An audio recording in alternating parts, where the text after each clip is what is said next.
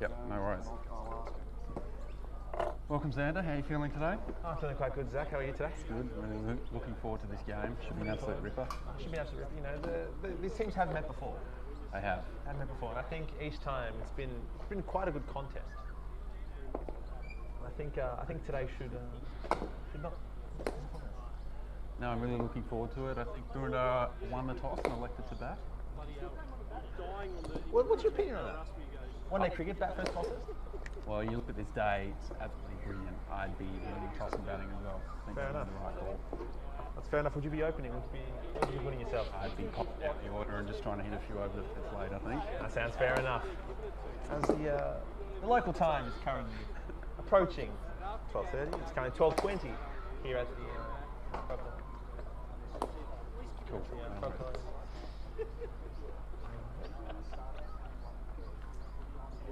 What'd you call it? It's an absolute freak for cricket. Yeah, it is beautiful. And for those listeners that do not know what the frit is, it is a day for it. How's that going? We've got David McKenna approaching us at the commentary box. Looking today. very excited. Legitimately commentary. How are you feeling for the game, David?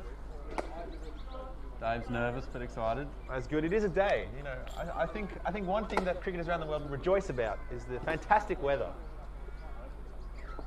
Well, not sure about around the world, but definitely in Melbourne. Definitely in Melbourne. I think all those watching today from their homes will thoroughly be enjoying this weather. We've got people tuning in from New York. In New York, I believe we could have some New York listeners. What is the current time? Bairnsdale. I think that's one thing about the game of cricket. No matter where you are, it does bring people together. There's a sense of community when it comes to cricket. It's currently 8:22 p.m. in New York. There you go. Fun fact. There you go. Perfect time. Prime time cricket in New York. Would you say it's dinner time? What time do people in America eat dinner? I'd say 7:30. 7:30? 7:30? Just after dinner, probably time for dessert. Too close to dessert. Different colleges could have dinner at different times. Our umpires for the day are Ian McDowell and Josh.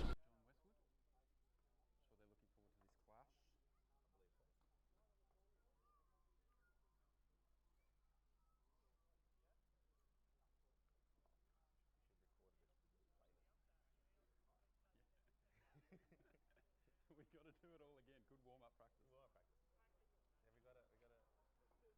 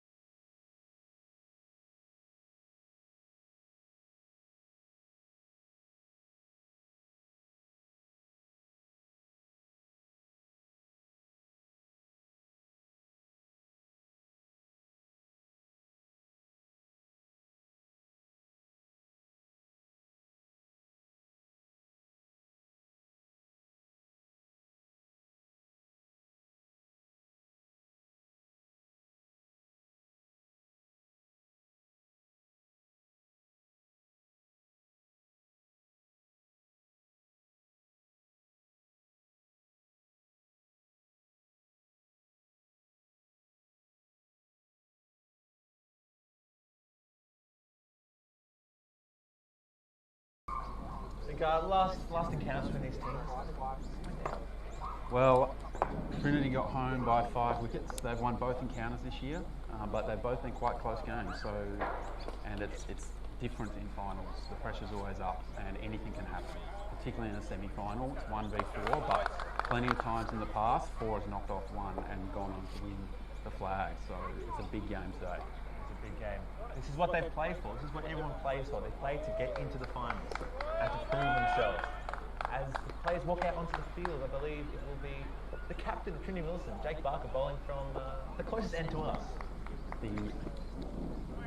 The pavilion end. Pavilion end. Correct. As opposed to the Hendo end, which we will see shortly. Made famous by Dan Panopoulos a few years ago. Asked Dan for that story. Jake's had a great year with the ball, taken over 20 wickets. He'll be looking to swing a few early and get the team off to a really good start.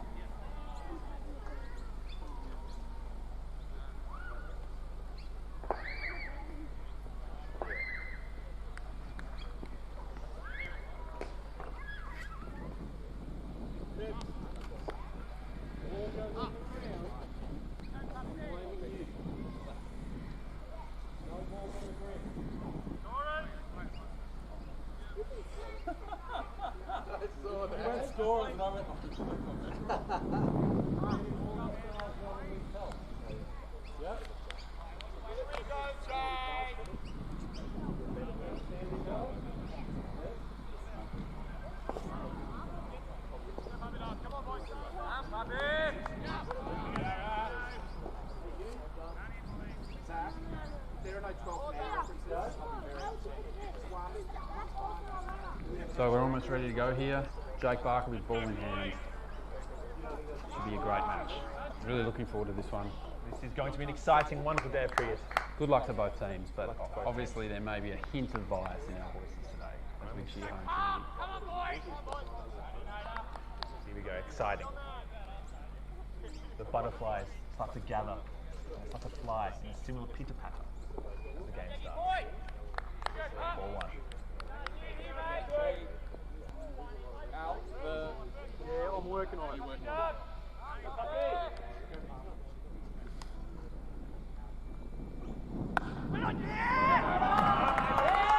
that is a beautiful shot. First ball driven through the covers for 4. I believe the camera might be just pointing slightly in the wrong direction at the moment. But Boroondara are off the mark with a decisive boundary through the covers. That was a lovely shot, Xander. That was a fantastic shot, and I think the outfield today, it's going to race on. Sometimes it does slow.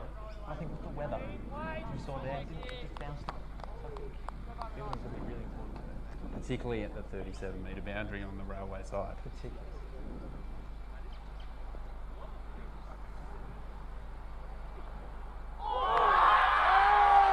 And Jake's got a wicket, second ball. He's snicked off the opener. And that is a massive start for Trinity. Wicket, second ball. That is fantastic. That just shows all the young ones out there bowling. You don't drop your head up thinking for a boundary. You keep going. That was fantastic. It nipped away a little bit. It did nip away a little bit. The batsman looks pretty devastated. Rather devastated. Not sure if he's totally convinced that he's hit it, but he has to go. Has to go. Fantastic bowling by Jake. And as we look at the Bendigo scoreboard, the score is 1 for 4 of 2 deliveries. That is our first Tree Company wicket for the day. There you go, huge start for Trinity. Boys will be pumped with that one. I do love a schnick. It's one of my favourite forms of wickets. What's your opinion on that? It's the best dismissal, schnicking someone off early with a new ball. Can't get any better than that. Can't get any better. It's the sound. I feel the newer ball has a different kind of sound to a later ball in the day with the varying schnicks. Absolutely.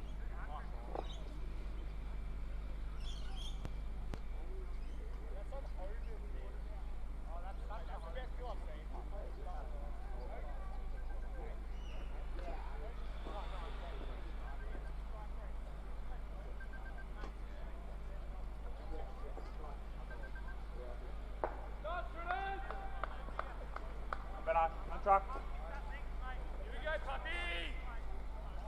Come on, boy. Puppy dog. Puppy. That's what we like, Papa! Go, Pop. Let's get him again. Jackie boy. Come on. Alright, here we go following the Tree Company wicket. The boys are up. Now, what is important coming in early in the game as number 3 batsman, being a professional batsman yourself? What goes in your mind straight away? Well, all I'm doing is trying to hit it to cow for 6, Xander, so I'm probably not the best person to ask. But number 3's early wicket, you've got to get yourself in here, give yourself some time. It's a long game, 40 overs, particularly when you get an early wicket. That is lovely bowling there by Jake. Well played as well by the batsman there. A nice strong foundation, I believe. Looking very solid to start with. You can see the ball's just moving away a little bit. It's going to be very tough early days.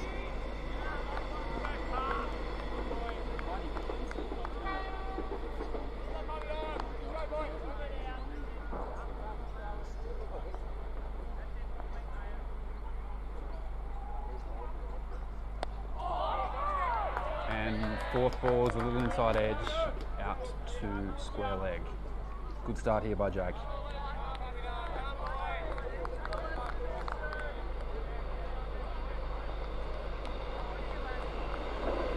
That is I believe, the 12:34 train to Alamein passing us there. A little bit of a show for them today. We'll see if we can get any balls hitting the train throughout the day. Fantastic cricket. Another nice one outside off there.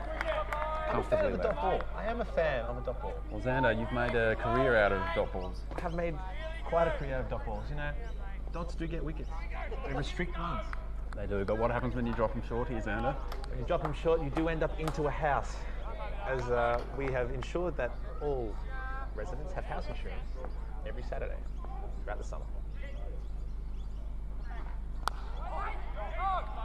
Nice drive to finish the over, but straight to Tom Clark at cover. And after 1 over, it is 1 for 4 on the Bendigo Bank scoreboard.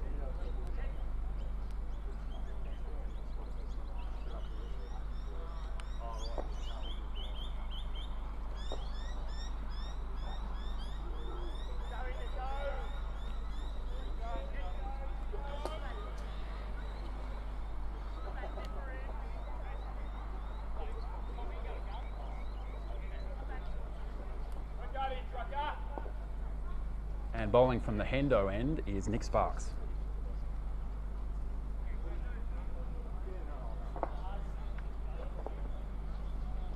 It's a great first over, I think. For Trinity Willison. Bowling right arm around the wicket. Looks like he's coming around the wicket straight away. Bit of a change of the angle for the left-hand batsman. Being a left-hand batsman yourself, does it affect you, the change of angle? Well, it's definitely different. You get a lot of right arm coming over the wicket and angling across you, so it's definitely different when they come around the wicket for sure. Yes, it would be. The change of angle.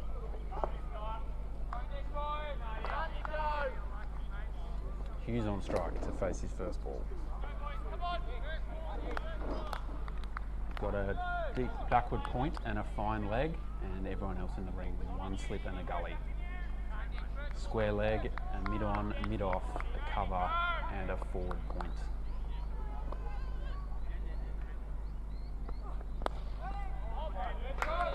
First ball is full, and just not to square leg. Little loosener there for Nick. Quite a little loosener. I think with this field set, it is really important to be hitting that spot outside of stump.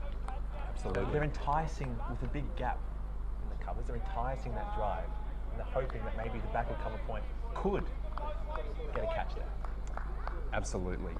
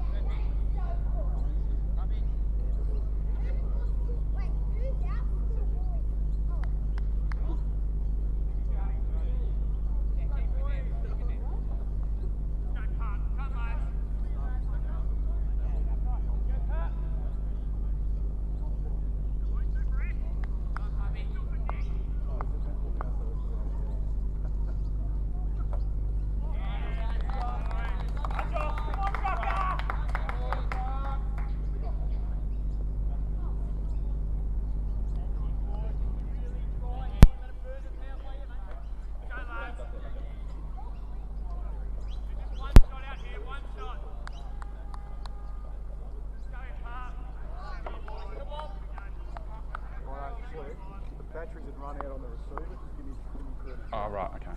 Cool. Tom! Tom! Where's the roller? Mate, you shouldn't roll a side strain. What have you done? I'm not sure if you should roll it. If you've got a muscle strain, you shouldn't be rolling. So it's fucking spray with this shit.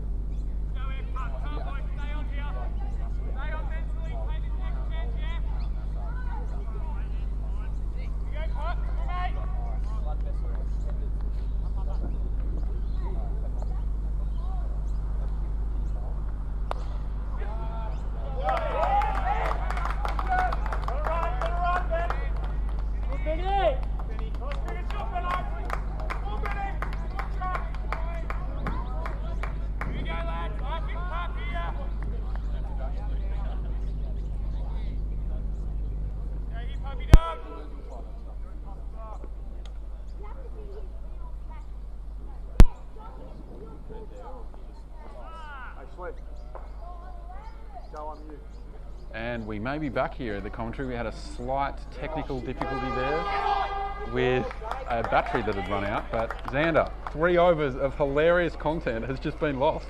I know, and it's quite unfortunate for the listeners. They've missed out on what is said to be absolutely golden commentary as the 12:52 passes from Alamein heading towards Flinders Street. For those that didn't hear our description of the injury, Nick Sparks came off with a little side strain, we believe. But he's going to try and come back on, so hopefully he's okay and can bowl again later in the innings.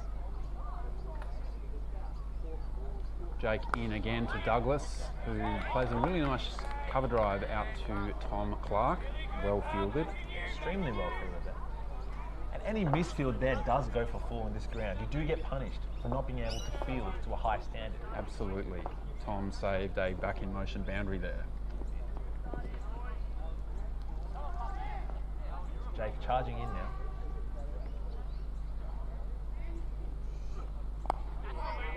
Lovely one hand, one bounce. Could have been appealed for there in the backyard circuit as that concludes another over. Going to get back scoreboard. The score is 1 for 10. It's a really tight start here. Nick Sparks is making his way back out onto the field. Looking a little bit sore, but he's going to give it a go. David Hook did a very good job there for 1.5 overs fielding. That is more than he fielded in the 2020 game when he was 12th man and did not enter the field. Well, yes, he has made quite a name for himself at 12 man and also as a player. So thank you for filling in, and Nick Sparks looks ready. Yes. He was eager to get back out there. Do his job for his team.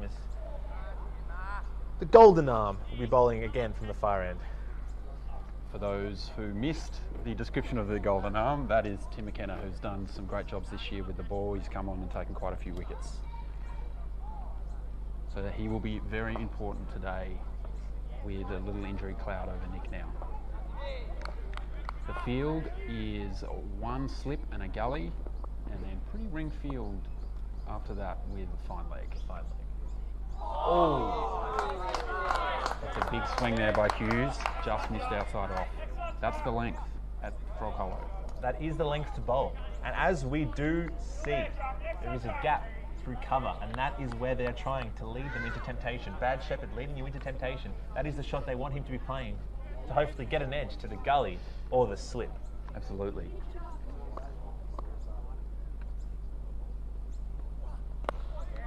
Another lovely ball there by Tim McKenna. Batted away to mid-off where Jack Graves does the fielding. It's about 21 or 22 degrees. Quite warm under this tent now, I have to say. It is quite warm. I believe the UV has pushed from high to extremely high. So I hope you've got your sunscreen on. And to the players out there, I hope they have followed the slip, stop, slap rules. Absolutely. Is extremely high the Xander UV index, or is it the actual UV index? I think it is a personal change on very high, as there's a lovely ball that's just hit away to point or a dot. Matt Veach, who's made point his in the last couple of years. I can't remember if we said that in the first over when everyone could hear us, or the second, but for those that didn't hear that, he is a machine at backward point for runs. It's a very difficult position to field at as well. Absolutely. I've done a knee at point and I've never fielded there again. As wonderful effort there by Matt Veach, diving to his left to stop the ball from going what would have been a certain fall. Excellent fielding as a dot. That's the standard.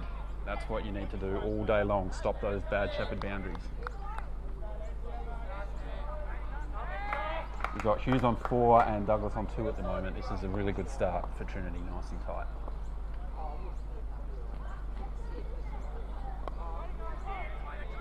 That one is on the hip and batted away to square leg, well fielded by Eddie Thwaites. Eddie Thwaites with yet another possession in there. If you missed it through the commentary, Eddie Thwaites has been fantastic at square leg there. Absolutely. Supercoach points are racking up at the moment. As captain, Supercoach sense. At the moment, absolutely. All effective disposals. It's a lovely ball, just safely guided away for another dot. And that's a really good over there by Tim McKenna. It's a maiden. That is a cheetah teamwear maiden. And on the Bendigo Bank scoreboard, it is 1 for 10 after 6 overs.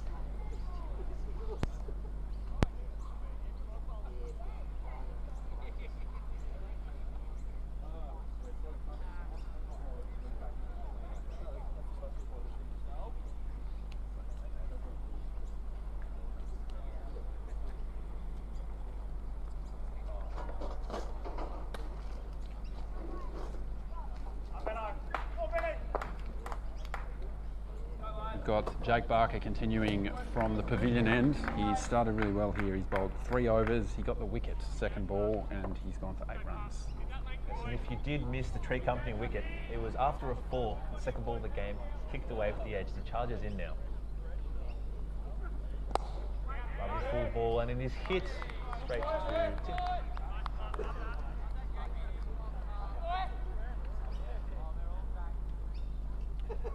Nick Sparks currently doing some running up and down there at mid-wicket, testing out that side. We're very hopeful that he'll be able to bowl later in the innings. And also bat. And bat, absolutely, opening batsman as well.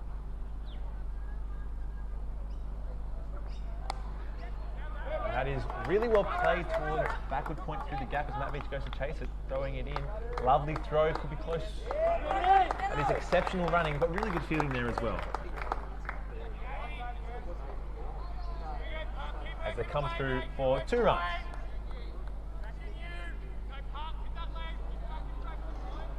It's a really good start here. Very tight. Neither team giving anything away here. We expect this all game. Very tight contest. Finals brings pressure. Bit shorter there. Well hit into the gap at mid-wicket. Nick Sparks picks it up. He's looking like he's moving a little bit better now, Xander. I think so. It was moving a bit gingerly as he came back on, but after some self-diagnosis, runs up and down there, I think he's ready and he's very eager. Or is he? Or is he, as he now comes off the ground? Famous last words there, Xander. Famous last words. As back on comes David Hook. Nick looking pretty disappointed as he comes off the ground.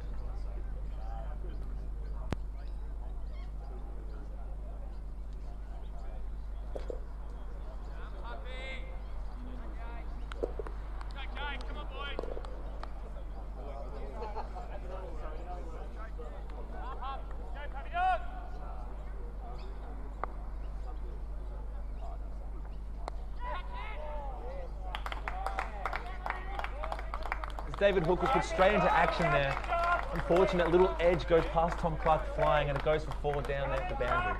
That's a bad shepherd boundary there, Xander. It is a bad shepherd boundary. It is always a bit demoralising when you bowl a good ball and the edge finds the gap. But it does happen here. Any bat that goes past the infield is usually very hard to stop. The ground's looking pretty quick today. It looks like it's been mown pretty recently. Jake runs in. He's got a wicket there. Again, that is a fantastic Tree Company wicket. Much like the first one, he gets hit for a boundary, and it is followed up with a lovely, lovely, lovely, lovely wicket there, and the score is now 2 for 17. That was a great catch there by Dave McKenna at slip. It was really important to hold that one. They needed that wicket there. It was just starting to look a little bit easier out there, and Hughes has been caught. Really good bowling by Jake. He always hits the spot, very hard to get away, and that's a great wicket.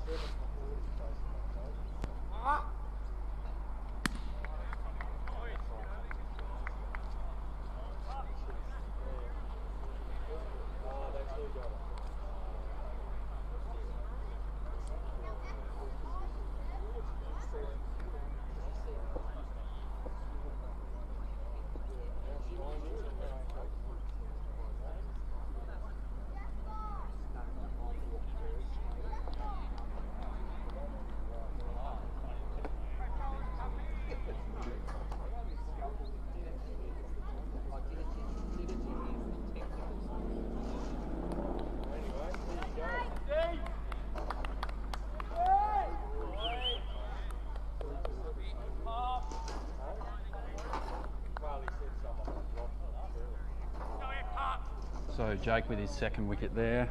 He's bowling really nicely here. A couple of boundaries, one streaky one real nice shot first ball, but both times he's been hit for a boundary, he's followed it up with an edge and a wicket the ball after. That's the definition of keeping your head and staying in there and just knowing that what you bowl works. It is a fantastic lesson for all the young ones around the club as well to see that.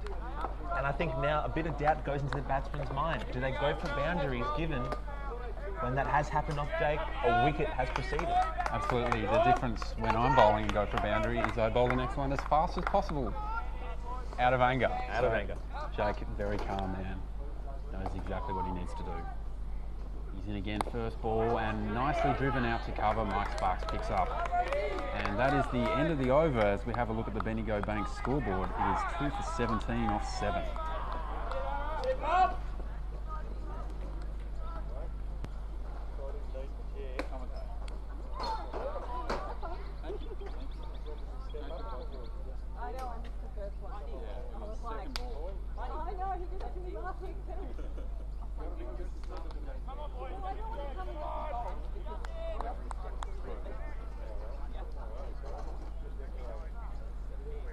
Looks like Tim McKenna will continue from the Hendo end of the ground. The Hendo end, and he's bowled quite wonderfully so far as well.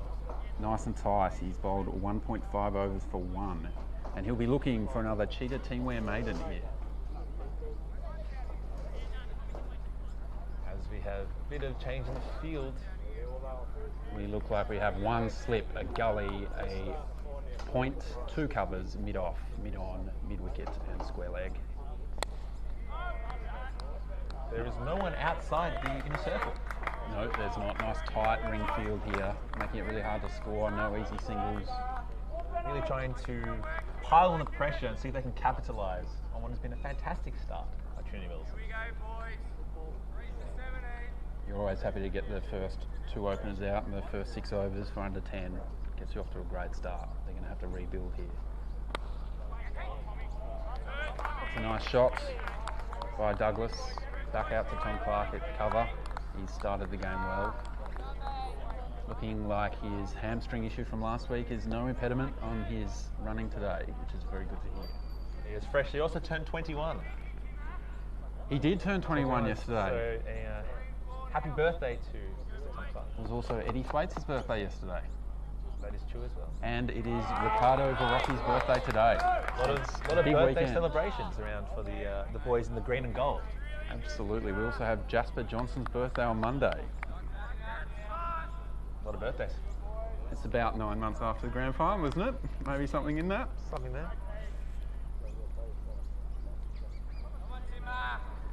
As Tim turns around, prepares to charge in.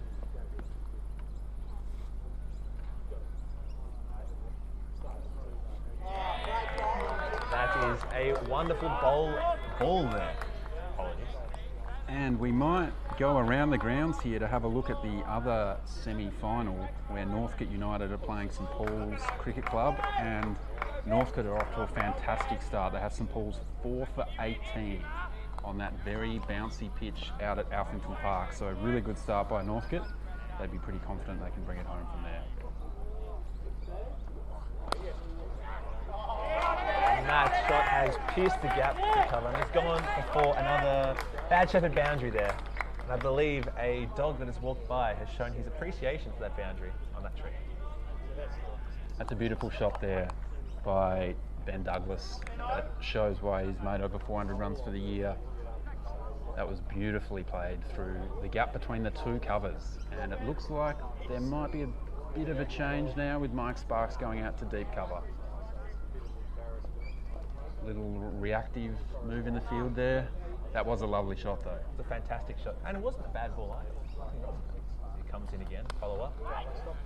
Fantastic there by Matt Veach, stopping that at the point position which he has claimed, and that is the end of another over. As we check the Bendigo Bank scoreboard, and the score is 2 for 21 after 8 overs.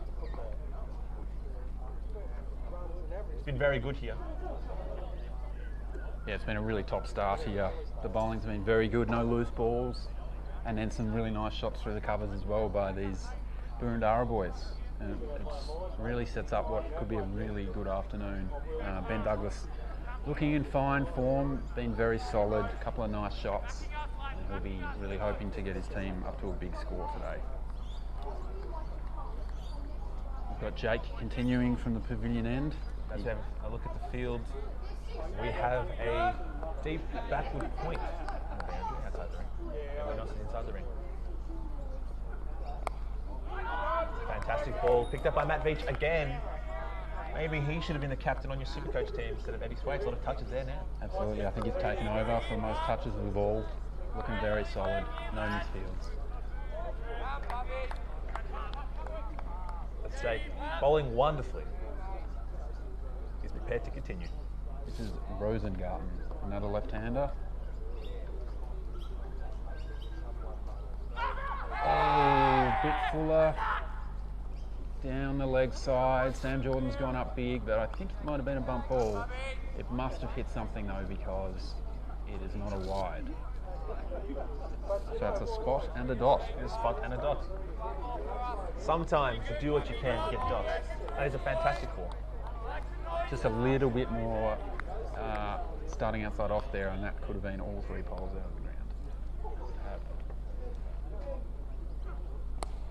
Ooh, upish there, little drive to backward point, and Matt Veach has stopped it again. Matt Veach is on fire in that position, isn't he? Absolutely. That's why he doesn't move from there. I've never seen him field in any other position in cricket, I don't think. There you go. As we have the Tree Company man himself, Carl Della Riva, walking past us. Got to be careful with Carl around the commentary box. You never know what he's going to say. You never know what he can say, and you never know what Jake can do to the batsman. Another fantastic delivery there, just beating the outside edge.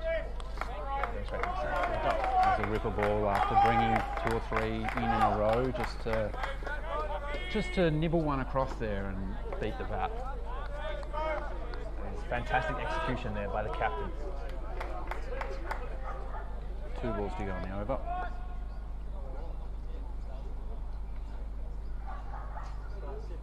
Not a full one. Well defended by Rosengarten. Wonderful ones are often quite hard to hit. You don't expect them as a batsman, do you? Not early days, I don't think. Usually looking for things on a good length, so I think it's a really good idea to get one a bit fuller and test the batsman's toes out.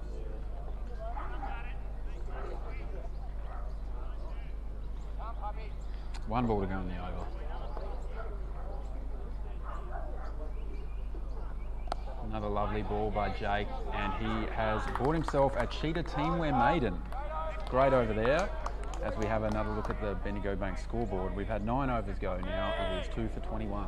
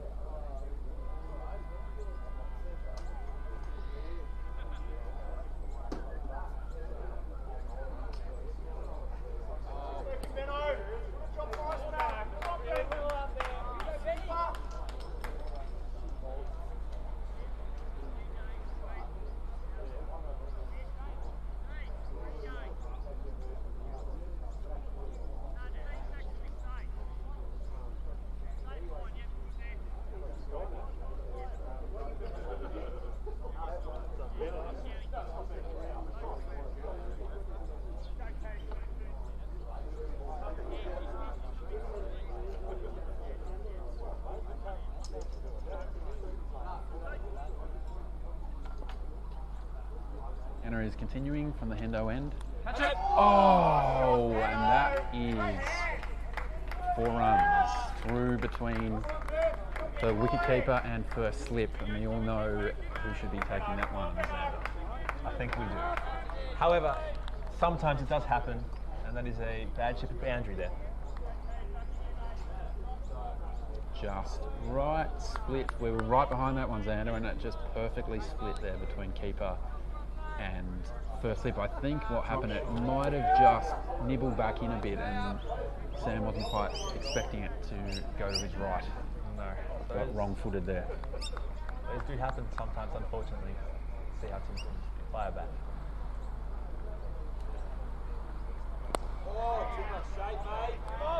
That one swinging in towards the batsman, and that is a dot out there to Jack Graves.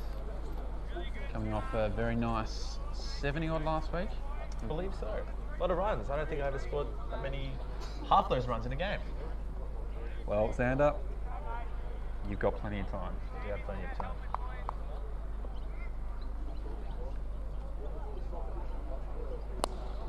Another full one, bunted out to Jack Graves again at mid-on. This is good bowling by Tim McKenna. See the 113 train passing from Aberdeen towards Flinders Street. I'm loving your train commentary, Xander.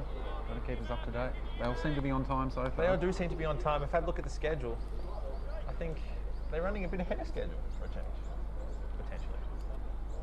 Tim comes into bowl. Fantastic ball. Well played. Just safe cricket. You know, people do call that boring cricket, but I don't find that boring. I find that exciting because I do love me a dot. It was a very nice shot by Douglas. Apart from that edge earlier in the over, he's looking very solid. He's going to be a big part of their game today.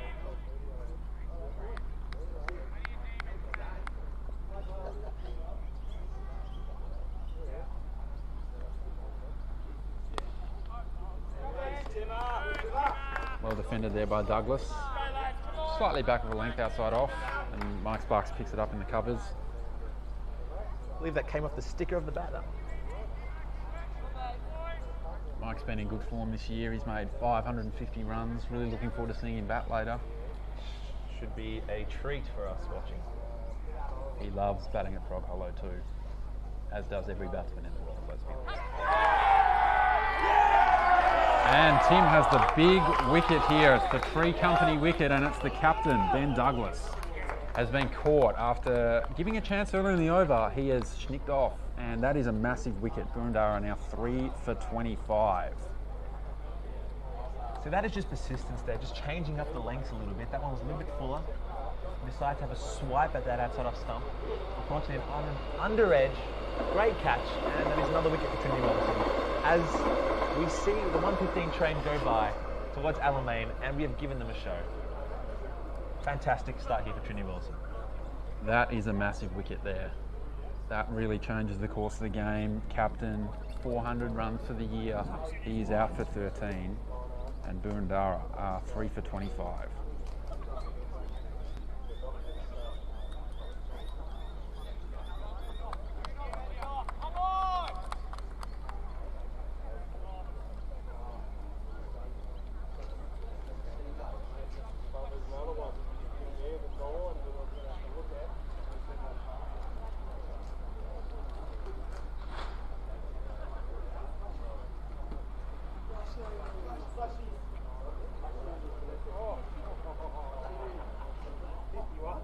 And it looks like that's the end of the over as well. So not only was it a maiden, it was a cheater teamwear wicket maiden there for Tim McKenna.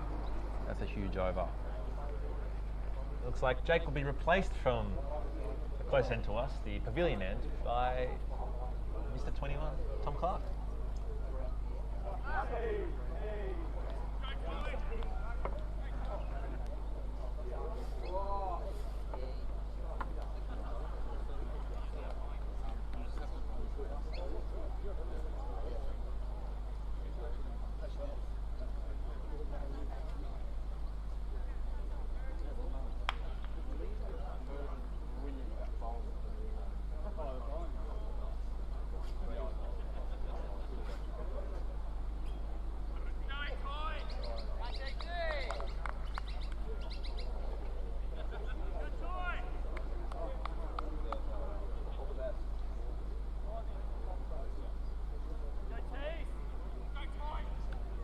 is a big spell here for Tom Clark. He didn't bowl last week after pulling up a little bit tight in the hamstring after his match-winning batting effort, making 37 off 34, coming in. I think the score's about 8 for 80 or something.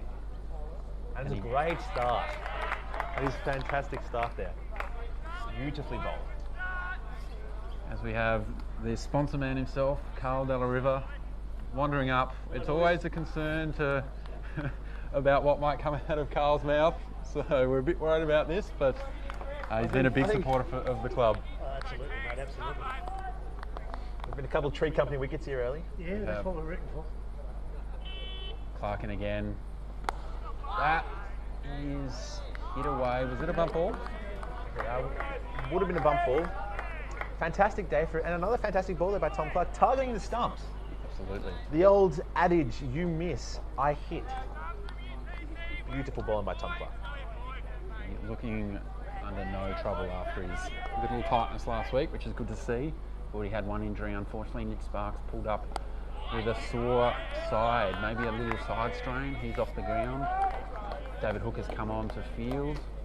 And we have Charlie Clark now, who has made his way as 13th man, probably up to sort of 12th man with David on the ground. So Charlie Clark, very good fielder in the twos, and he might have to pop on later in the game. But what he will be doing a lot of is carrying drinks. Carrying drinks, yes. A Davino Sellers drink. Davino Sellers drink.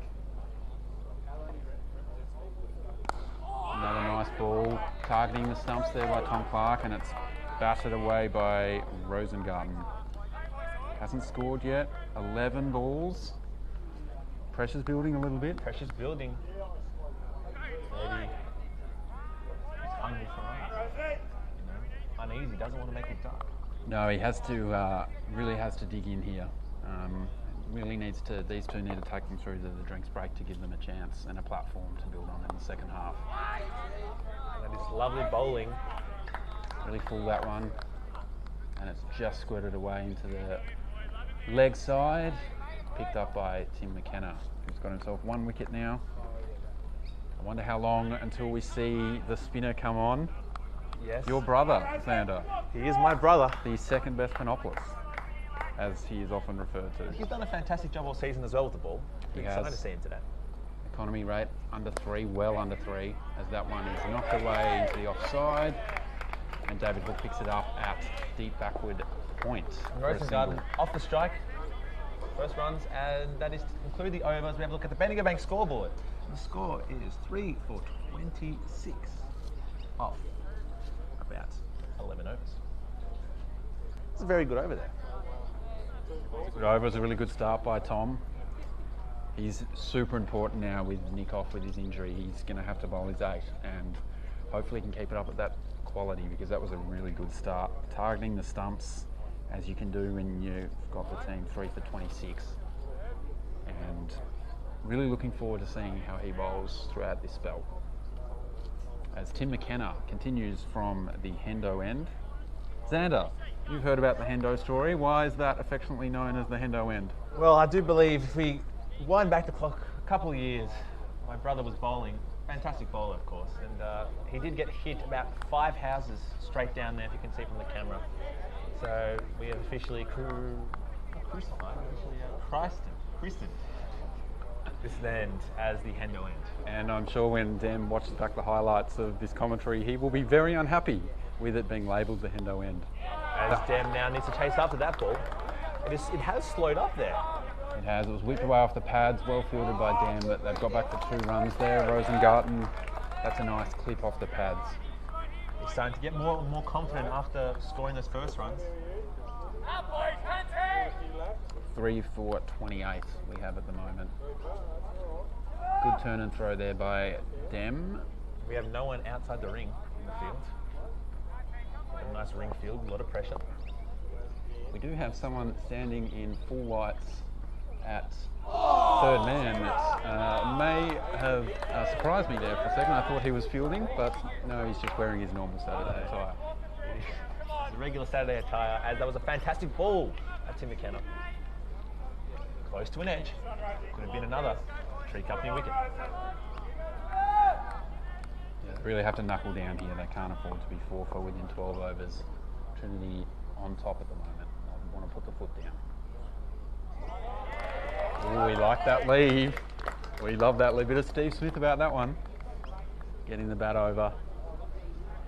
That was a very good tempter ball. Another bad shepherd tempter there. And it's just sailed over the middle stump. As this has been a great start for Trinity Willison. Let's see what Rosengarten's going to do. And as we look around the ground, St Paul's have worsened. They're down to 6 for 32 now against Northcote on that bouncy pitch at Alphington. That is a concern. It's hard to come back from 6 for 32. It is possible. It is possible. But difficult. There are still batsmen that can still score runs. And there's still plenty of time in that game as well. As we return here to Frog Hollow and Trinity Willison, where they're currently, would you say they're on top? I think Trinity would be very happy with this start. They'd want to continue on here though. There's always a chance for a partnership at Froggy. Very nice shot there by Rosengarten out to cover, well fielded by Mike Sparks. He's looking a bit more confident now after a couple of tough balls early from Jake Barker, but he's really worked into the game now. I think once you get off the strike and you start scoring runs as well, that really does boost the confidence of the batsman.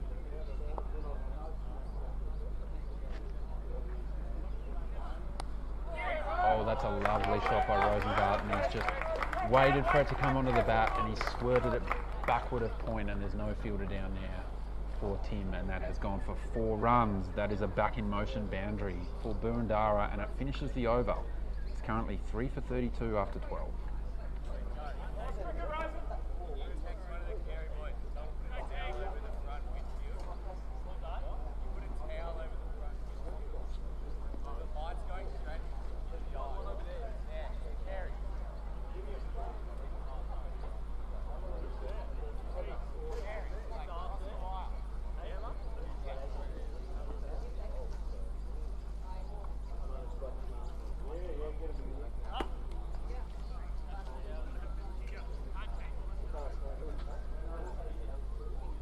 Tom Clark preparing to bowl his second over. We've got a little change in the field here. Dam has gone back to third man and David Hook is down at fine leg. So we've got 2 on the boundary here, which is the maximum amount in the first 15 overs in Macgibbon Shield. That's a lovely shot by Yabaki. That was his first ball. I hope I'm pronouncing that correctly, but given some of the butcherings of my surname in the past, I think people can forgive me if I make a little mistake there. Yes, I do second that. You know, sometimes I think all surnames should be spelled out phonetically. That way we can stop any potential issues of Tom Clark first of all. Not that either of us can talk. No. And that is fantastic there again by Matt Beach. He has been on fire in that spot.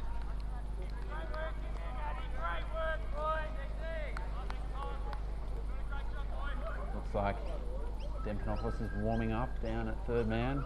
In fairness, he did start warming up at 8:30 this morning. It does take him that long to get into his stride. But once he gets going, you can't stop him. You cannot stop him. A very nice shot by Yabaki. Out to mid-off. Tim McKenna easily picks it up. It's another lovely dot ball there. That one coming in a little bit.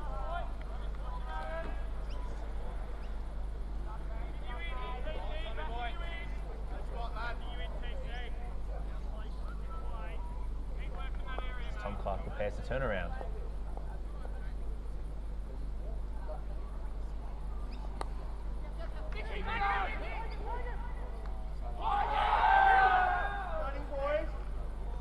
That was pretty close in the end. It went out to Mike Sparks at cover and he's thrown it. Unfortunately, the throw was a little bit high. It was parried down onto the stumps by Sam Jordan, but the batsman has just made it home.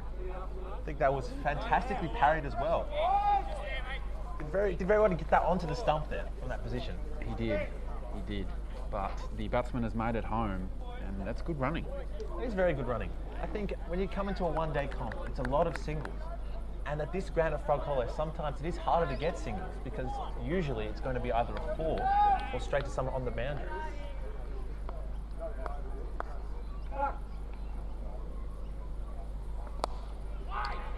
That one's angling into the pads and it's Batted away by Rosengarten into the leg side, and Mike Sparks stops it again. Good stump-to-stump bowling here by Tom Clark, really attacking those stumps. He started well here, gone for just 2 so far. It's fantastic execution of a plan as Jake is putting play here.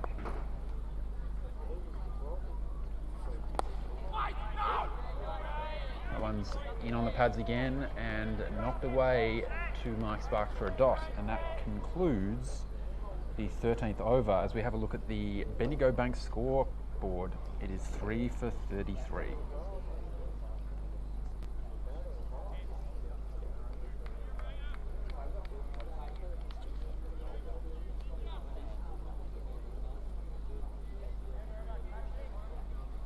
We have a change in the bowling, and it's the man himself, Dem Panopoulos.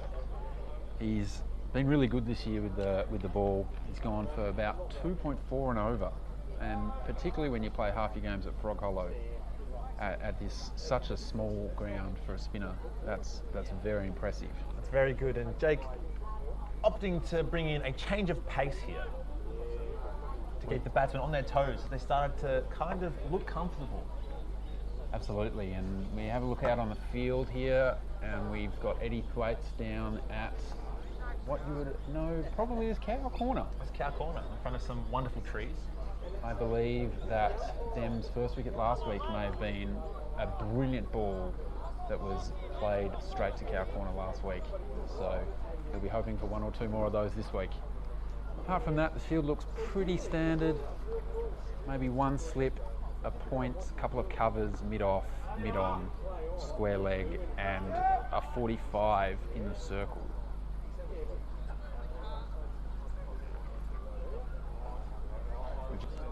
There's an impediment with a car that's parked itself the opposite end of the ground, with the sun reflecting off the windscreen and making it hard to see, and that car is currently being moved. I think it was an illegal place to park anyway, let's be honest, so it's good it's been moved. I think the umpire's done well there to save that man from receiving a fine. Dem's first ball outside off, looks like that drifted away. Really nice start there. It's a fantastic loosener.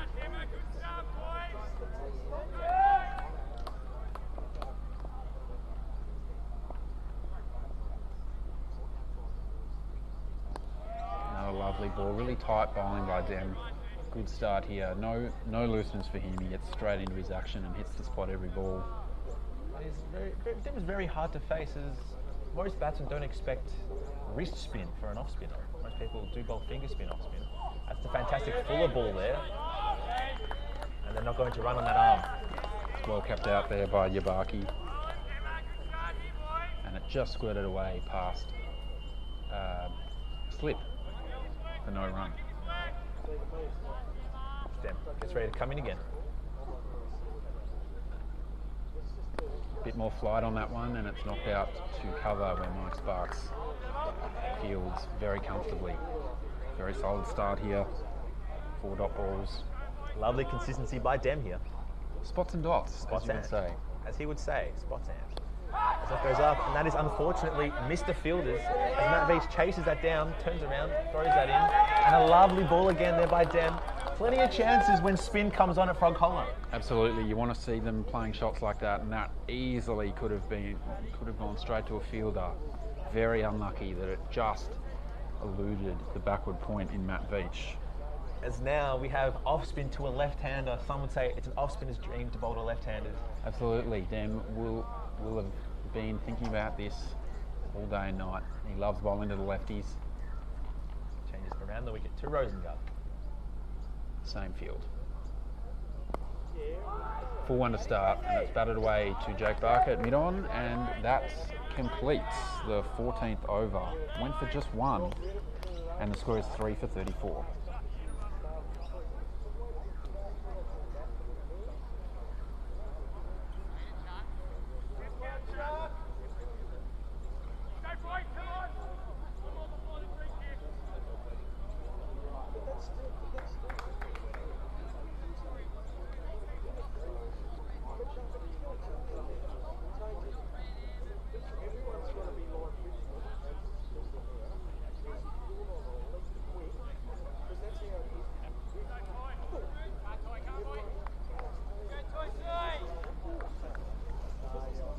Tom Clark to continue from the pavilion end.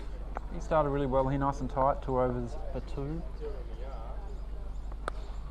And that is a beautiful shot by Yabaki. That is a bad shepherd boundary through the covers, well driven for 4 runs. And that's his first boundary of the innings. That was fantastically played. I do admire a good cover drive. Absolutely. Every batsman wants a cover drive. I played one once. Once. Then what happened? Got caught at cow.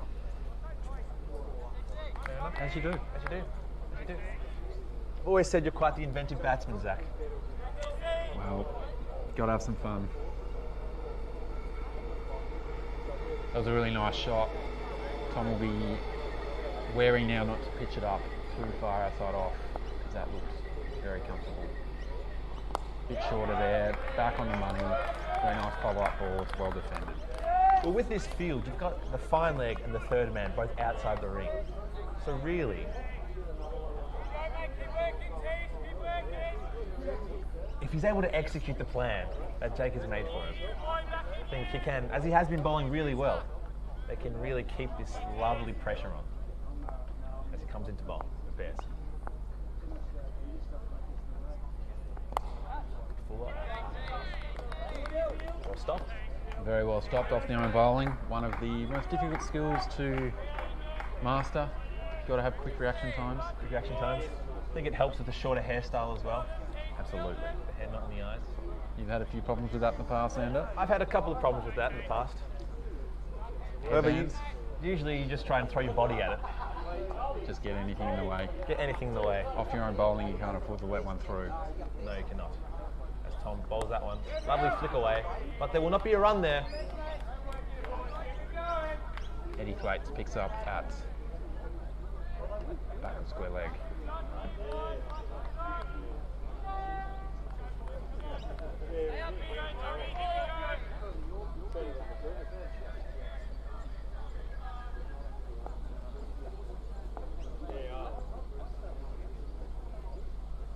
I'm Clark in again, a little bit shorter and well defended by Yabaki. We love it. We love it.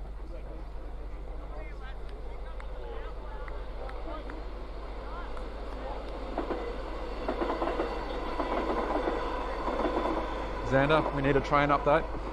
Another one goes past. That is the 135 towards Alamein. We'll be stopping at Hartwell Station next. Following Wilson and following his ball. Nice and full. That's fantastic. well driven down the ground by Yabaki. Beautiful Back shot. in motion boundary. Beats the 2 fielders there as well. Unlucky there for Tom Clark. And that is the end of the over as we look at the Bendigo Bank scoreboard. And the score is 42. After 15. And the end of the 15th over means that the fielding restrictions are now relaxed and Trinity can have 5 men outside the ring. What changes do you expect to see here with the spin bowler and the fielding restrictions being lifted? What fielding changes do you think can be implemented? I think Dem will keep it reasonably tight here. I don't think there's any need to change it yet. He'll want to keep the pressure on, bowl with a tight field, but he'll know that if a couple get away, that he will be able to put a fielder or 2 back. At the moment, there's still just the one outside the circle. We've got David Hook sitting at deep mid-wicket. To the left-hander, Rosengarten, who's made his way to 7. Nice flight there by Dem, and it's well fielded at backward point by Tom Clark. That means Matt Veach has moved from point. He's moved from point. Controversial. It's unbelievable. I've never seen it. I've never seen it. He is currently at short 45. He won't know what to do with himself there. I don't know. Maybe they're planning for a reverse shot. As Dem bowls another one, bit fuller. Well stopped there. That's lovely fielding by Dem. He'll be feeling that one for a week. He will be feeling that one for 2 weeks. He's done well to avoid getting hair in his eyes with a very well done ponytail. Absolutely. As it comes into bowl. Lovely bit of drift. Ooh. Inside edge. Squirts out to David Hook at deep mid wicket for 1. And that brings on strike Yubaki, who has played a couple of glorious shots in the previous over, and he's starting to look really solid. He's enjoying these conditions. As you said earlier in the day, it is a fantastic day to bat. But I think as the day goes on, it will get better and better at batting, potentially. Absolutely, absolutely. I can't see a sign of a cloud anywhere in the whole of the sky. So I don't expect that to change, although it is Melbourne. It could be raining in 15 minutes. As now we have Jack Graves being pushed out to deep mid-off. Oh, good spot there, Xander. Thank you very much. So we have Cow and deep mid-off, then coming into bowl. Oh, he's floated that one up. Outside off. That is really, really well done there. Another fantastic spot and dot. Bit of flight. It is. I think the bat hit the ground there. It didn't sound like an edge, just sounded like bat on ground. Bat on ground, but you do go up for those. Absolutely, you never know. Could always be given out. You've got to ask the question. That's well played by Yubaki. Matt Veach goes for a chase.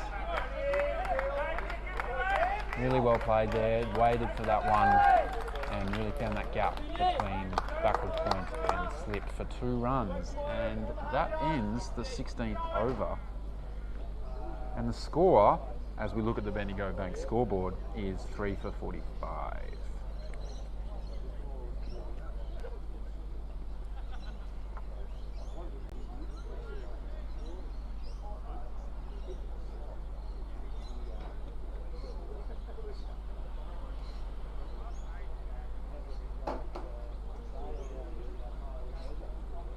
Boroondara are recovering nicely here. This partnership is now up to 20 runs with these two. They both hit a boundary. Yubaki's hit 2. And they'll be looking just to see themselves through to the Divino Sellers drinks break here, which will be occurring in 4 overs. So if they can be 3 for after 20, they'll be in a much better position. That's a short one. And did that come off bat? It didn't. It's come off body, and it's gone down to fine leg where Dem's picked it up for a single. As we have a look at the around the ground scoreboard, and we see that St Paul's haven't lost a wicket since we last checked in. They're 6 for 41. Pappen is in with UK. Wickets have been shared around for Northcote. Fernando's already bowled his 8 overs, and he took 2 for 11. Fantastic day at the office. They actually haven't gone with spin so far, which is surprising. They often open with the spin bowler, but they haven't gone to spin yet. No real need when they have 6 wickets in the first 15 overs. Sure is. It's another well-bowled delivery there, just outside of stump, guided away, down to deep point, back to Matt Veach where he belongs. You'd like to see it. You'd love to see it. It's a good idea to, with these short boundaries, if you can block off batsman's favourite shot and really starve them of their boundaries, they'll be looking for other shots to get their runs. So it's never a bad thing to chop off a boundary here. That is true.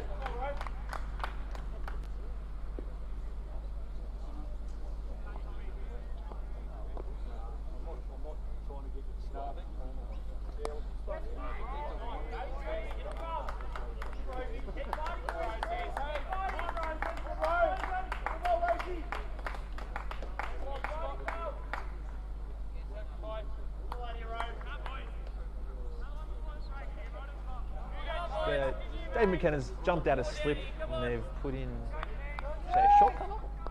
Short cover there, chopping off a single, maybe a little catch. Ooh, and Tom's gone shorter there, and it's just popped up on the offside, but there's no one in at silly points for obvious reasons. And that is a dot ball. A very intimidating man, isn't he, when he bowls? Yes, absolutely. You never know if he drops in one short and it's 8 o'clock on a Thursday night at training.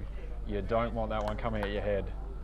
Particularly with some dark white ball that hasn't seen the light of day for 3 years. Nice and full ball. Bowling again. His execution has been on point for most of today. I think he's bowling fantastic. It's a really good spell of bowling here by Tom Clark. Absolutely. He's looking in good form.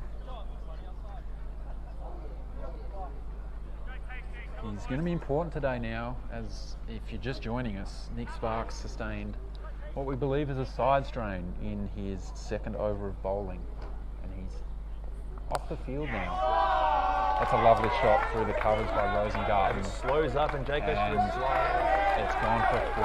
Lovely shot. Jake did all he could, but couldn't stop it. That was a beautiful shot. Does that finish the over? It looks like it does. And as we have a look at the Bendigo Bank scoreboard, that is 50 runs for Boroondara. They're 3 for 51 after 17. And we now have the Davino Sellers drinks break. Or we don't. Gone a bit early there, Xander. Do love the Davino Sellers. They do have some fine beverages there. You'll have to wait 3 more overs before that, as our 13th man, Charlie Clark, runs out onto the field to deliver the helmet for Sam Jordan. He'd love to have a bit of a field later on, do some magical things out on the boundary. Then Panopoulos to continue from the Hendo end. From the Hendo end. So we still have the long off and someone a cow. It's going to come into bowl. Bit of a flatter ball to start. A lot of change up stem. Never bowls 2 of the same ball in a row. Likes to change it up and make the batsman think about every single ball. Unless it's a wicket ball. Lovely again, and that is well smothered by the batsman. Stem is bowling fantastic. I am loving this display. Absolutely. He's doing the Panopoulos name proud, Xander. He is. Welcome to members of the Panopoulos family who may be sitting at home and watching this live stream. He puts one in fuller, well stopped there by the 12th man, DJ Hook. David had a great year in the 2s this year, taking 11 wickets at about 11. And he's very close to 1 selection. He played a couple of games earlier in the year with a few injuries and bowled really well. He's always around the mark. He's quite a talented athlete, that man. Speaking of talented athletes, Dan Panopoulos, another dot here. He's bowling really well. Lovely flight. Absolutely. Always in control of his bowling. Barely bowls a bad ball. That one is outside off. And it's just squirted away short of short third man. Dave McKenna picks it up and they sneak through for a single, but that ball is looking really dangerous right now, Xander. It's looking extremely dangerous, and for a second prize, we didn't get a wicket. However, he does get to bowl to the left-hander now. He does, and that is what the only thing that could have been better for for them there was a wicket plus the batsman crossing and then getting to bowl to the left-hander, but he'll be happy now to bowl to Rosengarten, who's looking solid. Big LB shout there. That's the one that drifted back in, but it might have just impacted him outside off. And the umpire says no. Does say no, and that is the end of another fantastic over for Trinity Willison. Look at the Bendigo Bank scoreboard, and the score is 3 for 52 of 18. And Dem has gone for just 5 of his 3 overs. That's what we expect from him every single week, to be honest. He could have had one already. There's been a couple of edges, a couple of shouts. He's right around the mark. Been really good here so far, as there'll be a change of the bowling from the pavilion end. I believe Dave McKenna. It is Dave McKenna. He'll be loving this. Loves to have a bit of a bowl, a few of his meds, a couple of off-cutters. He's very dangerous. He got a wicket very early last week. He'll be looking for another one here. Yes, Dave and I do have a ritual when he bowls me in the nets. It usually involves him taking out my stumps. Does that to a lot of players in the net, Xander.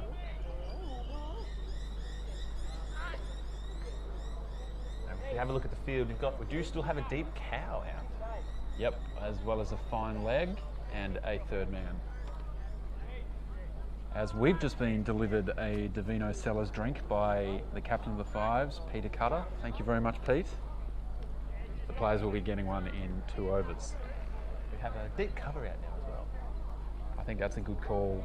Barkley's played a couple of really nice drives. And we have brought up Dem from third man, going to short third man. We still have a fine leg. So we've got 3 people outside the ring as Dave comes to bowl. Very nice start. These balls are very hard to hit. They're never They're never coming down too fast, but they're just always nibbling around. You never know if one's going to cut back in or just seam away. Very tricky operator, Dave. Crafty. Quite crafty. That is the perfect word I would use to describe his bowling. He puts it in really good areas as well as he comes into bowl. Oh, and we've mozzed him there, Xander. We've mozzed him. It's unfortunate. That one's just wide, but I don't mind it. See if the batsman will flash at one. He wasn't tempted there, and he's taken the one extra. The score is 3 for 53 after 18. That is a big shot by Yabaki. That's gone huge into the front house. That has gone up the stairs of one of the houses surrounding Frog Hollow, and that is a massive back in motion boundary. That's the first 6 of the day. That is the first 6 of the day, and that was an imposing shot there by the keeper batsman from Boroondara. Which one of these houses do you usually hit it into, Zach? I tend to go, because I'm a lefty, I'm batting from the other end, I tend to go to the one on the corner of Caramar. Had a couple of fishing expeditions this year to get balls out of there. Oh, yes. And when you're bowling, Xander, it's usually train track side. Usually train track side. And over the train tracks. And over. We may have lost one early in the year off your bowling, Xander. Yes, we have. However, it's about the stories that we learn along the way. Absolutely. As the ball has been recovered quite fast. Quite speedy recovery by a couple of fielders there in the ones. But with Nick Sparks already off the ground and one of the replacement bowlers going for 6 very early, Trinity and Jake Barker's going to have a bit of thinking to do around the bowling and how they can get the 40 overs out here today. Big loss, Nick Sparks. Bit cooler that one, Dave. Fantastic comeback ball. It's a lovely dot there to top five. Smart batting as well. I think it's very underrated, hitting a massive boundary and then keeping your head to block the next ball. Absolutely. The only thing more that our coach could ask for is a single after a boundary. He loves a single. Does love a single. I just love hitting a boundary. Another ball. He swings at it, and then he's just gone over the top of Matt Veach, and that might run away. That has slowed up, I believe. And they will get back for 2. Fantastic ball there as well. Fishes at it outside off stop. Yubaki's up to 20 with 2 4s and a 6. Starting to look imposing. Ooh, that's the one. That's the one. If you don't wait for that one, you can dip under the bat very easily. Well played there. I think blocking out that ball has gotten rid of the fertiliser from the garden in the 6 earlier in the over.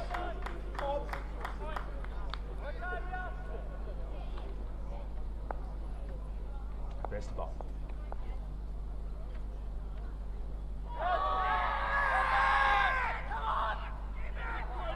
Sam Jordan has flown towards square leg there with that appeal, but it's not out. It is not out, but it is fantastic bowling. Really well taken still by Saint there. And that is a good over Boroondara. Very good over. That's their best one for the innings. It went for 9. And as we look at the Bendigo Banks scoreboard after 19 overs, the recovery continues. It is 3 for 61.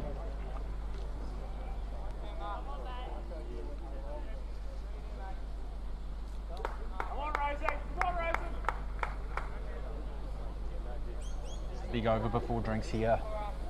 Dem will really like his chances here. The batsman might be looking to get to drinks, and Dem will be being very attacking here to try and get a wicket.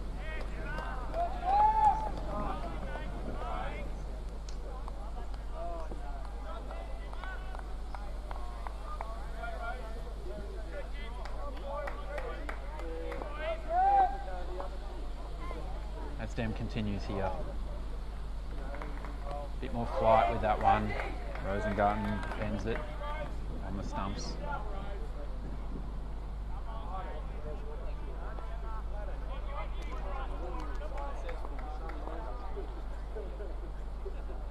Unfortunately, Xander's mic has run out of battery, which may be good news to some of you, but the comedy has stopped. which is disappointing. The funny man's just getting his battery changed over. Another dot ball there for Dempanopoulos. He's bowling really tight here. He's floated another one up. Rosengarten hits it away to mid-off. Well fielded by Jake Barker. That's another dot ball. 2 balls to go before the Davino Sellers drinks break here. As Dem floats another one up. Comfortably played out to cover. Well fielded by Eddie Thwaites. And he's back. You can't keep me out of the action for too long. Thank gosh, I would say, Xander. No. I get both of you. You put it back. And that is over, and the drinks break. It was a cheater teamwear maiden to finish. And we've reached the halfway mark of Boroondara's innings. It is 3 for 61 as we take a Davino Sellers drink.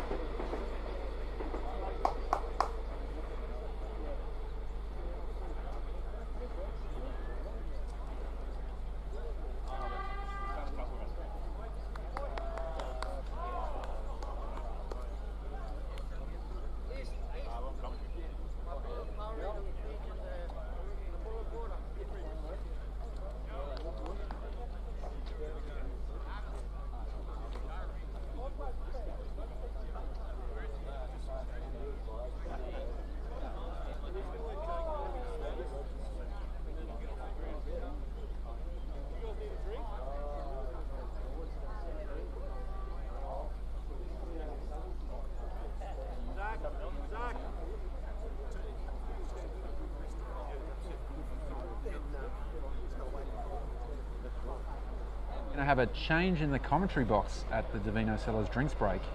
Xander and myself will be having a break, and we're going to be joined with Paul Sparks and Andrew Hine.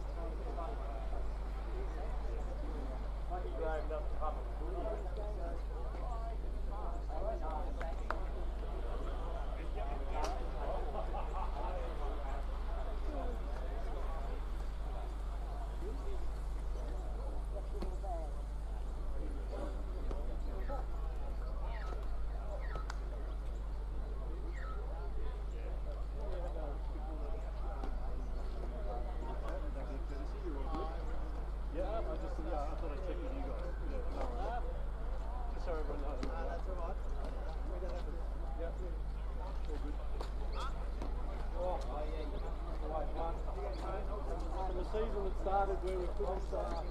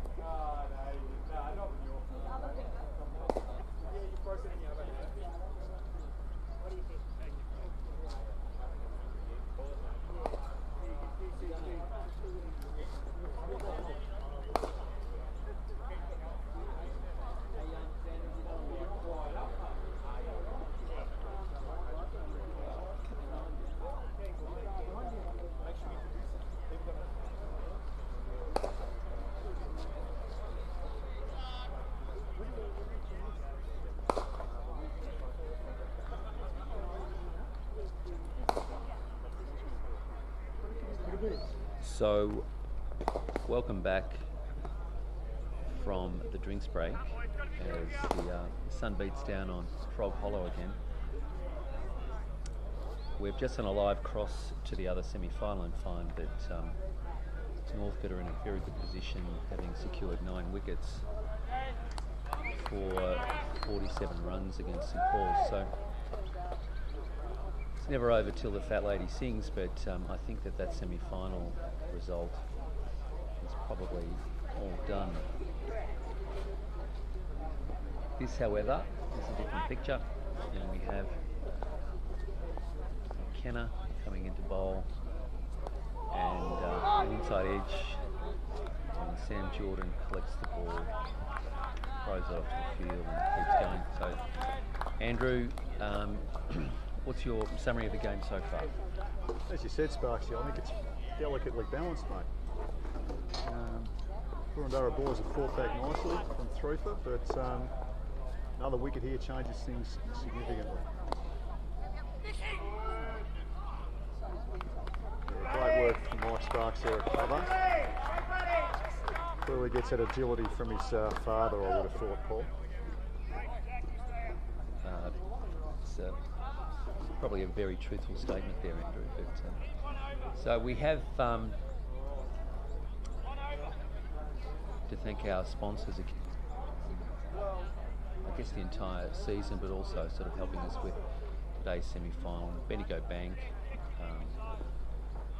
has been instrumental in supporting the team over the years, and Bad Shepherd, who are in charge of the boundary this semi-final, are great supporters of the team. Yeah, thanks to the folk at Bad Shepherd for the big marquee that's providing a lot of shade for our spectators this afternoon. That's much appreciated. Also thanks to the fine selection of beers that you'll be soon be able to purchase from the bar. In fact, it's 2 o'clock. The bar is officially open for those that would like to come down and watch a bit of cricket and have a cool cleansing drink in the shade somewhere.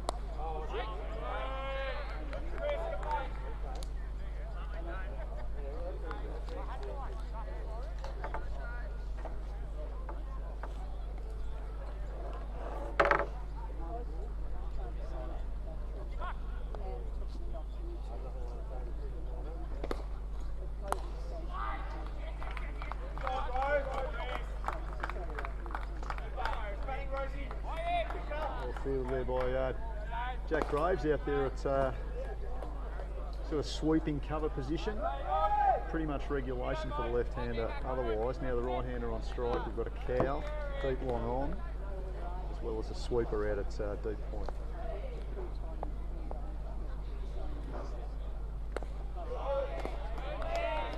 Well bowled there by Dave, taking the pace off it a bit. Yeah, Dave McKenna seems to be veering his full length.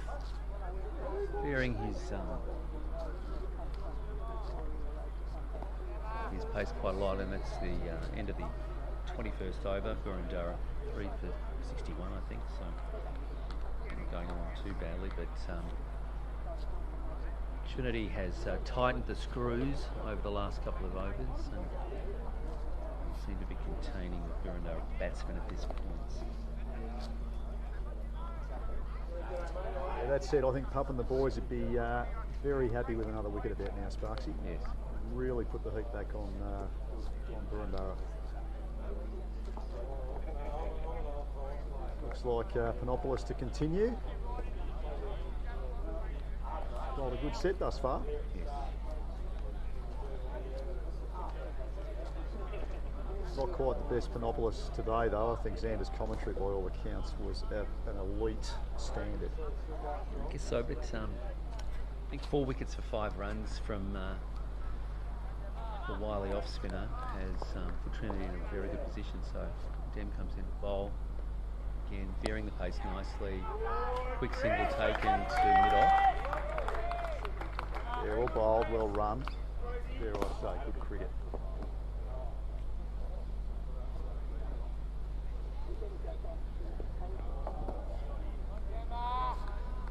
So, as many of you heard, Mick Sparks is out with a side strain. Hopefully he'll be back to field and to bat later on in the day. But I think Back in Motion, who are sponsoring the boundary today, will probably be getting a bit of business from Nick later in the week. Just a reminder that Back in Motion has been a supporter of our club for the last couple of years, and certainly worthwhile if you're still playing cricket, or if you're getting ready for football season, or if your body is so decrepit that you need a bit of a helping hand between now and next season. That's what you'll need to do. Head down to the Men Unlimited Back in Motion, and I'm sure they'll put your body back in motion. Almost had another Sparks down there, Paul, with Mike almost copping one in the scone at cover. Ball bowled there from Ben, beating the bat. Clearly not out of his ground as Jordan doesn't take the bails off.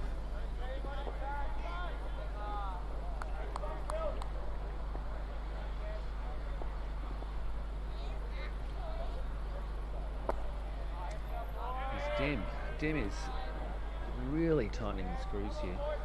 Metronomic in his length and his line. Again, regulation field except for the cow under the tree. Well bowled again. Straight to McKenna. Straight to McKenna, it's sort of what would you call that, Andrew? A sort of a short third man, but quite a... Yeah, short is 45. Yeah, good position in one-day cricket, preventing that easy 1, 2 or 4 from a shot just outside the off stump. So through for 64 after 22. Another good over there from Dempanopoulos. 5 overs for a paltry 6 runs. Maybe pushing Xander Panopoulos out of the best Panopoulos at the day position.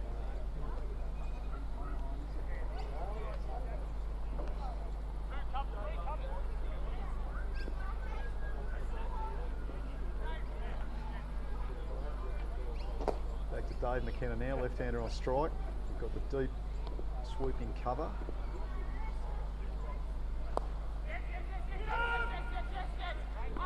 Well fielded from Mike Sparks, but not able to hit, and I think he was home.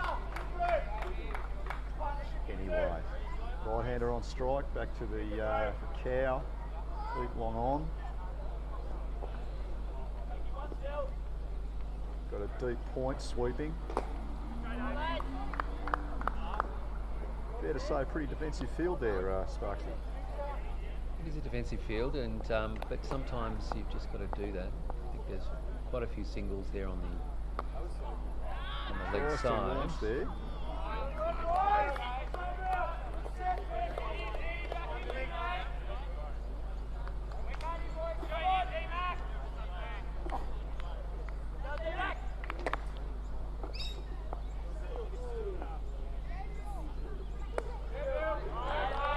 Very good length again from Dave.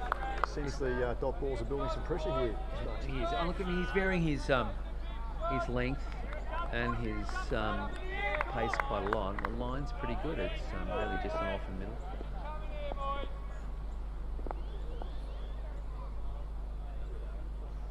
Ooh. And on down the leg side, wide. Looked to be looking for the leg stump Yorker there, didn't quite get it. Not a long way off though.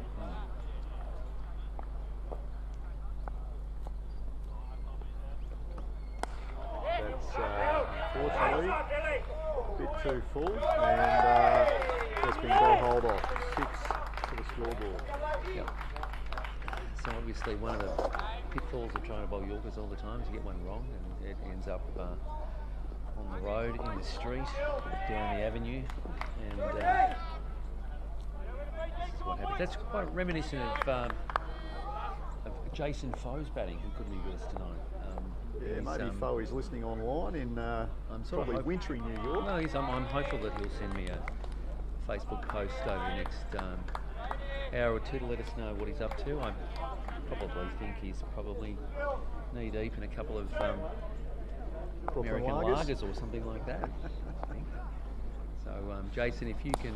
That's up and it's too strong, unfortunately. 6 more to the score. Another 6. Pressure's back on Dave here.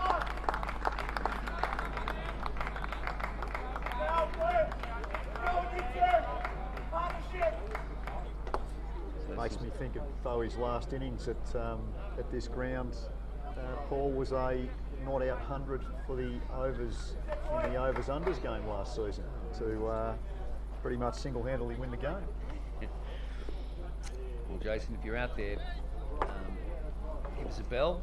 Let us know that you're keeping an eagle eye on today's proceedings.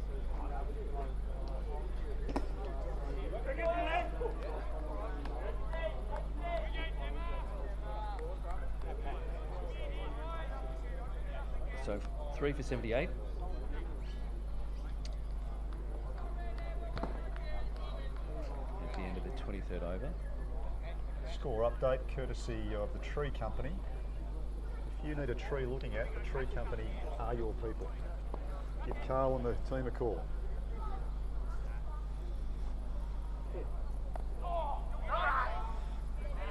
Den, yeah, he's bowling a very good line. Stumps are just outside off.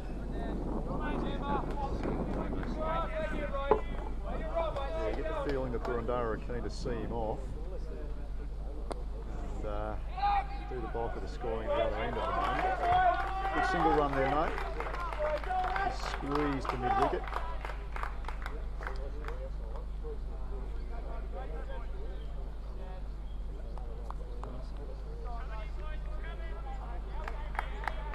Noting that your backy may not have been moving as freely as he was before, like he was taking a bit of a ginger single then, so just watch out for that, and maybe he needs to go back in motion as well.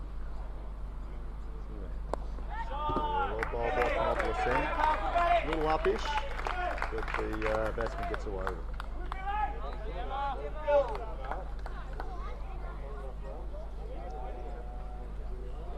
So Heidi, I'll get you to keep an eye on the way he's gingerly running between the wickets. Will do, Doc. And another dot ball. Rosengarten facing. Footwork seemed okay there. Got down to the pitch the ball nicely. Couldn't pierce the field though.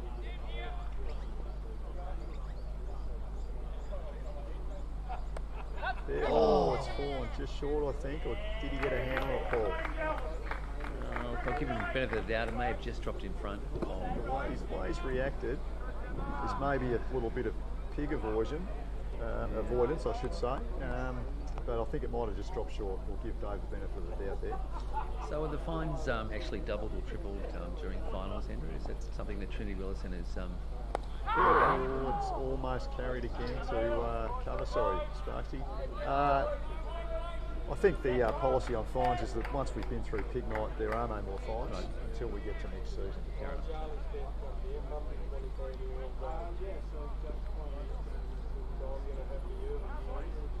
Eventful over there from Panopoulos. Could have had a couple. 2 falling just short, but Boroondara remained 3 for. Just across to the Northcote St Paul's match, the tail wagging ever so slightly for St Paul's, who are 9 for 55. Just to interrupt there, Sparksy, we can report that Jason Foe is alive and well in wintry New York. Excellent. He appreciates the shout out that he's getting, and he is in fact watching the live stream. No doubt, I would have thought beer in hand. Hope you're well, Foe. Be great to see you back here with the green and gold on sometime soon. Cheers, mate.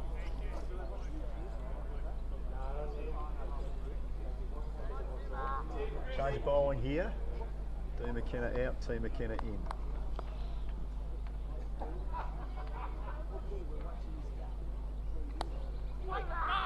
Timmer straight onto a length. Good line, no run. TC fielding in the inner cordon. So Boroondara 3 for 81. Beginning of the 24th over. Team McKenna coming into bowl right on the wicket, left-hander, and noodling it across to forward point, fielded nicely by Tom Clark. Yeah, great line, great length again from Timo. He's had a good spell thus far. First one was very good, and he started it in much the same fashion.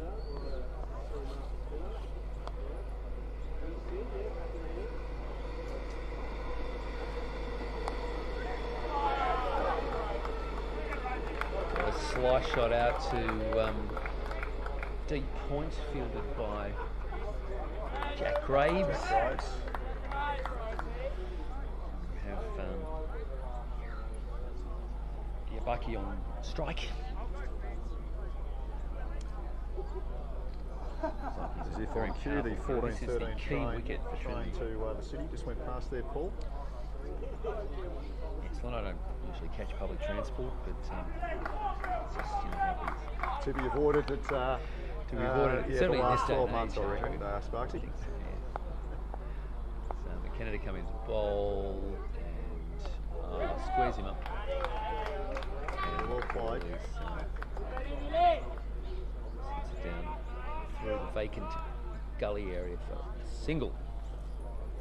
It's fair to say Trinity would be glad to see the back of Yabaki, if that's the, apologies if that's not the correct pronunciation. He's batting well, 35 or 45 at the moment. Wide. So put it 99 centimetres outside off stump, and that is pulled wide. With Rosengarten facing. Bucky, I think, is on 36 or so. Rosengarten on 17. Good partnership. Building, taking the score from 25 to 81.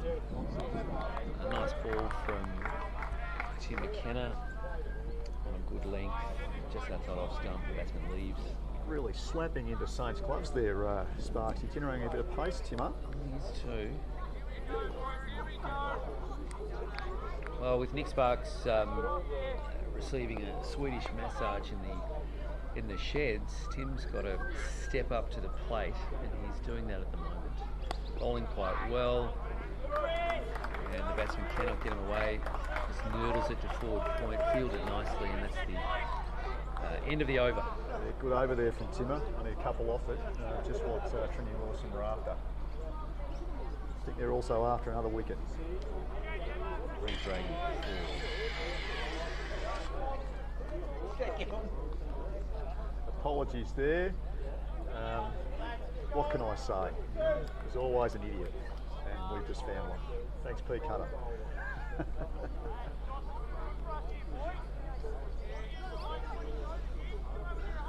So the boys are looking resplendent in their cheetah teamwear, Andrew. I can only agree there, Sparksy. Yeah, thanks to our good friends at Cheetah. Yes. Who've been helping Trinity Willison out with their kit for many years now. There is that ongoing controversy, Andrew, which you might want to buy into. That should we be wearing whites or creams? There is a just to interrupt that creams versus whites discussion, Barker's just gone big over cow. Eddie Flates, I think, had his eyes on it there, tracking it nicely, but just too big and into a bit of gum through. So 6 more to the total. I'm a creams man myself, Sparksy, to be honest with you.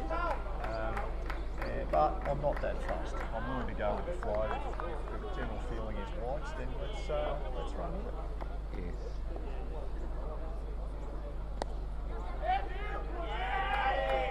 Yes, Al Patton seems to be one of the proponents of wearing creams. I'm not sure why. Is it something to do with the fact that he just doesn't like washing and wants to blend in with the rest of the laundry? I think perhaps the creams are more compatible with his pasty complexion. I think that's really what it's all about for. Rosengarten down the track there, but not able to get Panopoulos away. So seem to be taking it up to Dem a little more this over, Paul. Yes. Trinity will be looking to keep this man on the strike. I think the other guy is looking pretty good, although it's a very good shot, straight drive. Full toss there, bit of character for Dem. By far his most expensive over. He's already gone for 9, and I think he only had 6 off the first 5, if my memory serves me correct. Hot off the Bad Shepherd Brewing Company press, a comment from A. Patton. He's definitely in favour of creams, unless you're still playing under 12, of course. Clearly Al Patton is not under 12, although the fitness he's displayed this year, clearly he can go on for another 15 or 20, I would have thought, off the ever-shortening run. Still hitting that seam and shaping it away from the right hand. The only concern we have with Al Patton is his inability to navigate stairs with any sort of confidence or safety. He seems to be falling down them with an alarming frequency. It's certainly a bit of a worry. I think as Chief Medical Officer, I really should have recognised the fact that he was pretty much unsteady on his feet most days. So perhaps there should be a warning for anything that requires stepping up on a piece of concrete. So. McKenna in. Yep, thanks for that. Sorry, Sparksy, talking across you there. Commentary 101 there, should know better. But well bowled by Timmer, really good areas, and unlucky not to get the edge there to Jordan.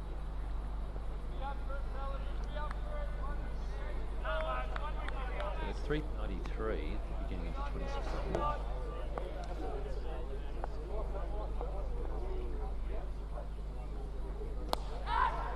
And this should be out. Yes, well caught. That's the wicket they wanted. Dare I say, bowled McKenna, caught McKenna. It's as though it was meant to be. Trinity boys are up and about, and that is the wicket they wanted. The big hitting Yabaki is Gonski. Okay, so a good bit of bowling from Tim McKenna and a good bit of catching from his identical twin brother. And sometimes it is difficult to tell them apart. Probably Tim is the better bowler and David will be the better fielder and batsman, but you know, those things change on a daily basis or a season basis. But certainly a very safe catcher in the outfield is David McKenna, and really swallowed that up quite nicely. Wouldn't have wanted to drop that because that would have been a $100 penalty to the pig. He's really put, I think, Trinity back into the game. There was a very strong partnership developing there at Boroondara between Rosengard and Yabaki, who took the score from 25 up to 95 or so. So, Let's face it, Sparksy. If you're ever not going to drop a catch, it's off your twin brother. They're the ones you want to hang on to. Correct. Correct. Just in the wicket break there, we'll do a quick Divino Sellers around the grounds update. St Paul's Cricket Club all out for 59 against Northcote United, so looking pretty much like Northcote's going to get the chocolates there. Dr. Sparks. yes.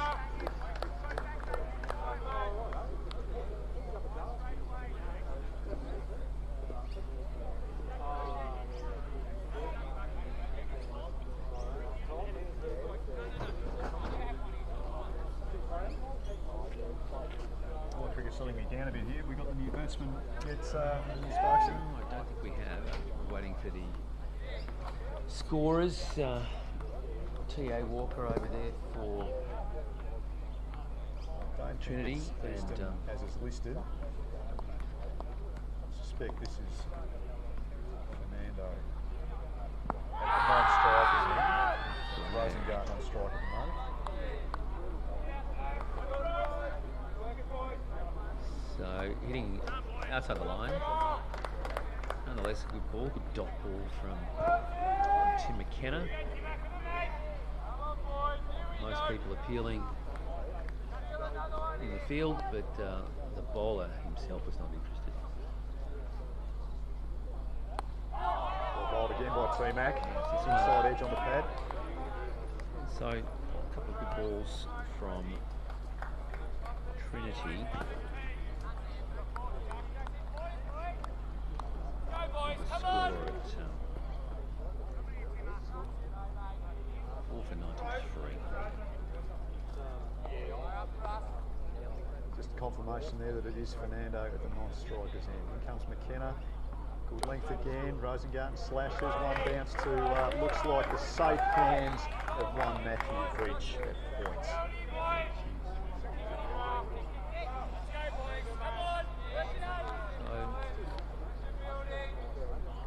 Yes, Matthew Veach is prominent at square leg and point. Andrew, do you have a philosophy on whether fielders should be in the same position at all times, or are you more of the under 10 rotating philosophy?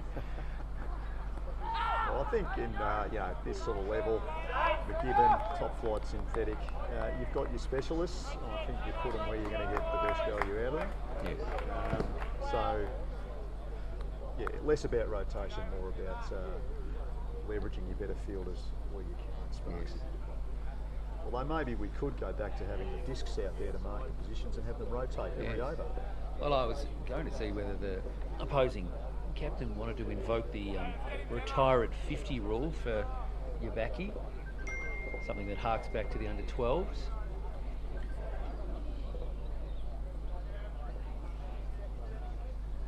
Okay, here we go. Fernando facing his first ball here. This is a very difficult proposition facing the off spinner. Miserly Panopoulos. Yes.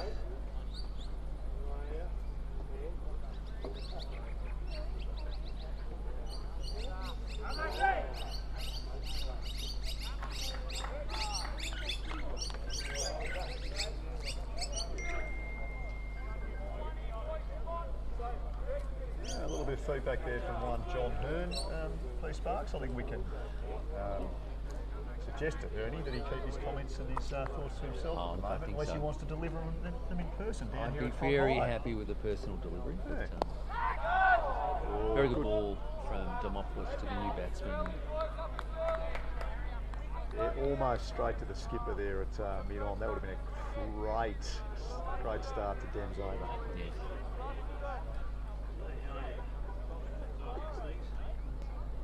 We've got a doyen of the club, one Ross Eberhard, who's looking over the shoulders of the commentary team at the moment. He'll probably have something useful He would to also say. like to see John Hearn down here, I would have thought.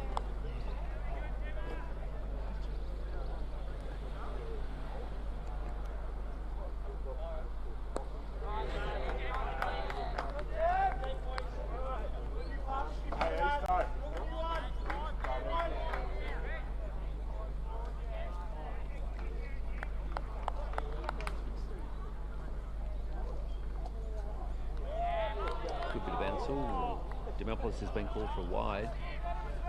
It's a slow off spinner, probably 78 centimetres outside the off stump, so a little unusual, but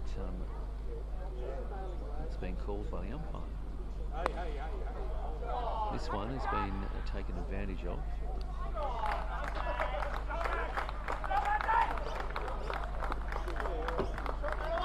That's, I believe, 4 runs. The new batsman.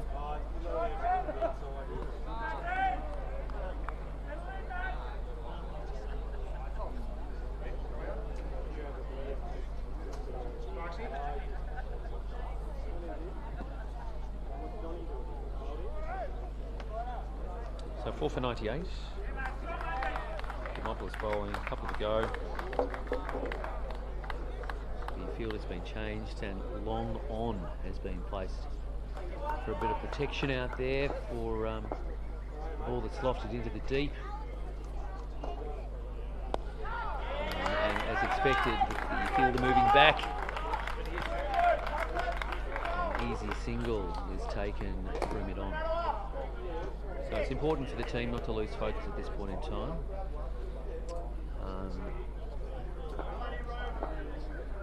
But it looks like everything's pretty much going according to plan, but Boroondara is building a total. A lofted shot to cover, stopped, and that's the end of the over.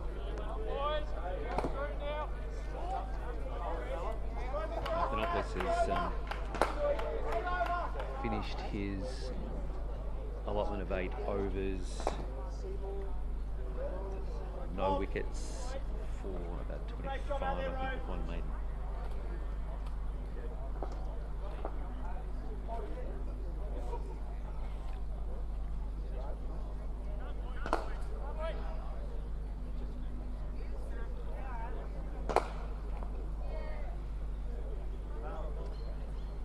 So Tim McKenna bowling from the southern end,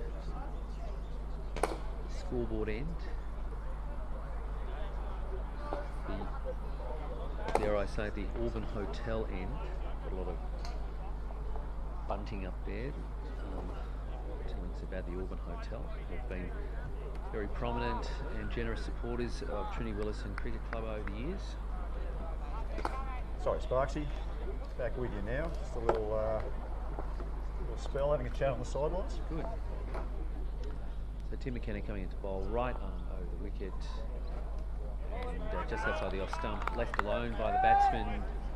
Practices one of those Steve Smith leaves, which I guess is really just a waste of energy, Andrew, really, don't you think? Oh, yeah, I'm with you, Sparksy. I mean, I'm not sure whether it puts the bowler off, or the keeper off, or the it's not super hot out there, but I'd imagine conserving your energy would be a good thing. Yes. Here we go, McKenna again to Fernando. Again, good length, well played, well watched.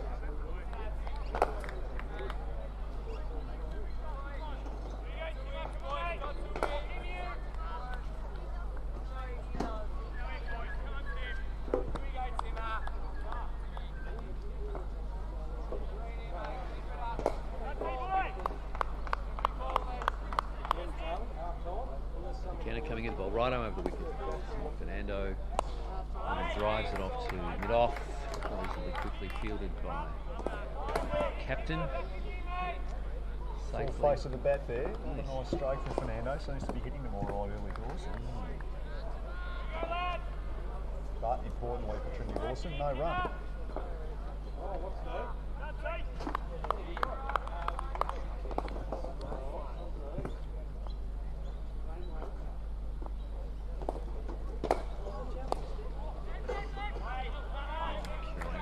Played again, pup all over it though, 2 seat backing up, no run.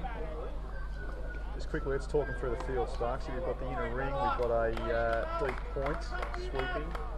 Jack Graves had a cow, and Dave McKenna at long on where he took that catch. Is Jack Graves actually fielding a cow, or is he having a drink under the shade there?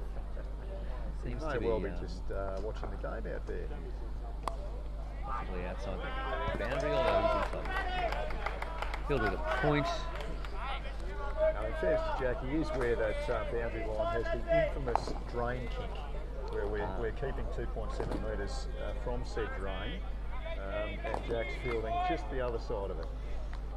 Yes, I mean, I think that's an important placement of the cones there, Andrew. I don't think Trinity could cope with another injury, especially if someone fell into that drain and we needed to extricate them. The batsman squared up again, a nice ball halfway up off stump, and the end of another reasonably parsimonious over from Tim McKinnon. Yeah, good over that, good finish. He did square him up, Sparksy, yes. And not a long way from catching the edge there, I don't think. Looks to be a streaker on the ground. No, it's Nick Stockdale. And thankfully, he's not naked. But I'm not sure what he was doing on the ground, Paul. Did you see what got him onto the ground there? Not sure if he was running something out to one of the fielders. I think it's probably a finable offence. I would have thought so. Good to see the Bendigo Bank pavilion full to the rafters with Trinity Willison supporters over there to our right, Sparksy. Correct. So Boroondara have reached 4 for 101 and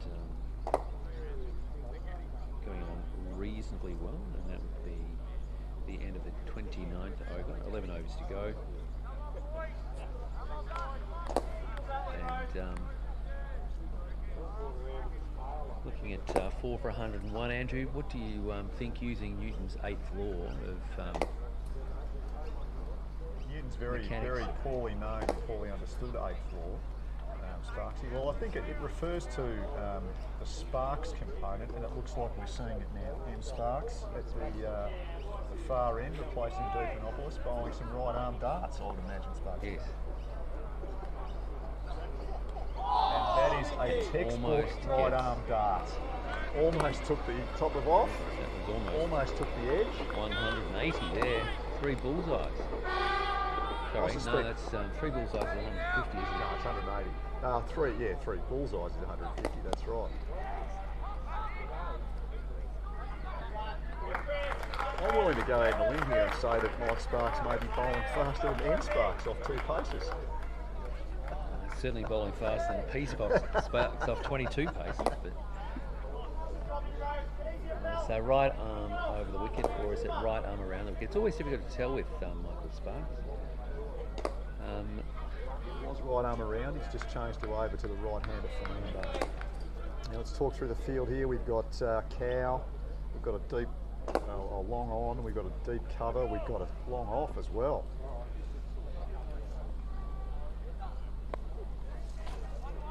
Sparks bounces it in short-ish. Well fielded by Veach. No run. Thought they might have got through there. Yeah, it's probably left one there in the field.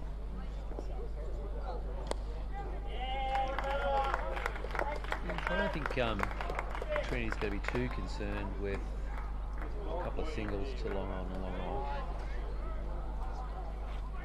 Might have been thinking about building a little bit of dot ball pressure with the new bat there, Sparksy. Maybe bring at least one of the long off and on in. Yes. Oh yeah, well bowled. That's the one. That's the carbon copy of the first ball of the over, except this one did hit top of off. Well bowled, M Sparks. Yes, and that was certainly a very important wicket for Trinity, with Rosengarten being bowled. I think has even broken the bail, so something that Michael will There's be, that express proud pace I was referring to, Sparksy. Clearly bowling faster than Nick. Yes. I'm just putting it out there now. of. So look, a very important wicket for Trinity, and Boroondara will be feeling that acutely. Rosengarten not happy. You might have heard the thumping of the bat on the pad as he walked in, but contribution made there. Yeah, contribution made, and it is difficult to be upset with the umpire, Andrew, if you get bowled. Not too much room for interpretation there on the part of the umpire, was there, Sparksy? No, and so I think Rosengarten basically just missed the ball and was bowled. So there's a brief hiatus at the moment as we are looking for a new bail to adorn the 3 stumps at the southern end. Michael having broken the off bail. Speaking of broken, Sparksy, breaking news in the Bendigo Bank round the ground scoreboard. Yes. Northcote 1 for 6 chasing 59.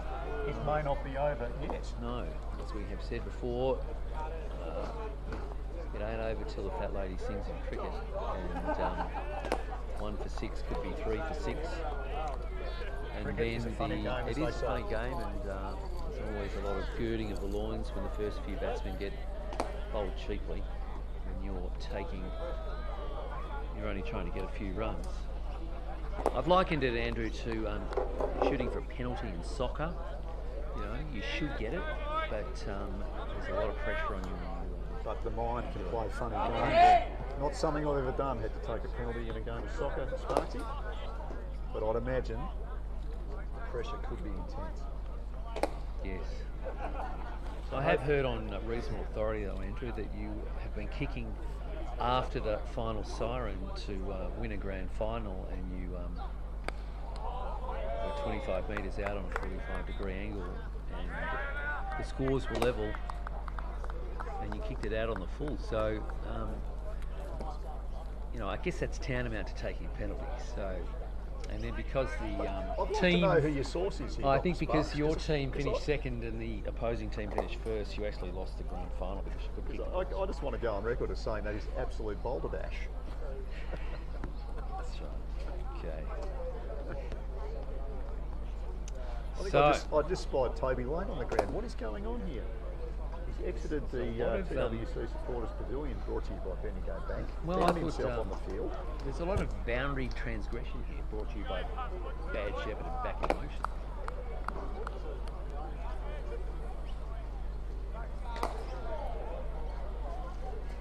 So the captain has decided to come back to bowl. Bowling from the southern end. Boroondara 5 for 103. 30 overs gone. 10 to come. Again, So, Andrew, pretty defensive field here, Sparky. Sorry, we've got a long off, a long on, a cow, deep backward square, and a boundary rider at points. Certainly is a And a very, deep third very man. defensive field. Would you call this an in-out field or an out-in I would field? call this an out infield. An out There's infield. more out than in. It's well bowled by Barker though. Fernando picks out one of the 4 ins. We have a lot of space to aim for. But TC was the one who cut that one off. Boroondara 5 for 104. Barker coming in from the southern end, right arm over the wicket. Full toss and is about to get caught. Out. Now, what is that term we often hear in cricket? Something about something getting wickets. Ends in a T, starts in an S. Because Yes. that was one of those cases, I think, Sparksy. I think though, I have a feeling that Jake Barker is smarter than you think. That was a slow ball full toss. Batsman was waiting and waiting and waiting. It's a bit like the Camberwell train, it just never comes. And was very, very, very early on the shot and has scooped it to Michael Sparks at a very strange mid-off to slash mid-wicket position, who takes a very easy catch. Michael's got a very good set of hands, and Jake Barker takes another wicket, and that'll be 6 down for Boroondara. We'll give Pump the benefit of the doubt there, Sparksy, but I'm pretty sure that was just a full toss that came out of the middle of the toe and went I mean, you've- spooned in the air to mid-wicket. But maybe it was a cunning plan by Pump. Yes. But I do have a feeling, Andrew, that bowlers are actually a lot smarter than you think, and I think that that was all part of the captain's master plan Well, to you know, the beauty of it is, juice a Paul, wicket. given that we are able to view the replay of the wicket courtesy of Frog Box and the good folk at Interact Sports, and give Peter McCauley a shout out here Yes. for all his technical support and the team's help at the back end, as they call it in IT. We will be able to watch the replay later. We may be able to focus in on Puff's hand and see if he did indeed run his fingers across the seam Yes. to take a bit of pace off the ball. That's right. So Boroondara now falling in a slight hole, 6 for 104 or so. And this is the 31st over being bowled right under the wicket from the southern end to the left-hander, who plays and misses. And well taken by Sam Jordan, throws the ball around the cordon to Mike Sparks, to Dave, to Tim, and now back to the bowler. Sparksy, you get the feeling that the Boroondara jugular is exposed. Yes. And it's time to go for it. Yes. Trinity Willison putting the foot down here. Thanks, Peter Cutter, for the background sound effects. Well bowled again by Jakey Boy. That was Pete opening a drink courtesy of our good friends at Bad Shepherd. The hazy IPA. If I may be so bold, do yourself a favour and give it a try. Bad Shepherd Brewing. To be bought online, over $20. I think they'll deliver it for free.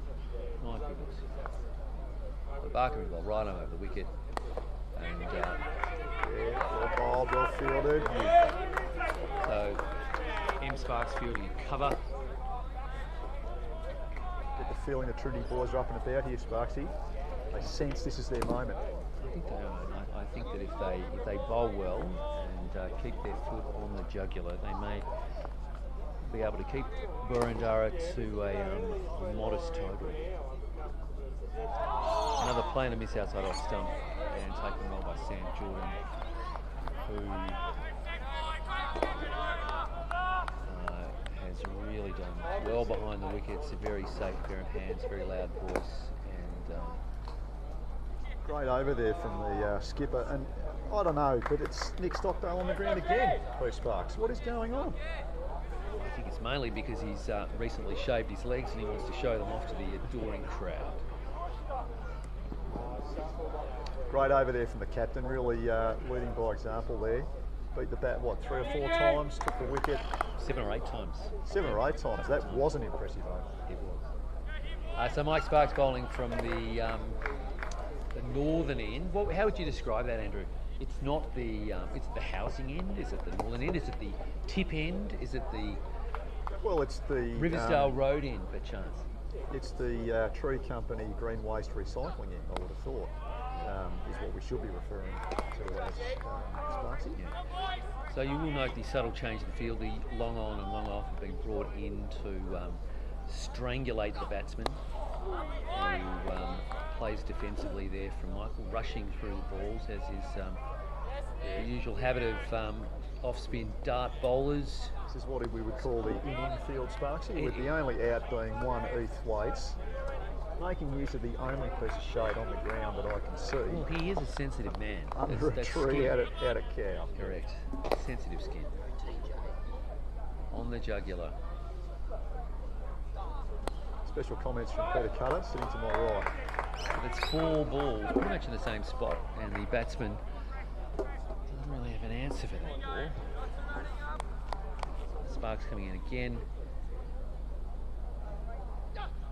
Oh, that's worked us out, but I suspect pitching outside, given he's coming around the wicket, Sparks. Yeah, very difficult to convince the umpire of leg before wicket, bowling like that. But a really good maiden from Michael Sparks there. Again, tightening the screws on Boroondara as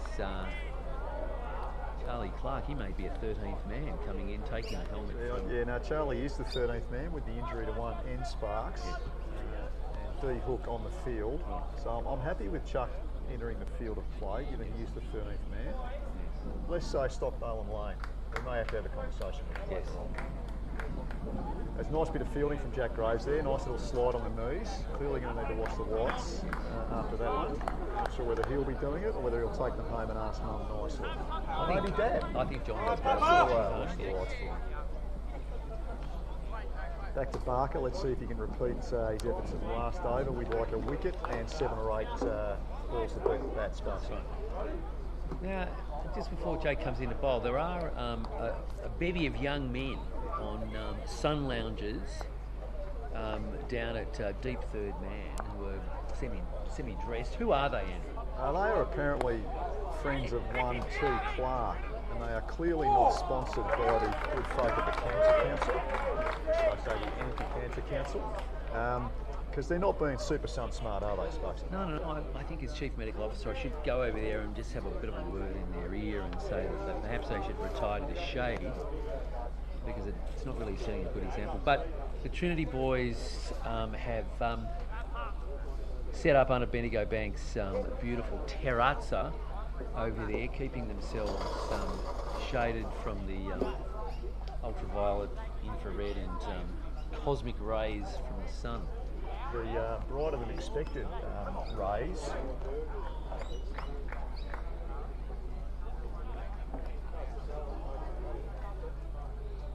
score update.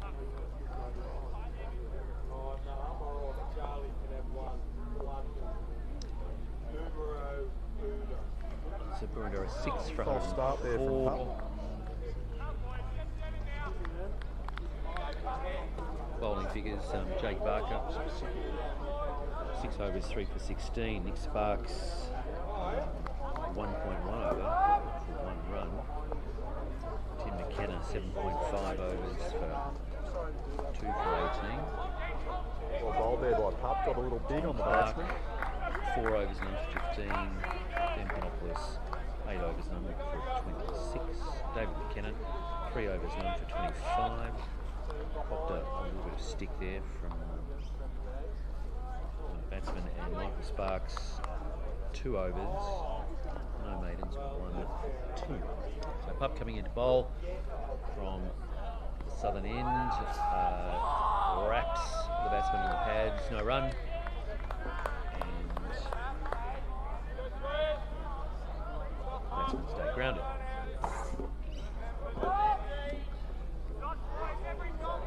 And Andrew, what do you think of the umpires' efforts thus far? Have they kept a rein on the game, do you I think they've done a very good job because we haven't noticed they're there, Sparksy.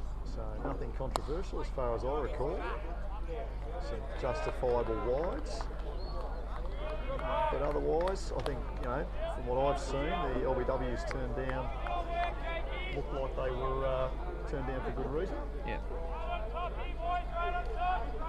So John Westwood I know quite well. He officiates the 16A games, the 14A games, and he did speak to me last night when he was officiating in the 16A game and thought he should pitch a tent here at Trinity because he was spending a lot of time here over, over a 24-hour period. Well, I may not have mentioned this, Paul, but we did actually offer him use of the Bad Shepherd Brewing marquee overnight if he was willing to roll down a sleeping mat and a sleeping bag. He could have stayed the night here, courtesy of our good friends and sponsors at Bad Shepherd Brewing. Well, that's certainly something that's great for visiting umpires. I would have thought that had John spent a bit of time sleeping in the club rooms, he probably would have needed back in motion to getting onto the field today. Well fielded by Pup there in his fire through. He might have had the run out there, Derek, on the I think it was pretty close.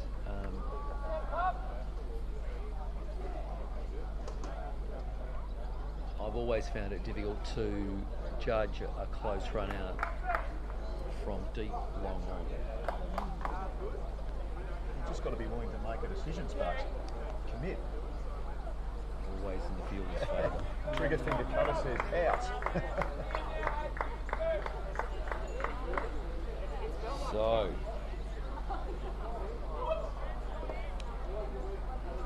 we have Matt Urunga and Chivers, as in chive or chive? Achieve or chive? The Chivinator. The Chivinator. That will be rolling from here on this Sparks, yes. So Michael Sparks bowling from the Riversdale Road end. Right arm around the wicket to the left-hander, spearing the ball in.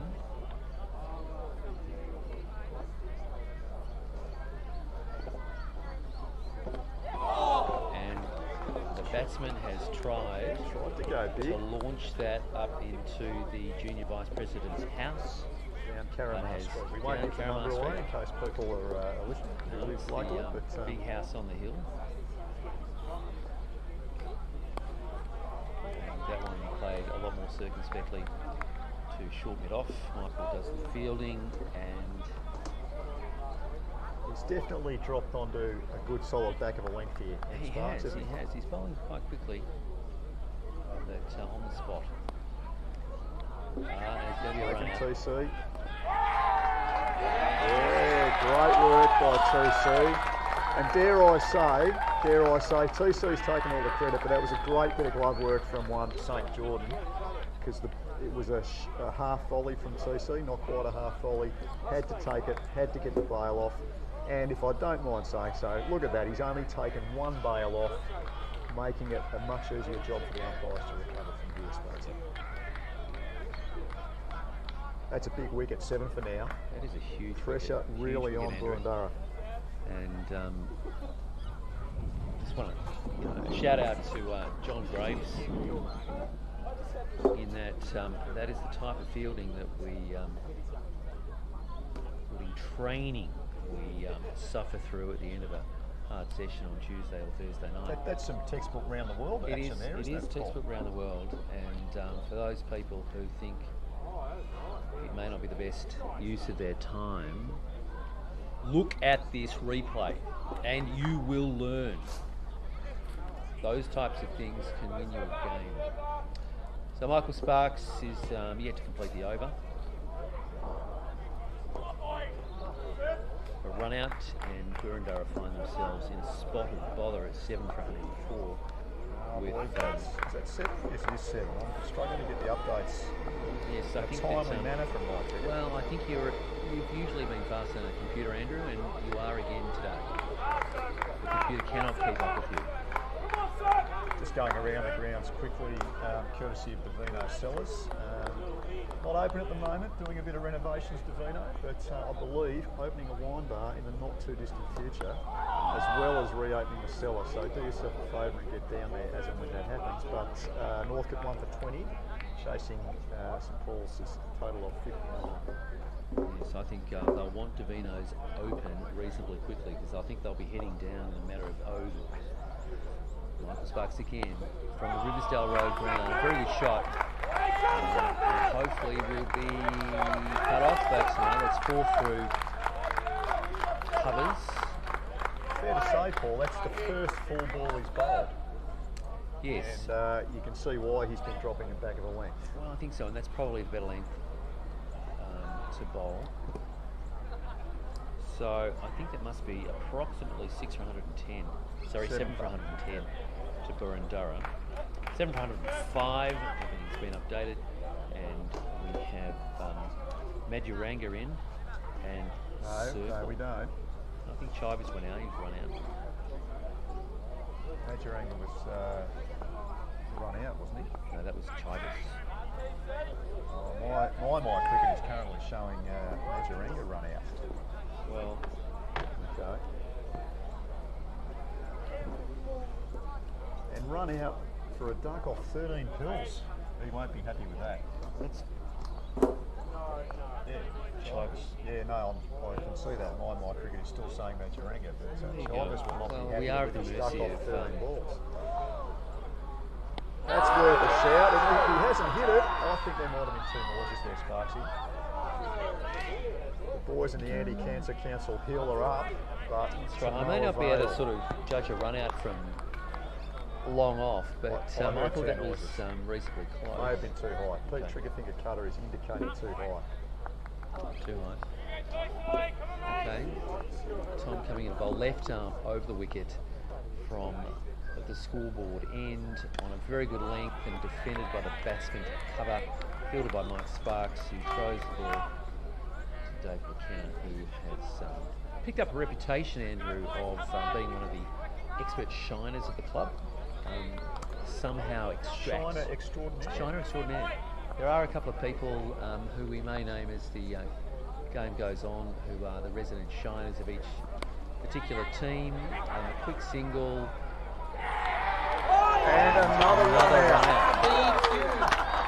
Yeah, to quote from the great book of cricket isms, he was roasted by his He was partner roasted, there. and I would think that if Bunnings hasn't opened today, they're certainly open now because the sausage sizzle was well and truly offered up a sacrifice there.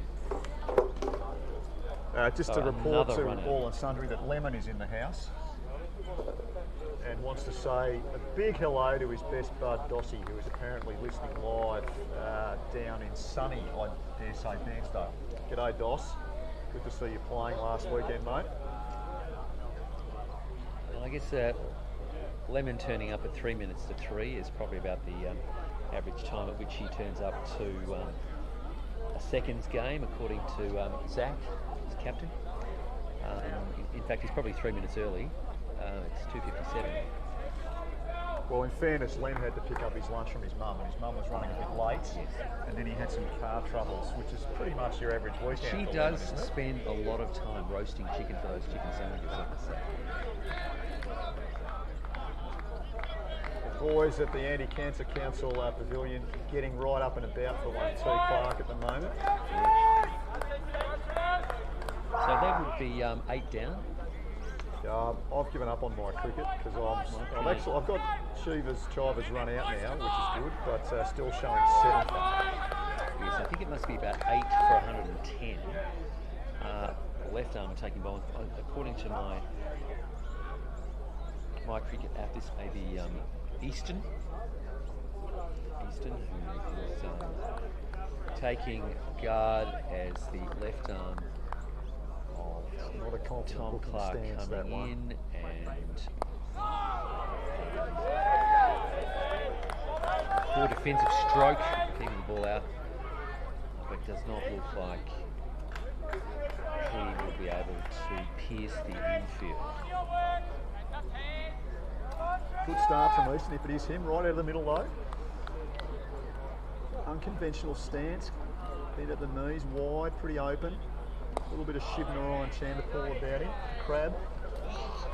Yes, I looked at that stance there, Andrew, and I did think Chandapur straight away.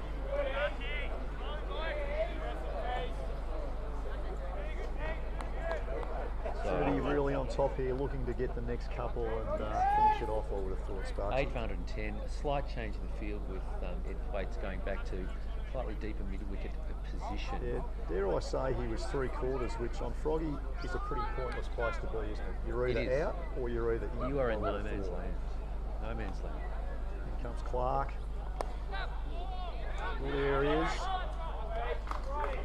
Yeah, I would have liked to have seen the slide left arm pick up and throw them from 2C. I know that his brother Charlie would have executed that and probably thrown the stumps down. He would have done a somersault prior to that as well. Yeah, no doubt. So Boroondara in a bit of a hole at the moment at 8 for approximately 111. Again, we're guessing the total score slightly, given that T.A. Walker and his offsider under the Trinity Willison Cricket Club gazebo is just behind the live coverage here. Brought to you by our sponsors, Bendigo Bank, Bad Shepherd, Tree Company, Back in Motion, Device, Cheetah, Teamwear, and of course the Auburn Hotel.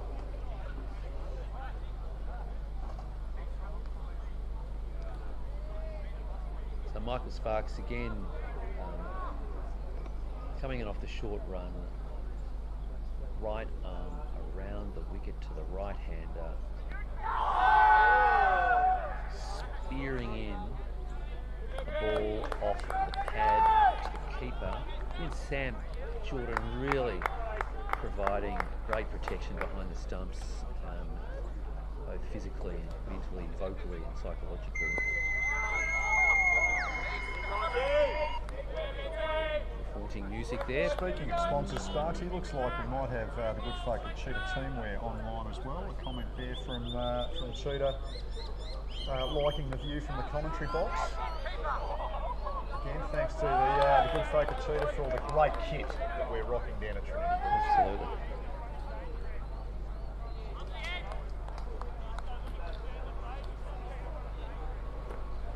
Here comes M. Sparks again, another dart. Worked to mid-wicket by the left-hander. Did we work out it was Easton Dr. Sparks? I haven't quite worked that out because, again, we are way in front of the live scoring coverage. I think that Tom Walker and his offsider over there I've got 8 for 111. stagnated And somewhat. it looks like we have got Easton out there with Matty Ranga still Michael Sparks. 1 not out. Oh, great work from Sam Jordan there, taking the finest of fine edges, and Mataranga is walking his way back to the pavilion. Mike Sparks strikes again. Strikes again, no hesitation from the umpire. Reminiscent of the ball that Michael Sparks bowled a couple of months ago to a retired Sri Lankan ex-Test cricketer and one-day international captain. Dilshan Tilakaratne. Correct, and that was almost an identical ball, and one that the Test cricketer couldn't keep out. So I don't know that the number 9 from the Boroondara synthetic Macgibbon team could get that out, and did But not. for the fact that Dilshan is a right-hander, I believe would be the only difference. I there, think it's that's a matter of semantics, Andrew.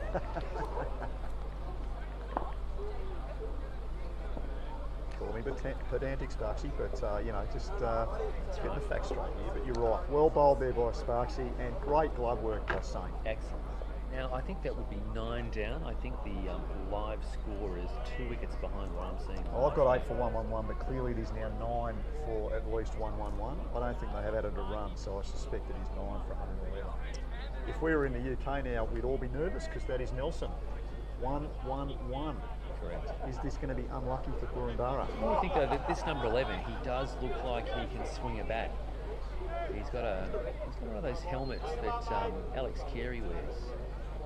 I'll tell you what, just commenting, there seems to be a lot of left-handers in this team. Is there some sort of maximum number, Andrew, of left-handers? I think there should be. I've often said there should be a law against left-handers, both batting and bowling. Oh, well bowled. I have a feeling the way Michael's bowling, this man is not long for this crease. Great over there from Sparks. Really good over, and Boroondara find themselves in a bit of a pickle at 9 for probably 1-1-1. We're thinking 1-1-1. Yes. Infamous Nelson. Can the flaming red locks of T. Clark finish it off this over, Sparksy? Look, I think they can. I think he can. If only to get the pasty white skin of T. Sparks out of the sun and in some shade so he doesn't get sunburned. So, Tom Clark coming in off the long run, left arm over the wicket from the scoreboard end. A nice breeze just blowing over his shoulder here, Sparksy, too. I think that will help his natural shape. Yes. Yes, not out. So fine edge down Let's to see if he's hit it. fine lead. And Paul's giving it runs, so that would ordinarily be a fine for appealing when the batsman smashed it. Sparksy. Yes. I was pretty sure it was a bat in that. The boys in the Bendigo Bank Pavilion over there are pretty keen for TC to end it here. I think they sense this is the moment. They're not liking the look of the number 11 either from a batting skills perspective. He's got the Steve Smith flourish though with the bats after the shots played. So I have a feeling that this man is going to swing hard, and I think it's going to head over towards Eddie Thwaites. That's what I'm predicting. He's shaping up to hit this. Yeah, straight to Eddie Thwaites. He's got the look of someone who's got a good eye and not much else. And good luck to him. But I suspect if he middles one, it's going to go a long way. Yes. Thwaites again, just to point out to those who are watching, has found another piece of shade on the boundary line. He has done very well. Doing very well with his shade management, Thwaites. Better than his wallet management on Thursday night when apparently he left it behind after training. Well, that's a bit of a worry given that he broke his bat in the nets. I might have been bowling to him and I may have fractured his bat, but then out of the goodness of my heart, I have an identical bat, and that has scored a lot of runs in its time. I've lent that to Eddie. A beautiful stick, the GM, I've got to say. It is. So hopefully, well, he may not get to use it if the boys get the runs before he comes in, but has a habit of being not out too, the GM. It is. It's a very good bat for the red ink. Helps if you come in at number 11 or 12 like myself, but they've still got to get you out, Paul. True, that is hard. So Clark here again, can he end it? Boys think yes. Oh, good leave. It was a good leave. It might have gone between middle and leg. I think that ball. This looked awfully close. Not sure what he was doing leaving that, and as we do know, there's always a good leave and a bad leave, and that was a good leave. Charlie Clark out on the ground again. Going for Saints. Michael Sparks has wrested the ball from the captain, and looks like coming in against the slight southerly breeze to bowl again right up around the wicket. Perfect for a normal off spinner, but when someone's bowling darts at 130 clicks, the breeze doesn't really make much difference, does it? He's probably bowling just under 130 clicks, I think. But doing a really good job nonetheless, and I think Trinity is up and about, trying to strangle the number 10 and 11 batsmen. It's like their main avenue of scoring, Andrew, will be quick singles between mid-off and point position, and mid-on and wicket position. Certainly plenty of space for a single, but they're unable to work it into the gap. I think it is good that you've brought mid-wicket in so as to dry up the single on both sides. I'd almost be tempted to bring a point up as well. Yes, Michael's not really bowling short. Just looking at the figures here, his first 4 overs only going for 7 runs, including 1 boundary, and with the 2 wickets. So Well, the slower bowlers really have impressed today, Andrew. they have. Just the 1 over where they got after Panopoulos a little bit, cost him 12, I think. The other 7 going for 14, and finishing with a respectable number 26 off the 8. Tom Clark, 6 overs, none for 19. Tim McKenna been impressive. Obviously coming on when N Sparks came off. 7.5 overs, 3 maidens, 2 for 18.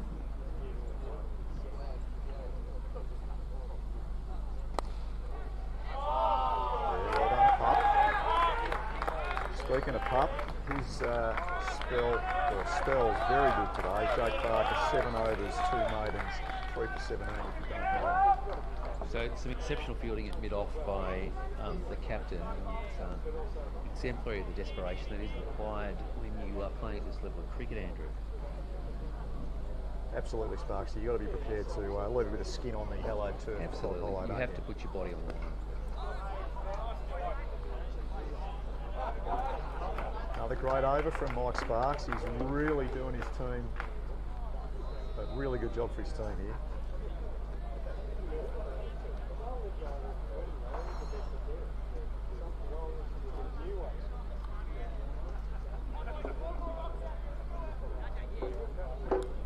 So that's 9 for 117 viewers and listeners. And That was Pete Cutter driving past in his red fire truck with the windows down and the stereo blaring. so 2 overs to go. 9 for 117. And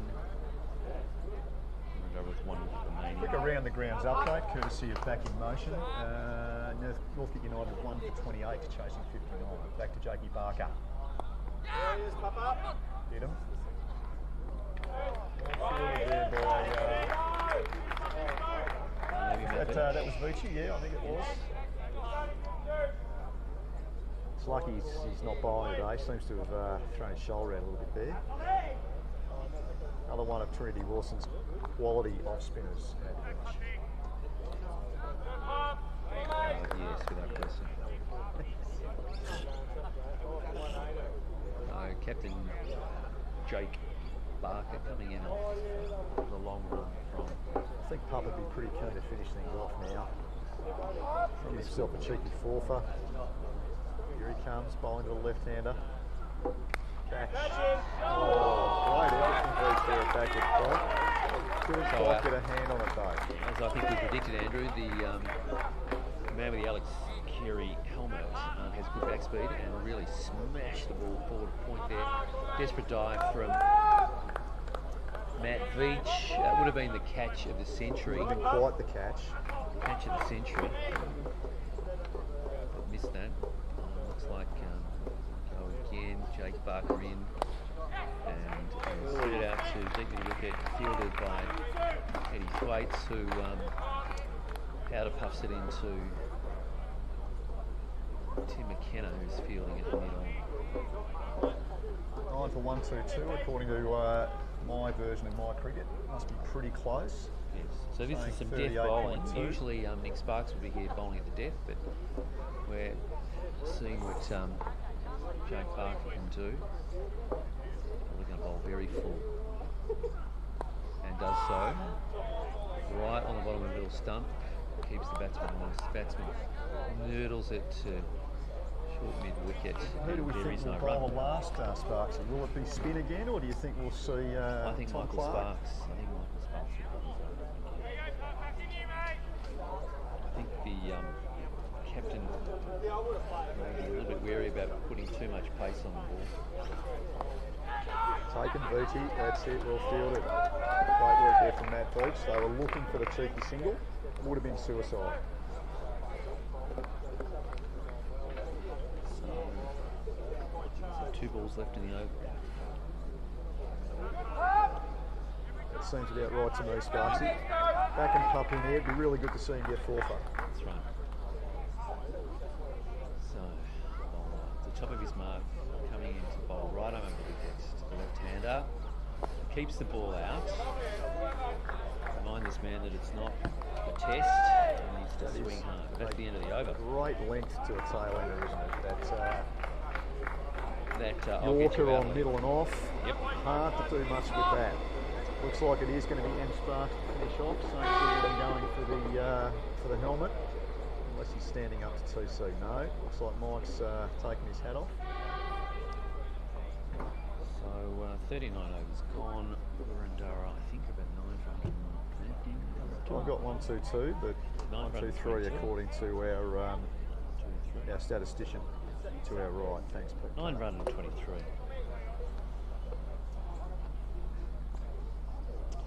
So Eastern not out on 6, Steele not out on 8. That is up. And that is 4. So the end of the innings.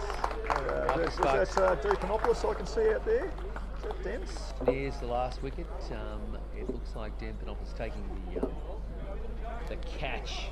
And good to see Nick Sparks jogging out to his teammates, Paul. Clearly the concoction of anti-inflammatories and the like that he was given before is serving their purpose. That's right. There are certain medications that he has received over the last hour or two, some of which hopefully he's not swabbed for, but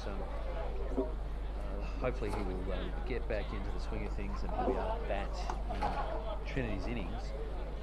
So the target has been set, 124 to win, 40 overs to do it. As the team comes off to go over the scoring again, Hughes for 8, Port, David McKenna bowled Jake Barker, Douglas, N. Douglas, Port, Jordan bowled Barker, Captain Douglas, Port, Jordan bowled Tim McKenna, Rosengarten bowled by Mark Sparks. Ibaki came in and hit us all over the ground. Out for 44, batted very well. Caught David McKenna, bowled Tim McKenna, the identical twins getting in together there. Fernando caught Michael Sparks, bowled Jake Barker. Chivers run out for Duck. Manduranga caught Jordan, bowled Mike Sparks. Circle run out. Combination of brilliance between David McKenna and Jordan. Easton not out, 6, and the last man before, I think, was Steele. Yeah, just running through the bowlers, Sparksy, really good spell from the captain, Jake Barker there. Finished with 4 for, I've got 22, maybe 1 or 2 more, but off his 7.5 overs. Outstanding. Great economy from Nick Sparks, 1.1 over, just the 1 run. Unfortunately, he couldn't complete his overs. Tim McKenna stepped up, bowled really well, 7.5, 3 maidens, 2 for 18. Thought Tom Clark was good, bowled good line, good length, 6 overs, none for 18. Dan Panopoulos, as we said, question mark over whether he's the best Panopoulos on the day, given Xander's commentary early on, but bowled well, just 1 expensive over, which went for 12 from memory, 8 overs, none for 26. Dave copped a little bit of tap from Yabaki, and probably a little more expensive than he would have liked, 3 overs, none for 25. And then Mikey Sparks really, him and Jake, the pick of the bowlers, 5 overs, 1 maiden, 2 for 10. Yes, 2 for 10 from one of the better batsmen in the team, part-time bowler, I'll have to say that, but really extremely economic, picking up 2 wickets in the process and filling the gap. And unfortunately, Nick Sparks fell to an injury very early on in the piece. So it's good to have the listeners with us over the last 20 overs or so. We'll be taking a break and we'll be back shortly for the commencement And of I think the we'll be backed by popular demand with Zach Schleffel and Xander the X-Man Panopoulos to bring you at least the first half, I would have thought, of Trinity's innings. Let's hope there's only 20 overs required, Sparksy.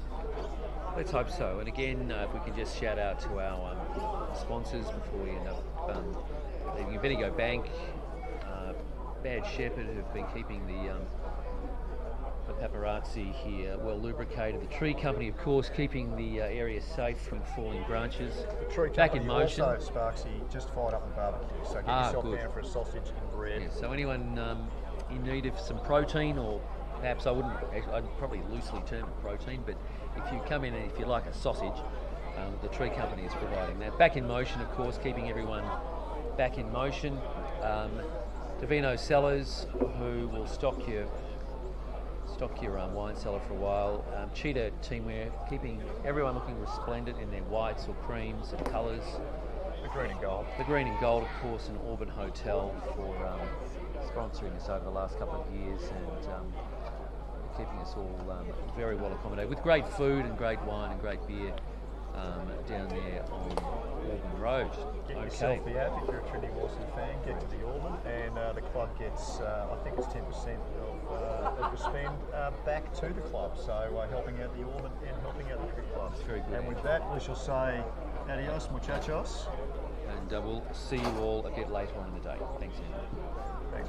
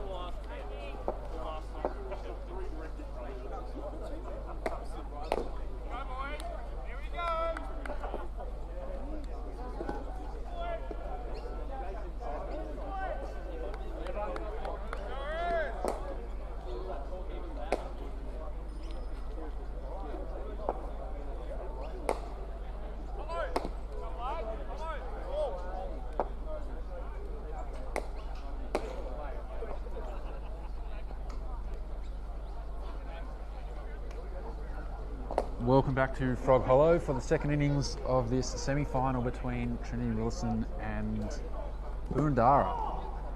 Trinity require 124 for victory. But one thing about finals, Xander, is that runs on the board are often very, very useful, and you never know what could happen in finals. So Trinity are going to have to be really on here to bring this home. Yes, Saki, and as we come back into the box with the 3:33 train from Alamein all the way to Flinders Street, I think the game's on here. It's anybody's game. No one can be written out based on any performance we've seen. Now, what highlights do you have from the first innings? What really stood out to you as some fantastic fielding dash batting? Well, I thought the bowling was just really tight. There were just no bad balls for the entire innings, and Boroondara really had to work very hard for their runs. Led by the captain, Jake Barker, who took three for 23. Tim McKenna, I thought, bowled really well, got through his 8 overs, 2 for 18. And then Mike Sparks at the end, coming in 3 for 10 off 5.1. We've got the openers, Nick Sparks and Jack Graves here. Nick, unfortunately, had a side strain in the bowling innings and only bowled 1 over. But the hero that he is, he's out to bat. He's out to bat, and I think he's ready. I think he'll be spewing that he missed out on bowling today, but I think he really backs himself here to bat. And we look forward to watching him bat, actually. Yeah, but under duress, so it's very impressive that he's come out and he wants to do the right thing by the team. Boroondara starting with a pretty attacking field here. There's 2 slips in a gully. There's a backward point on the fence and then 3 on the offside. First ball is full and Nick's hit it away for a single and he's off the mark. Really good start there. Through to mid-wicket and Trinity Willison on the board. It's 1 for 1. It's always nice. It's always nice. Good way to start. Clip one off your pads first ball. The ducks back in the bag. No chance of going out for a duck. That's exactly what you want. Now, we saw that come into play with a couple of Boroondara batsmen. They were slow to get off the strike. So you think maybe that could have had a toll on how effective they were with the bat? Second ball is another quick one. Duck defends it. It's very well played there. And in breaking news, we have our first team through to the Macgibbon Shield final. Northcote United have chased down the 60 they required to win for the loss of just 2 wickets, and they are the first team through to the Macgibbon Shield final. That's a very, very effective day. They've still got enough time to get dinner with the missus. Can't get out of that one now.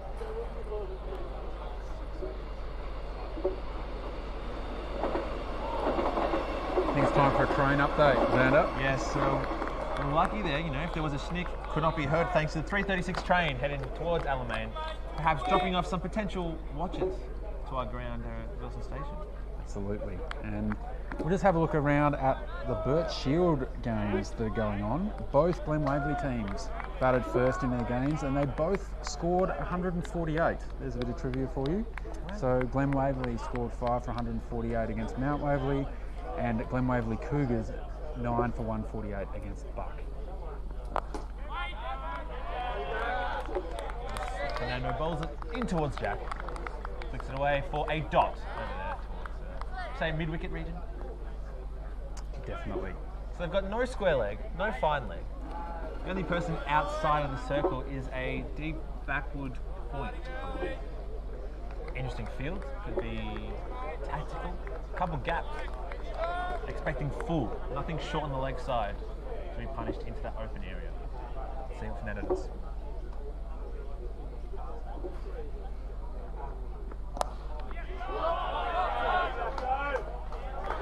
Nice pull and lovely little drive there by Jack Graves. Gets him through for a single. Fernando, the opening bowler here for Boroondara, has taken 17 wickets for the year at an average of 19. So he's obviously a slippery character. Very impressive. I remember the last time I took 17 wickets. I remember. It was when you won the B grade bowling awards a couple of years ago. ECA B Synthetic Bowling Award.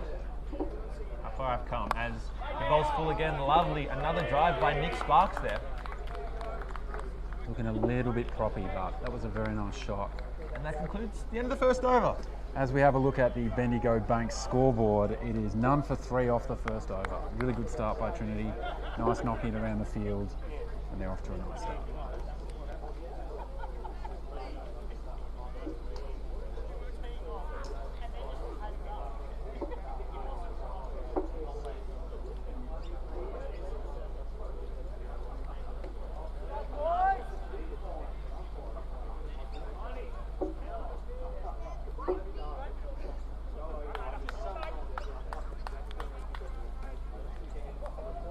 As the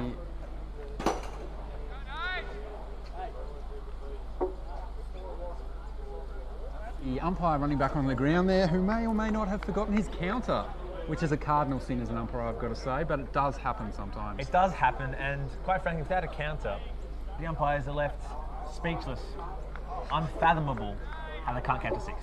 I will say, Xander, in my footy umpiring days, I forgot my whistle one time, which was not great, and also once forgot the ball. Once forgot the ball. How did you resort to getting around the whole whistle problem? I just ran off and got it. Ah, fair enough, it is well played. As we have a change in the bowling, well, we have the first bowl from the Hendo end.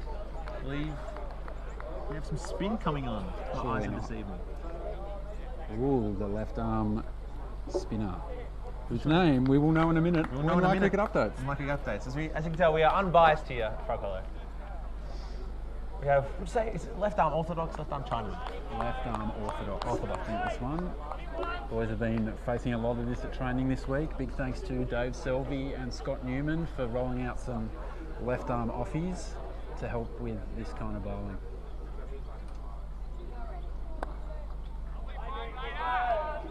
Nice start there by Nick, just punting that away. This is Nathan Douglas opening the bowling.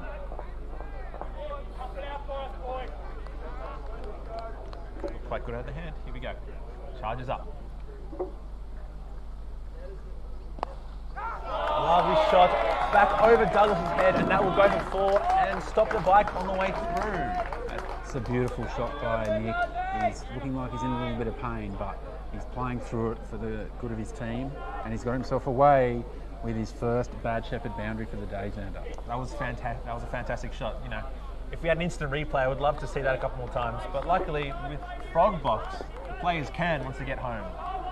Absolutely. There's been about 2,769 views of Frog Box this year, and it's all Trinity boys watching their own highlights back. Douglas in again. It's full again. Driven away on the offside by Nick for a single between point and cover. Looking a bit proppy. He's working really hard. As we discussed earlier as well, nothing we love more, better than a dot, a boundary, and then a single. Absolutely. Shows some real good maturity with the bat. The coach is ecstatic behind us. He loves that sort of cricket. That's the best kind of cricket. Nice and full again, and Jack Graves drives it on the offside to the short cover. Slightly a bit of flight in the air there. It's coming back in towards the right-handers. There's that angle that we were talking about earlier. Revs up. Bit fuller, well played.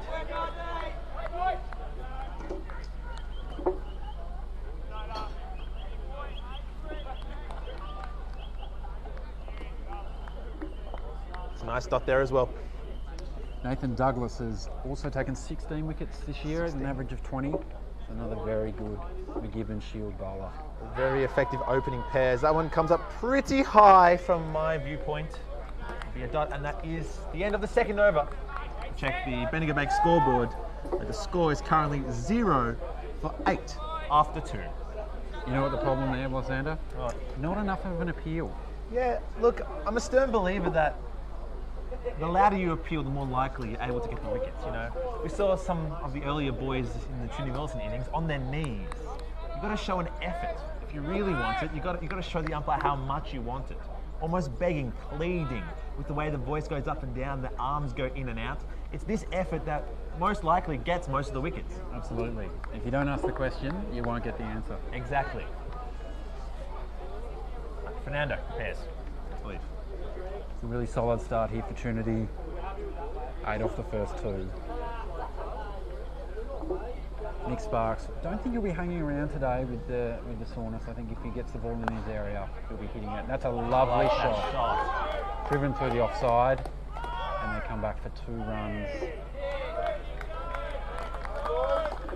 That was wonderfully played, piercing that gap.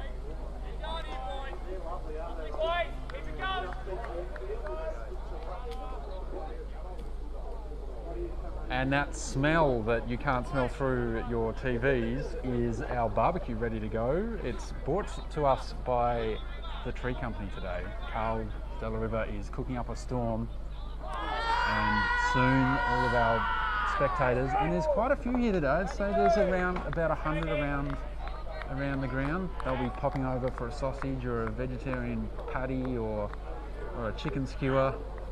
It'll be delicious, I'm sure.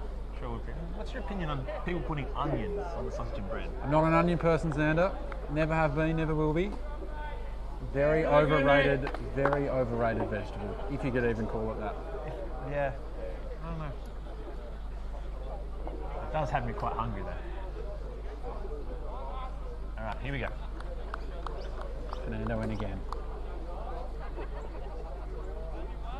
A little bit shorter, in towards the body, and Nick hits it away onto the leg side for no run. So he really charges in when he bowls here.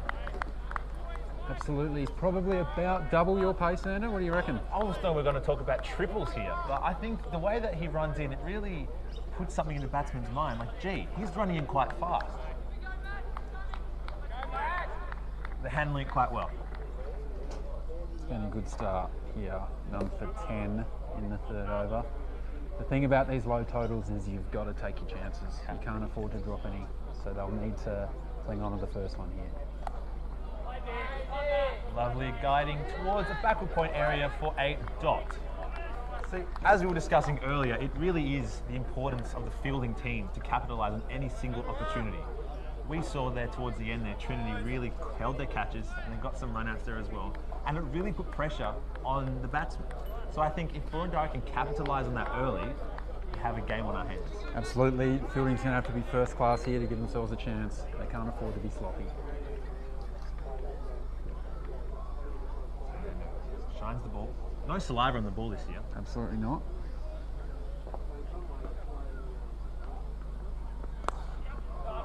It's a lovely shot by Nick Sparks there. It's through between mid-on and mid-wicket for 1. He gets himself up to 10.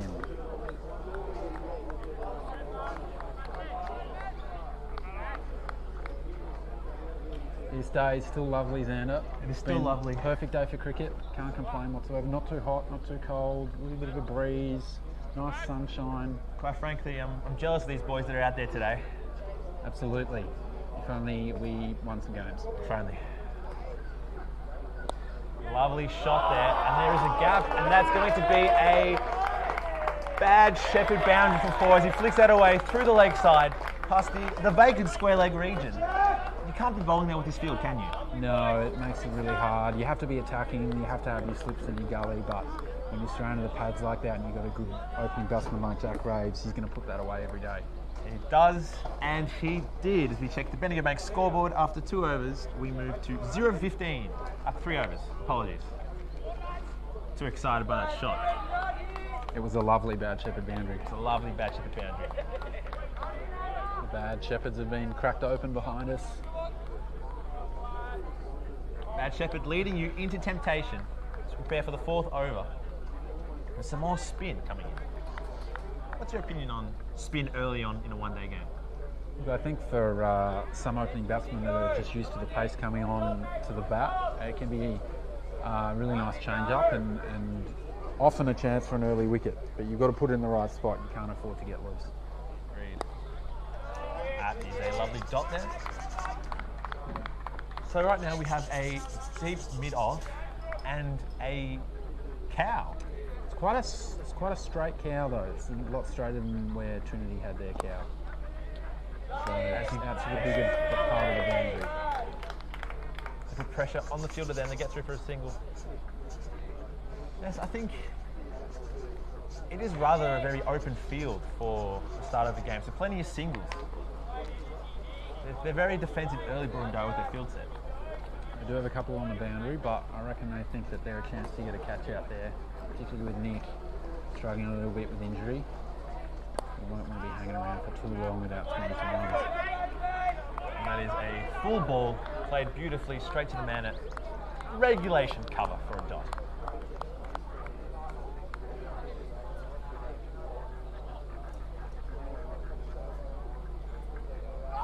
Oh, that is a lovely ball. It's gone through, I think, between bat and pad, and it's missed everyone.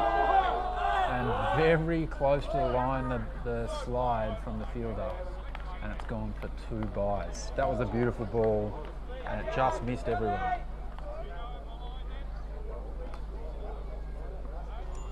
The umpire's asking about whether the fielder slid over the line. It did look extremely close. You might have to get your tape measure out for that one.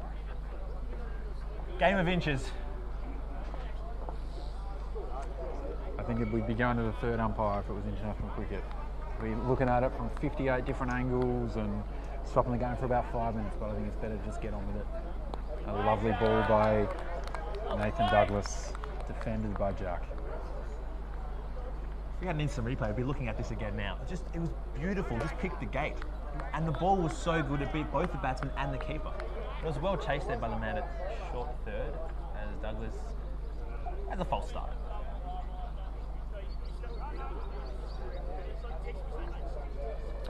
Batters to come are Mike Sparks and Matt Veach, followed by Eddie Thwaites. I'll be hoping that not too many of them are required today. Nice ball by Douglas to finish the over, and as we have a look at the Bendigo Bank scoreboard, it is none for 18 off 4 overs.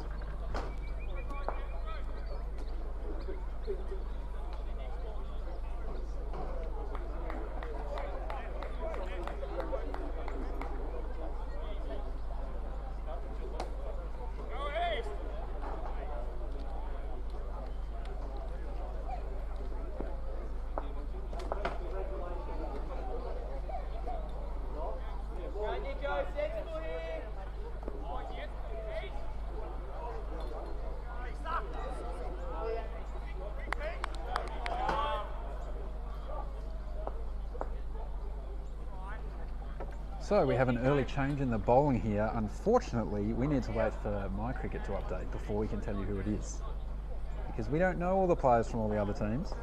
Yes, technology, God's gift and also its curse sometimes, especially in these kind of situations. I do believe it is a seam-up bowler based on the wicketkeeper's 3/4 length shirt and the fact that the hat is on and the helmet is on the ground.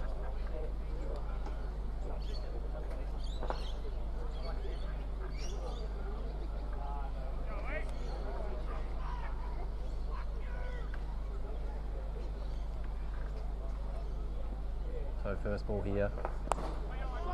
Lovely flick away, and then it's racing. It might slow up in the field though. It should get back to 2, and they do comfortably. Beautiful shot by Nick Sparks there. He's piercing that gap between the wicket and mid-on quite a few times already. It's looking very solid. Bowler is Easton. Easton. W. Easton. Not to be mistaken with W. Weston.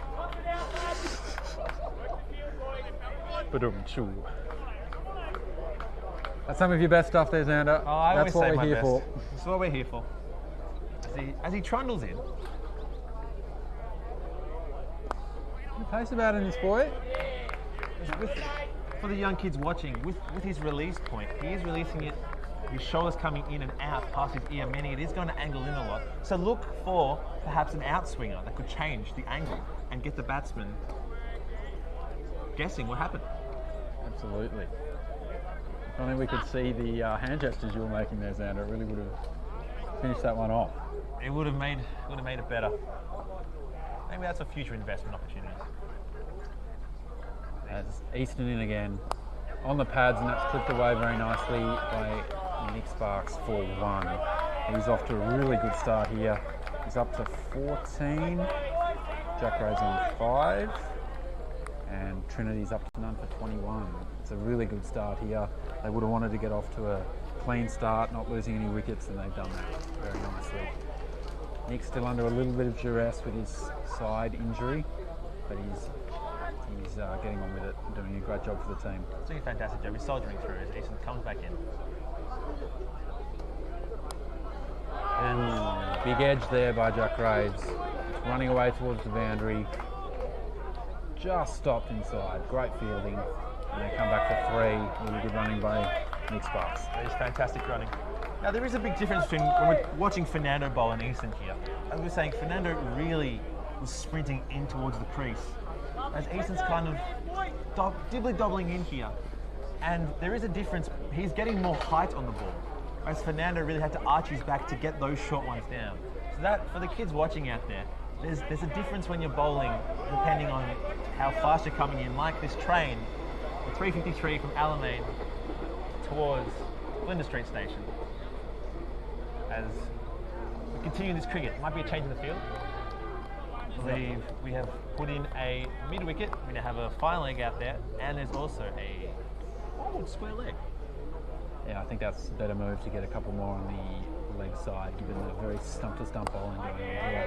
Well defended there by Nick Sparks.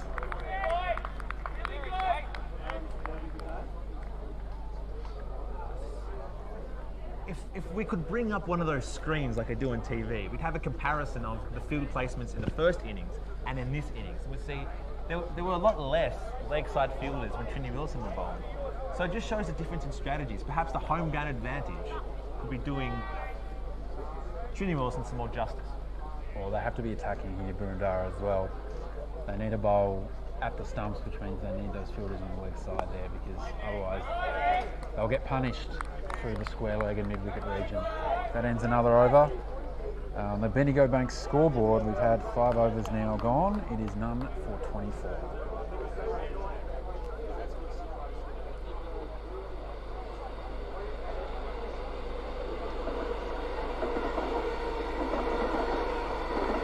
We come back from our little break quickly because Xander, I've got a train update that I want you to go through. Yes, for those of you who are fans of 80s music, that was my baby taking the morning train.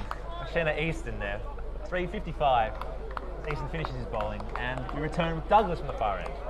And a big shout out, we have the junior vice president's son, Alex Norkey, standing on the sideline here laughing at everything Xander says. At least someone's laughing at you, Xander. At least someone's laughing with me, Zach, as we return here, Douglas.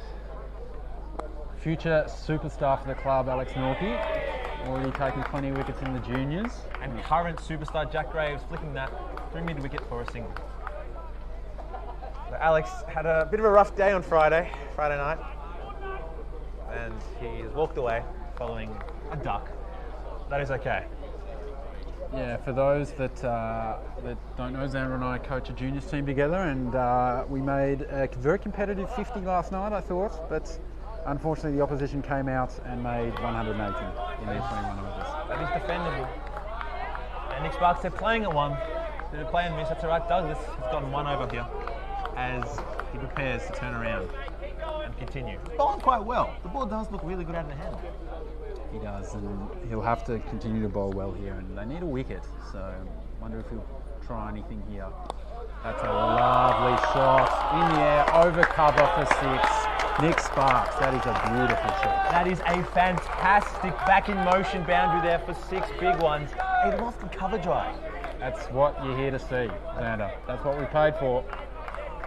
That is the shot of the day, absolutely. An amazing shot over The cover. Auburn Hotel shot of the day so far. A fantastic lofted cover drive. Nick in really good form here. He's on 20 now. doing a great job for the team under some duress. That one's a bit shorter on the hip and he knocks it away into the leg side. Very sensible batting there. This is the start that Trinity were after, wasn't it, Xander? I believe so, really. And if they can continue this, they're doing well. Absolutely.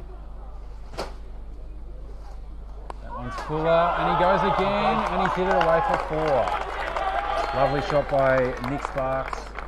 He moves to 24. He's looking very dangerous here, and Nathan Douglas has a bit to think about.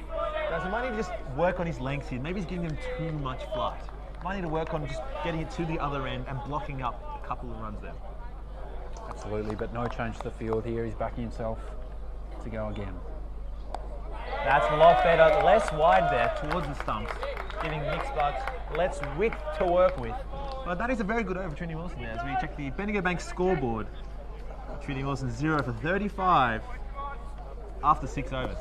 So they're going at 6 and over here, which is really good. They only have 88 more to get in 34 overs, so looking at well under 3 and over now.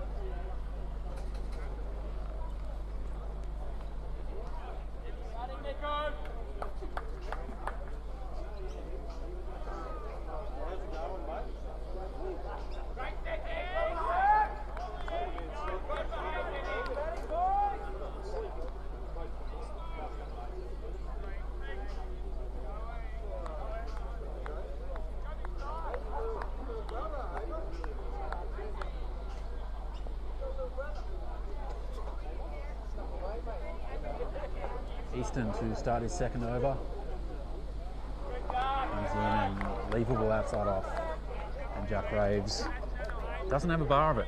Has no bar of it. And honestly, in this kind of situation, you need to start thinking as a bowler, are you going to be attacking the wickets or are you going to be reducing the runs?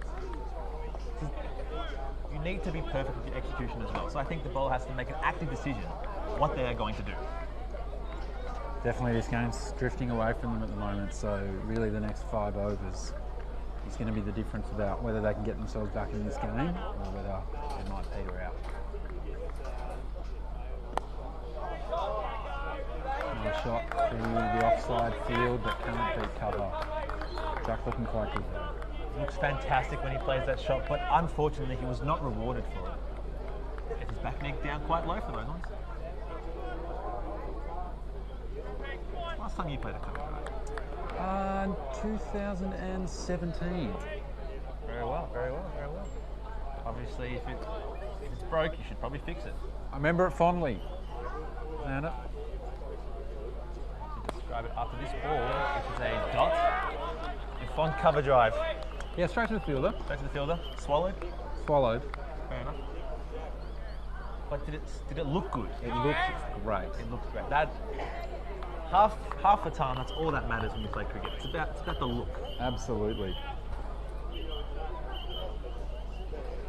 Now, I'm known for my back foot cover drives. And your loud calling. My loud calling. As Mr. Easton again trundles in. Ooh, it's squirted away off the edge of the bat between gully and backward point for 2 runs. Not completely controlled that shot, and maybe a little bit too short for it, but he's got away with it. He has gone away with it there, and again, that's just the use of the angle. But Easton bowling in towards the body, that one, he started a bit too wide, giving Jack enough to free his hands to be able to guide that safely into that gap. Maybe giving him a little bit too much credit there, isn't it? Potentially. I am a number 11 batsman after all. They'll take the 2 runs though, Trinity.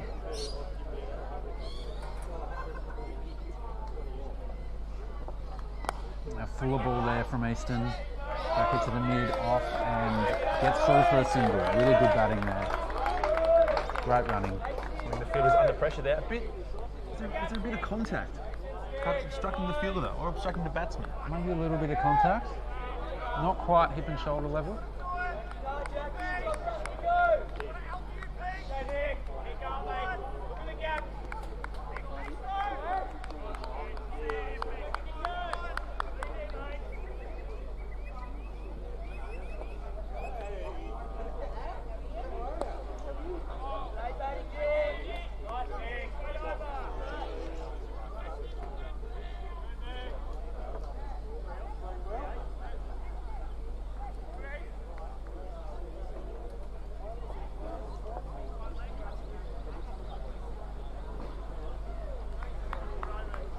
as we're thinking about that last run-out opportunity. Our sponsor's a bad shepherd, however, it was a good shepherd by the bowler there. But Jack was able to power through. Check the Bendigo Bank scoreboard. It is 0 for 38 after 7 overs. Trinity Willison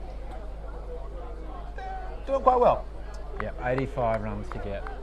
In a desirable position right now, as I believe that is a change in the bowling from the Hendo end. They've opted to take out the change of pace, spin, and bring on another seam bowler. Yeah, well, I think that's a good call.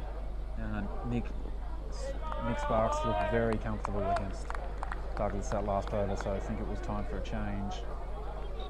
And really, the next 2 or 3 overs is the last chance here for Boroondara. They really need a wicket, so it was a good decision to try another bowler.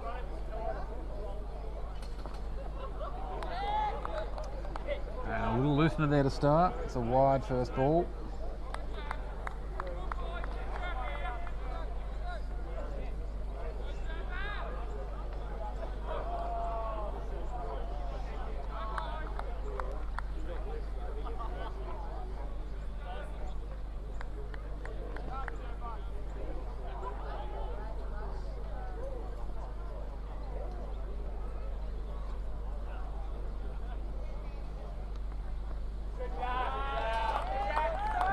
Just inside the wide line. Umpire had to think about it, but safely left by Jack Graves. This new bowler is Serple.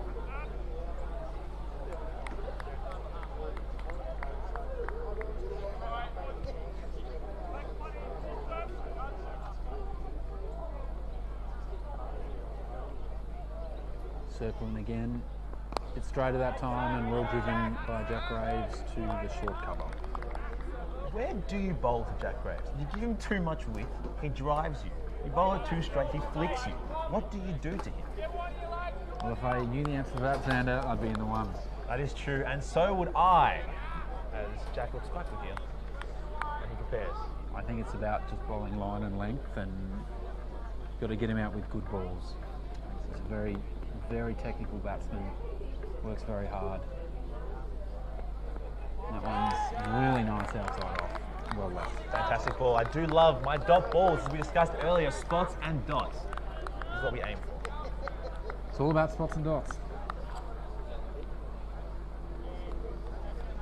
It's a good area to bowl. Some would call it the avenue of apprehension.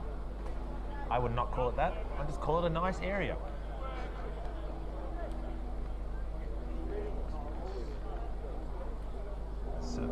Serple? Serple. Let's go with Serple. Let's go with In again. Ooh, that's a lovely line and length there. Jack thought about driving it and then pulled out last minute. I think in the end that was probably the right decision. I think it was the right decision. For if he connected on that, they've blocked up that shot there. Now they must have heard our commentary because they've changed the leg side field. They've only got a fine leg outside the centre on the leg side. Yeah, you just have to be outside that off stump with this field. No one between the fine leg and a sort of straightish mid wicket.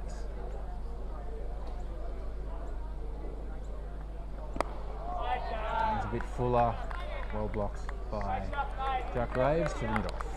That was very, very well played there. So I think here the plan of attack could be they keep bowling in these ones, and then one big outswinger to encourage Jack to try and flick it could be the way to dismiss him here. He's looking quite good though. Serple prepares. Run in. Oh, that is well bowled. Defended by Jack Graves, but missed the outside edge of the bat for no run. And that is the end of Serple's first over. It's gone for just one, and the Bendigo Bank scoreboard has Trinity Willison down for 39 after 8 overs.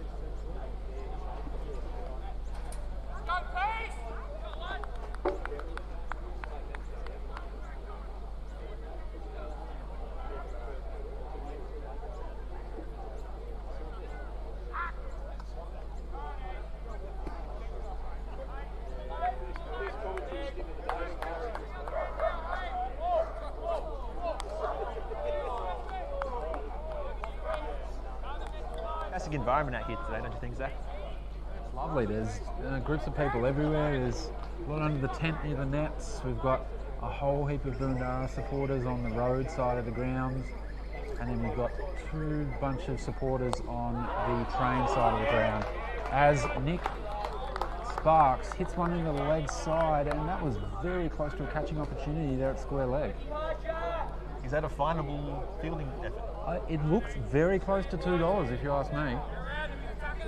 Although I'm getting some angry shakes of the head from behind, from the peanut gallery. Must have dropped just short. Dropped just short. Or it bounced twice. Did want to get some bat on it to flick it that far as he charges in, Mr. Easton. Very good. He's fixed his length a bit. Not his length, the other one starts with L. His line. The line and length. I think he's fixed his line a lot better now. He's working with that angle, shaping it from outside off stump into probably off and middle. So it's not giving them enough room to flick it. Whether that's what they did in the first ball of the over.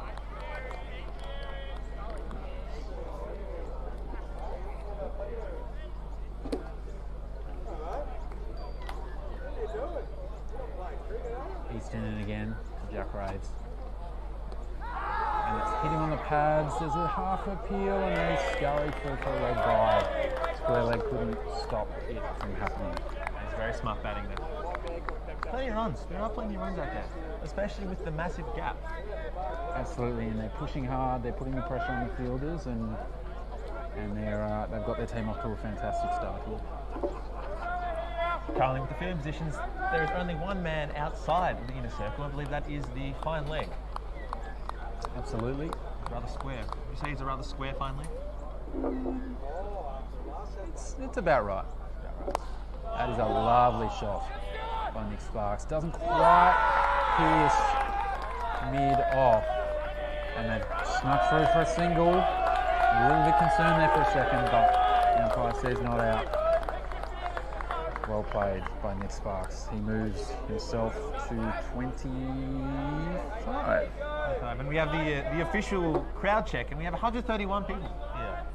Yeah. The official crowd. Excellent. It's taken 3 hours to count it, but we've got there in the end. We have got there in the end, of course. And everyone is socially distanced as well with COVID.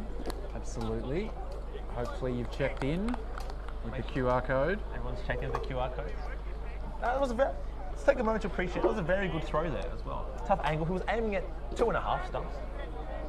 He's done well to take most of them out of the ground.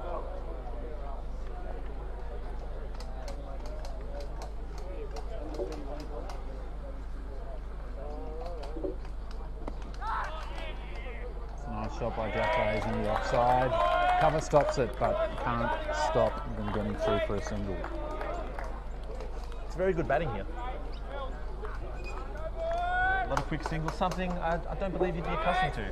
Usually go big or go home is your... Yeah, look, I'm not a big single scorer.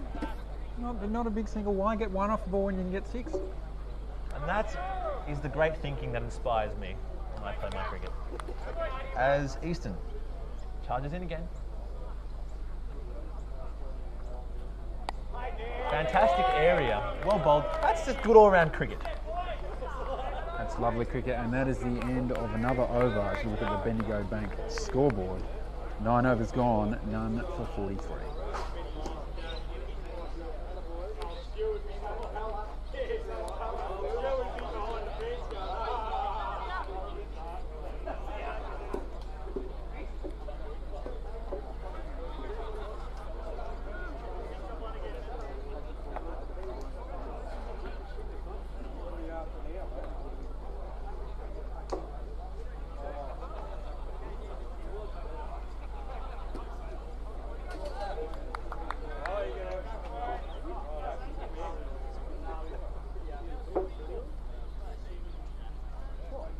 Serpil ready to start his second over here. Very tight in his first over. Needs a wicket soon. And this one's just strayed down leg side, but really well kept. Great diving effort there. Great diving effort there. 5 wides turned into just the 1 wide. So the fine leg over here, he was ready. He was ready to pounce upon that ball if it was to carry this far.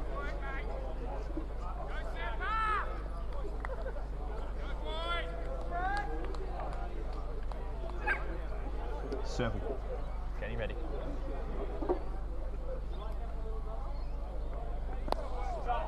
That's well hit into the leg side by Jack Graves, but he's picked out mid-wicket, so can't get any value for that very nice shot.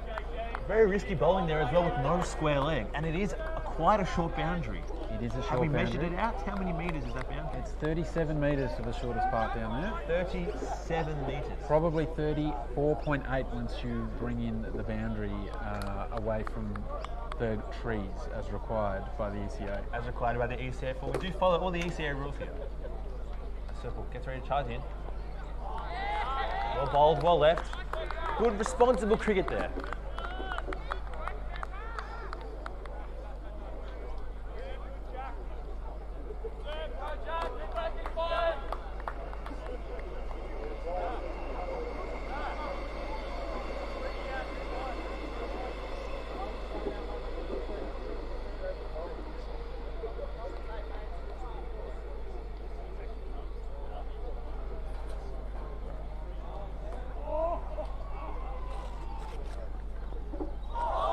That's a lovely ball by right through Jack Graves there. Probably the ball of the innings so far. I think I do love spin bowling. I think Douglas's ball is also really good there as well when they got through the gate as well. I think Serple is looking quite comfortable from that far end. His rhythm is looking phenomenal and his release point is really on point. I want everyone watching, just all the kids watching, take notes. His release point, his back foot contact is really helping him propel through and able to release the ball quite quick. You love a release point, Xander. I do love a release point as he rolls that full, well played by Jack. And there is a misfield, and as we discussed earlier, you have to be able to field well on this ground. You will get punished, and that is another single. Absolutely, the Trinity crowd getting a little bit rowdy down here on the net side of the ground. A couple of beverages, a couple of bad shepherds that may have gone through the body now, and a couple of bad shepherds as the 414 drops off the other passengers coming to watch this ground and Wilson Station towards Alamein. And I think it really shows the crowd's passion there. Once they get a bit of the liquid courage, as they say, they do let their true feelings be known to all those around them. As Nick gets ready, Circle came in to run in. Well played. Good all-round cricket again. Lovely all-round cricket. Boroondara sticking with just the one man out of the circle. He's at fine leg with a mid-wicket and a mid-on, and then 6 on the offside.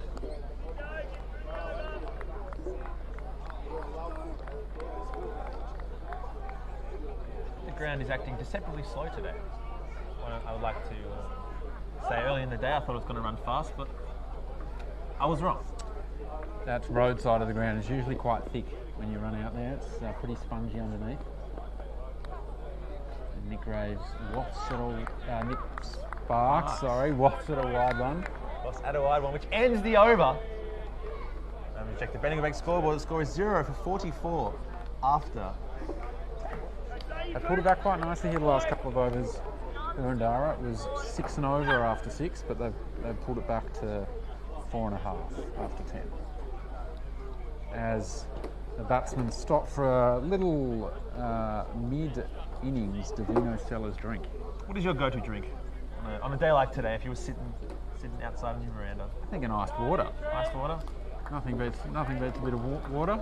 Nothing does beat the H2O.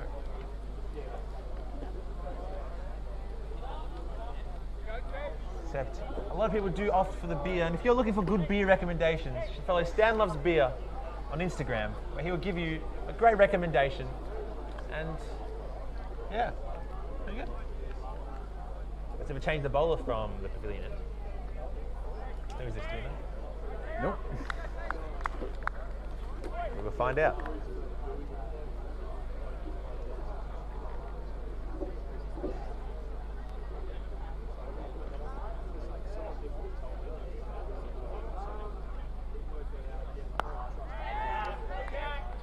That is very well bowled, well played.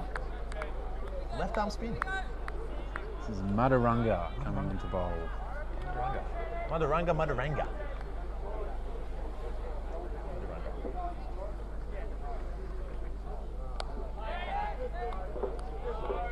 Good start here by the new bowler. A couple of dot balls into the offside, defended quite comfortably by Jack Graves. And here again for the field, we still just have the one man side the circle, and that is at mid-wicket. Down deep cow. In front of the cheer squad. It's another well bowled, well played. Fantastic. Really, really sensible cricket. I'm seeing a lot of this now after a bit of a rough start for Boroondara. Absolutely, they've pulled it back nicely and bowling some really good areas now. Jack Graves is being cautious, wants to bring his team home here. It's quite obvious to see as he defends one into the leg side.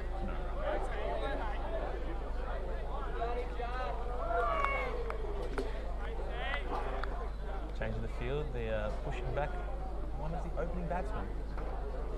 So we've got the deep cow, we've got a deep mid-off. That would be mid-on. Mid-on, apologies. That's Hughes that's gone back to long on as another ball by Madarunga has been a bit fuller and Jack's just defended the back down the pitch. This is very, very reasonable bowling here. Trying to block up one end. I think that is really what Boroondara need right now, just to stem the runs flow here. As a quicker one is a no ball. It's been called a no ball, a quicker one. Front foot or action. I think front foot.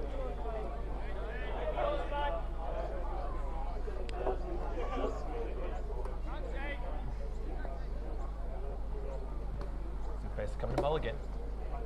That one is also flatter. And they will not run there.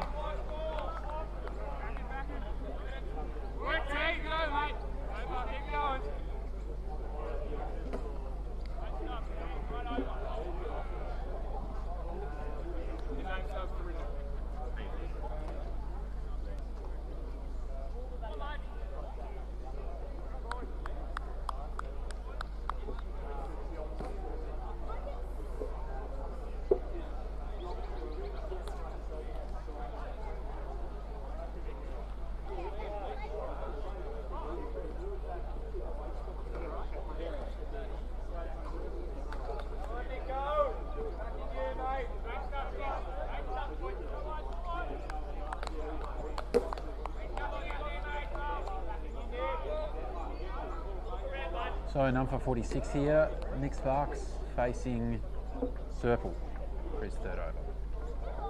That one's fuller and surprises Nick, and he just bunts it away to cover. The odd full toss that's a bit quicker can cause havoc. Yes, even the full tosses that are quite slow as well. I think it is right, as you said earlier, people do not expect the length. So they often change of length because they are waiting for the ball to come onto the bat. However, when it is a full toss, the batsman get a bit of doubt for a small second. He has to run in and bowl again. With two straight, beautiful flick, going back for two, and they will make it safe for two. There is no square leg there. Beautiful shot, safe cricket, and Nick Sparks is looking quite good.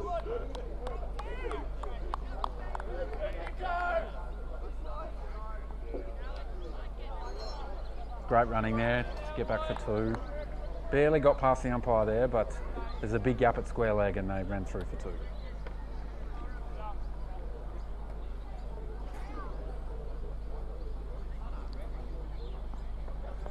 Oh, another ripper ball there by Serple.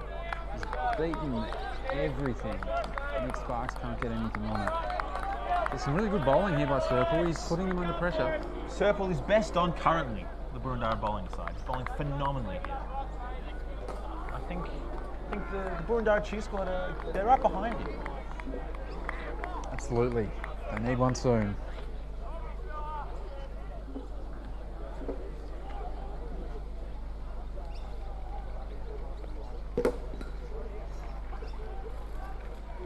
Circling again.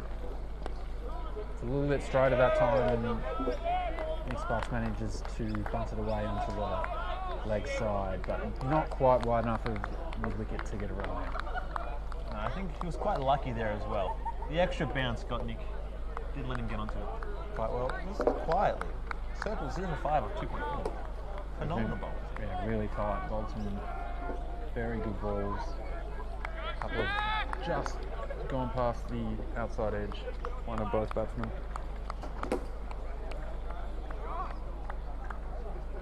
He charges in again. Another full toss as we discussed earlier, but that time that will be punished and that goes for 4. Another back in motion boundary there as Nick Sparks could be using their services perhaps after today. I think he'll be booking in very soon, Xander. He'll be there first thing Monday morning with his little side injury, but couldn't see it in that shot. That was a beautiful shot through the covers. Couple of updates around the grounds for you. If you're just tuning in for the first time, Northcote United are the first team through the Macgibbon Shield final. They beat St Paul's by 8 wickets. And there's some pretty interesting matches happening in Burt Shield at the moment. Mount Waverley 1 for 73, chasing 148 against the top team, Glen Waverley. This would be a massive boil over if Mount Waverley can bring that home. And in the other game, Burwood United and Canterbury are 1 for 64, chasing 149. So Buck are looking pretty good against Glen Waverley Cougars, and a big upset could be on the cards for Mount Waverley Catholics. They need just 75 more runs with 9 wickets in hand to knock off the team that came down from Macgibbon last year, Glen Waverley, in what would be a big upset. And as we bring the attention back to here, your backie who scored 44, batted quite well. He just looks like he pulled up a little bit sore here. With the gloves. He's dropped a couple behind the stumps as well. I think his hands have taken quite a beating. He does look a little bit sore there as we get another early Davino Sellers drink run out to the batsmen, who are batting quite well. Yeah, they're doing a good job here. 52 on the board, they need 71 to win off 28 overs. Now 2.5 and over. And we have 1 ball left in this over after a break in the play following that injury checkup.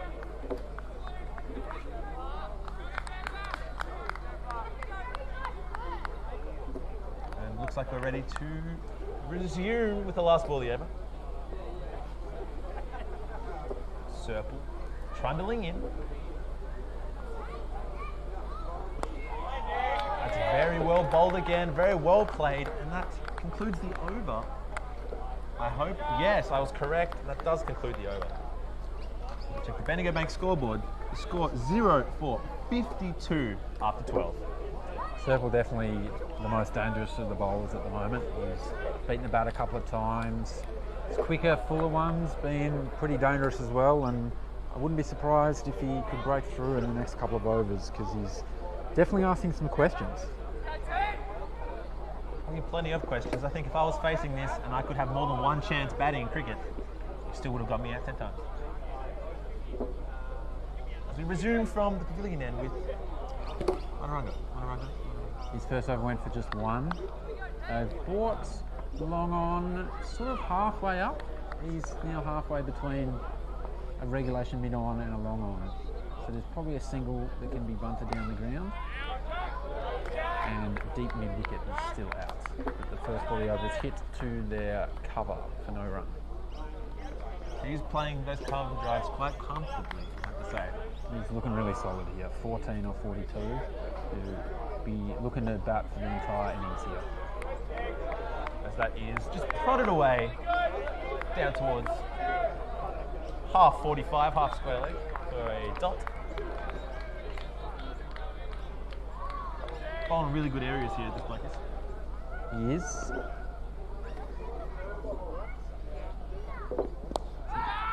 Oh, and there's the chance that they needed. Madarunga gets one hit back at him, and he's dropped it. That is a big moment in the game, and that is also $5. There's also $5 coming straight out of the bank account, or the skyrocket, otherwise known as the pocket. That was the chance they needed. As I ever talked to some of the boys over there, I believe are called the anti-cancer cancel by fellow commentators. I'll take your word for it. Lack of clothes for the summer. Yes, they misplaced their shirts. I did misplace their shirts. As we continue here.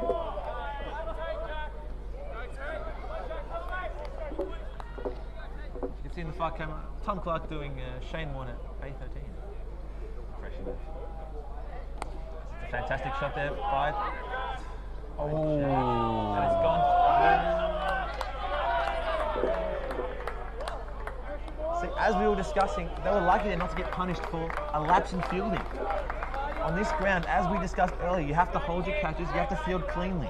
Absolutely, and that was a run-out chance there. It looked like Jack was short of his ground, but the throw hit the edge of the pitch and bounced over the stumps. As now we have a change of the field, we have mid-on back on the boundary for a long on, and also someone out at cap. And they're inverting it. Mid-off going back to long off, and long on coming in to mid-on. What's your opinion on the field placement here? I think it's probably the right tactic to have one back for Nick Sparks. He's got a lot of shots in. You just never know, you might get a catch or something, and also if it can save the boundary and build a bit of pressure to find a boundary, it's not the worst idea. And that is the end of the over. There was just one run off that over also, as we look at the Bendigo Bank scoreboard. It is none for 53 off 13.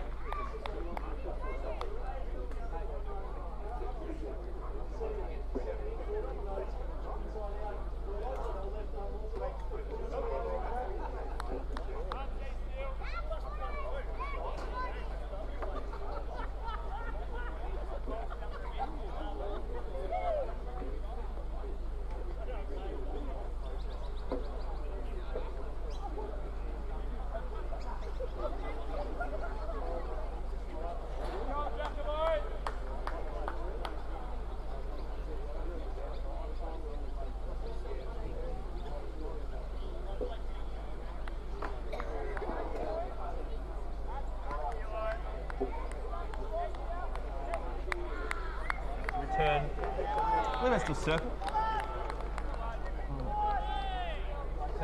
Was that changing the ball? I wouldn't have changed him. Steal. Oh, this is steal.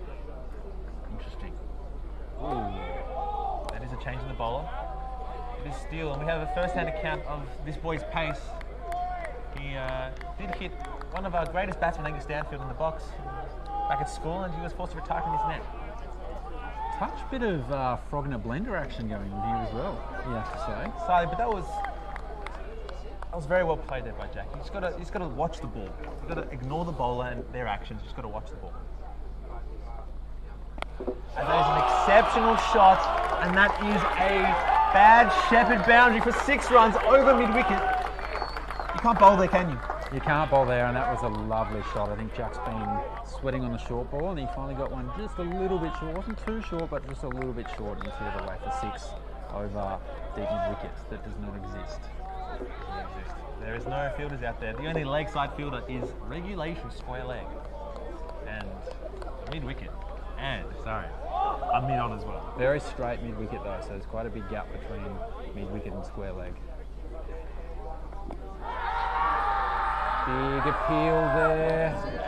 That was big appeal, and a lot have gone up, but it hasn't been given. A couple of pretty disappointed boys there, but I reckon probably sliding down leg side. Xander, what do you think? I think that as well, but again, you can't be bowling there on this ground with the field set. You cannot be bowling that straight. Anytime Jack gets a flick onto that, that is just going to go straight to the boundary. A batter of his class will put those away. Absolutely. I just wonder about the change of bowling. Serple was really bowling well. And there's another one. Again, and that is another 6 over mid-wicket. Another back in motion boundary. 6 runs there for Jack. That'll take some finding. That was a bigger one than the first one. It's gone up towards the train line, and the search party will start. Search party will start for that. That's a fantastic shot, isn't it? It looks really good too, doesn't it? It does, and it just releases the pressure after a few tight overs. Back-to-back 6s, and Trinity well on top here. They are none for 65 in the 14th over. Just 58 runs required now to see them through to the Macgibbon Shield final. Just a cracking shot. He charges in again. What's he going to do? Ooh, and that's wide down the leg side. Well stopped by the keeper. That's another run to Trinity. I thought that one might have gone as well, Xander. So did I. And now they've put in a fine leg.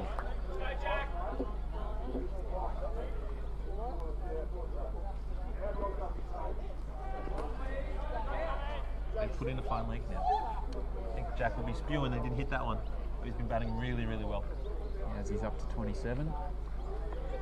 Fantastic, well left. Again, that is just responsible cricketing. That shows the skill in the batting to be able to hit those balls for boundaries and then to be able to leave those other ones. Absolutely, that was probably a tempter there, but it swung away outside off, and Jack did a good job to let that one go through to the keeper. Fantastic, Bad Shepherd Brewing Co. tempter, leading you into temptation as Jack leaves that one phenomenally.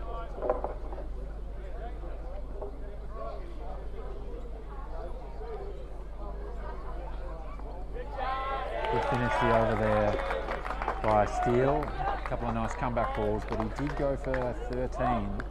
And on the Bendigo Bank scoreboard, after 14 overs, it's none for 66. As finally, after a little break, Xander, we have a train.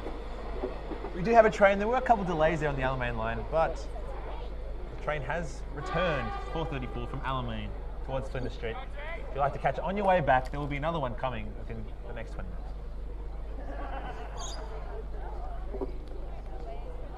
Maduranga will continue from Pavilion End. He's bowled quite well as well. He has. He's just gone for 2 runs in his first 2 overs. So they'll be looking for a wicket here. You never know what happens in finals. If you just get one could bring 10. You never know. That is true. And even when Dan bowled quite well in the first innings as well. So I think it really is up to the batsmen to have a look at the balls they want to hit and punish those that deserve to be punished. Sure you know a thing or two about that, punishing balls? Every now and again. He comes in. Ooh, a little bit shorter outside off, and Nick Sparks tried to cut that one, but he's missed it, and it's gone through the keeper.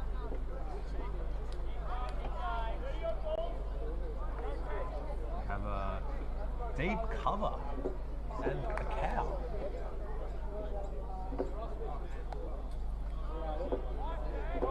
Maduranga bowling really well here, keeping it tight, angling in at that off stump, and then a little bit of spin away. And Nick Sparks has been very cautious here. He doesn't want to give his wicket away. He wants to bring the team home. And that's Fuller and defended well. Very well played, very well played. It's not very often you see a deep covering for a spin bowler. They really are fearing that beautiful lofted cover drive, aren't they? Absolutely. We saw 2 in that early over from Nathan Douglas, and I think they're just chopping that one off. But that allows that sort of shot to happen where it's just a bunt through the cover gap. Nice shot there by Nick Sparks for a single, and that brings him up to 33. 33 and 1 past my highest score. There you go.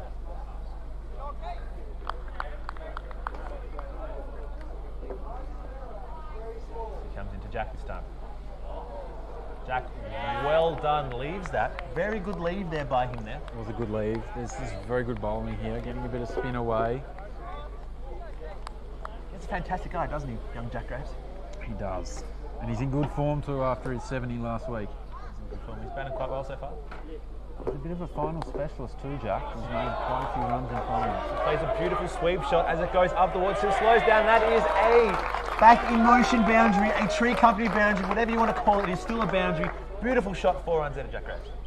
Yeah, that was well played. There was a big gap out there, and as soon as it got a bit too full and on the pads, he did a great job to sweep it away for 4.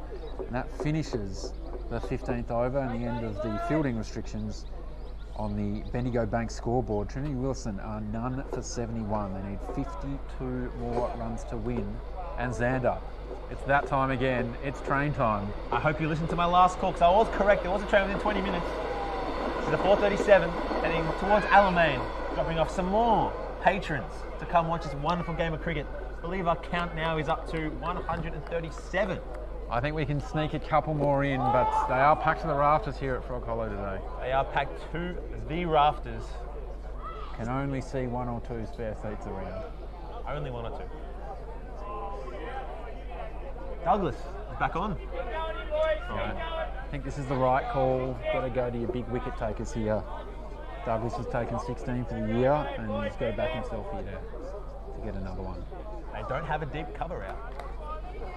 No, I think trying to tempt him into that shot, Xander. It's that time of the innings that you've got to invent something here, and I think leaving that open for him to have another go at that, just in case he mishits one. Fantastic insight by you there, Zach. As that one goes down leg side, and it is a wide. We do play leg side wides here in Macgibbon. We do. And you know you're in a good league when you play leg side wides. That is true. As the keeper makes a mess of the stumps there. Very low margin for error. You have to be on. Could it be potentially the pressure of having Nick Sparks playing those beautiful cover drives? Could have forced Douglas to change his angle. He's bowling over the wicket now. He's bowling over the wicket. I think he might be a little bit worried about that wide one. And Nick Sparks has swept that one through the gap between mid-wickets and mid-on, and they're going to get 3 runs. Big gap out there. Really well run by Nick Sparks. They're doing quite well there, especially with that injury, Nick Sparks. He's doing a great job, isn't he? He is, and it's definitely hard to bat with the side strain. It's you don't feel right, but he's powered on here, and he's doing a really good job for his team. Under 50 runs to win now. This back around the wicket, Jack. Phenomenal leave. Much better ball too. Just outside off, spinning away. Jack did a good job to leave that one. Very well watched. Douglas comes in again. Very, very well played. That one coming a bit more into Jack. He's played that very well, suffocating the spin, and guiding it for a dot.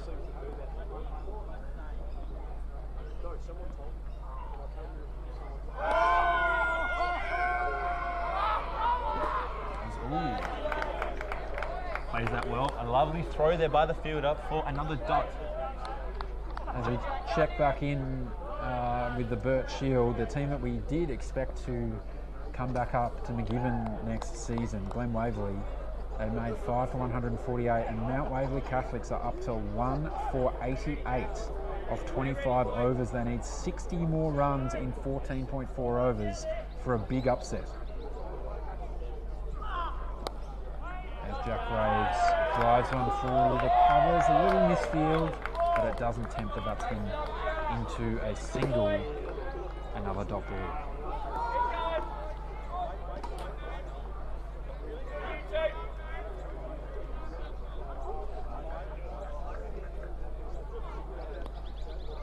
Jack adjusts quite well to the bounce there. So we'll just slowly play that, and that concludes another over. Check with the Bendigo Bank scoreboard. Trinity Willison 0 for 75 off of 16 overs. You say they're in quite a good position? Yeah, very good position. Just 48 runs to win off 24 overs. That's 2 and over required to finish this off. I think they'll be pretty keen to get this done in the next 10 overs or so. They don't want it to drag out too far. Smattering continues. We're going to have spin from both ends here. Double spin attack. That's what we want to see. Spin from both ends. Plenty of chances. This could either go over the boundary or could perhaps get them the 1 wicket that they so deeply desire. And time's running out. They're going to have to pull something out of the hat here to get themselves back in the game. Fuller ball there from Matarunga. Well defended by Nick Sparks into that offside and stopped by backward points.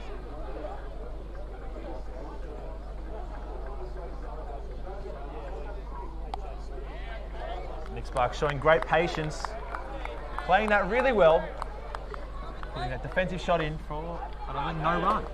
Doing a good job here. I think he'll be eyeing off that leg side. There's a deep mid wicket, but then there is no one else on the leg side squarer. And there he goes. Can't bowl there. Right on cue. He's paddled that away to that big vacant leg side for 6 runs. That's a great shot by Nick Sparks, and it moves him into the 40s. 42 or 44. That's his second 6.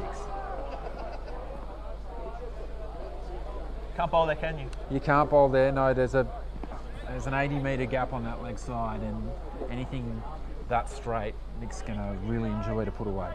And put away he did. Batting really well here. Did we mention that was a back in motion boundary? We did not mention that was a back in motion boundary, but that was quite a back in motion boundary. And he faces up again. Plays a lovely little drive, but no runs. They really need a tree company wicket here, Boroondara. Time is running out. Time is running out here.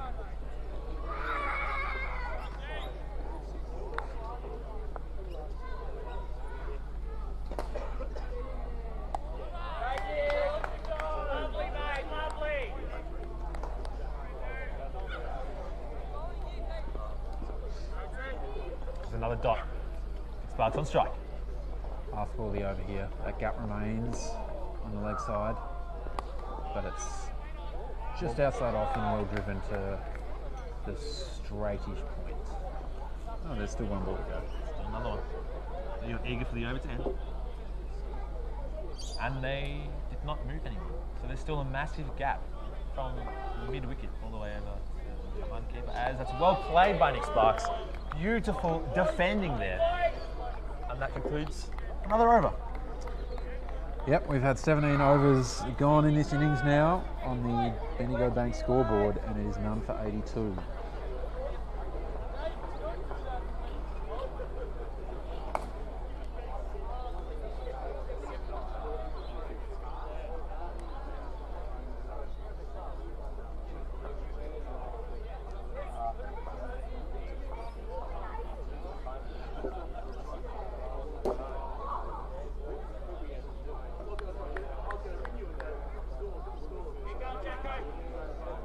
Douglas to resume from the Hendo end.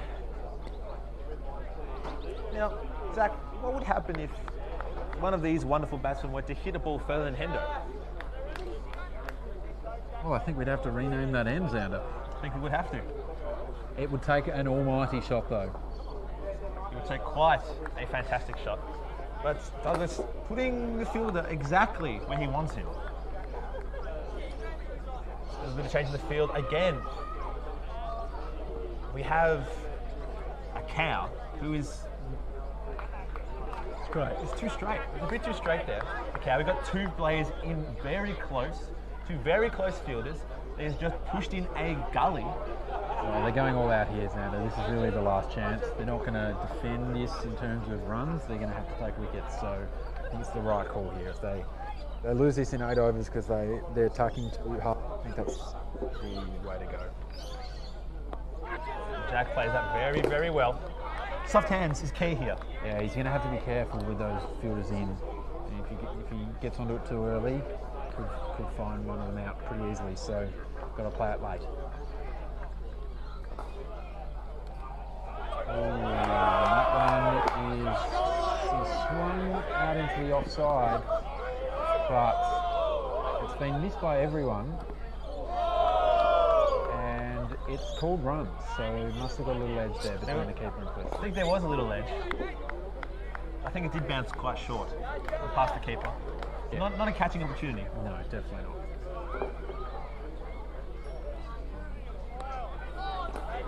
Jack plays that very well. Great placement down the defensive shot as well, to be able to guide it away from the 2 fielders that are in quite close there.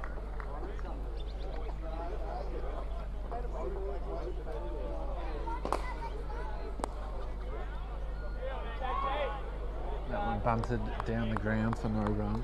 Turned it off. A lot of power on that shot. Both these boys looking really good. Nick Sparks 42, Jack Ray's 31. Ooh, looked like he was winding up there, and then the flatter one came in, and he's just managed to knock it away to square leg. There is the that is the tempter. There is no coverage there on the leg side. Comes into bowl. A bit of a fuller one. That concludes another over. 18 overs gone now. It is none for 84.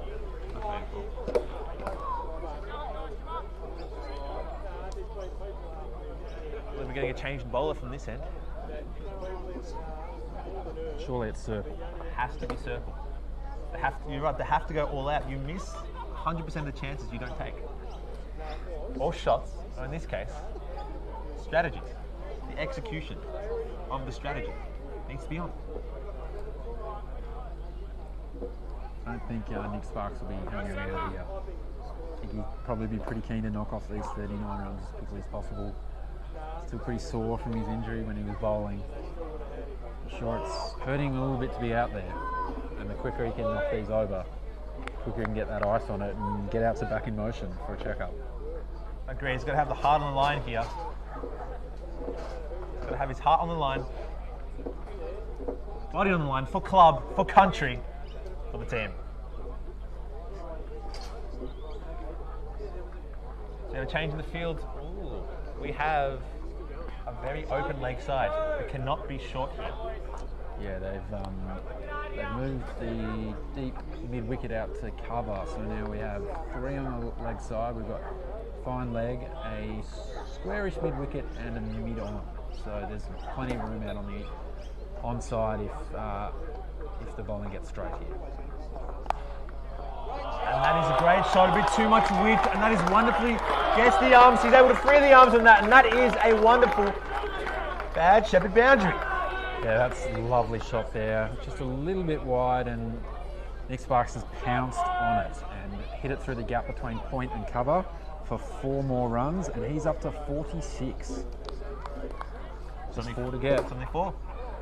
4 to get for another milestone here for Nick Sparks. He's looking in great touch today.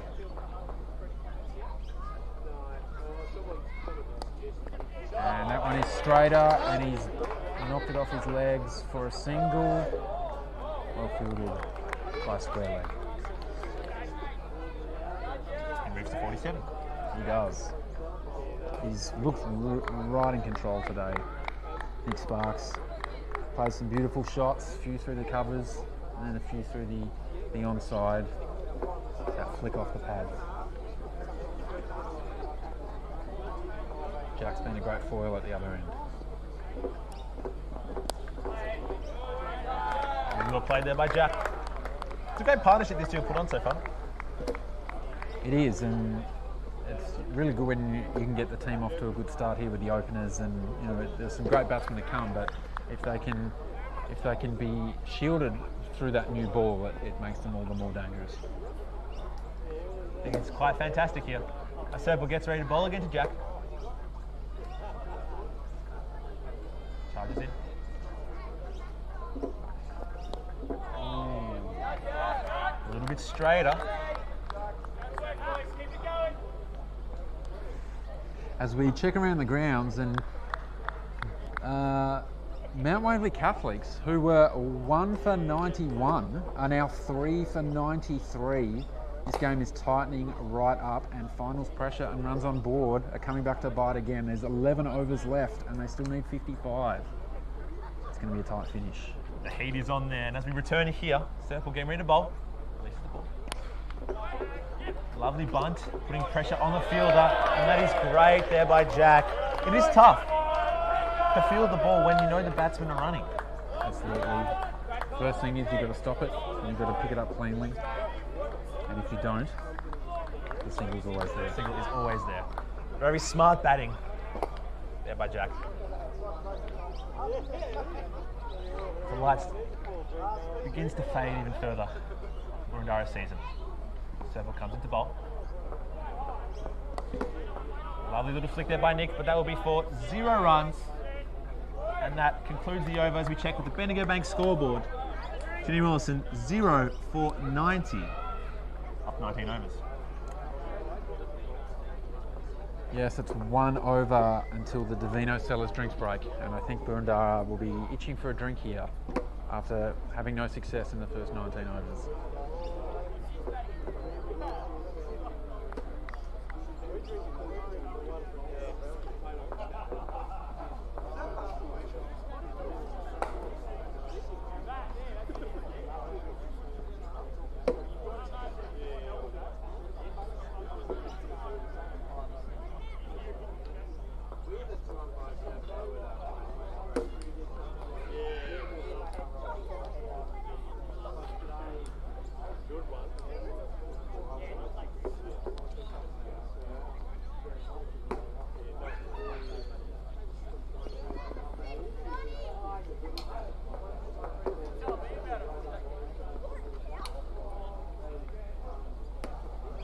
Looks like we have a change in the bowling here. This is it's the final charge here. The for final Boroondara. charge, I'd say. Yes, I'd agree. Fernando back in the attack. They're leading wicket taker, and he'll need to get a couple here in quick succession. First ball comfortably left outside off, and Xander. It's train time. It is train time. I was about to ask, what do you think's faster, Fernando's run-in or the train from Alamein towards Flinders Street? Oh, I think it'll be a tight contest. It'll be a tight contest. Might have to get that going next week. As the 453 trundles past towards Flinders Street. In comes Fernando.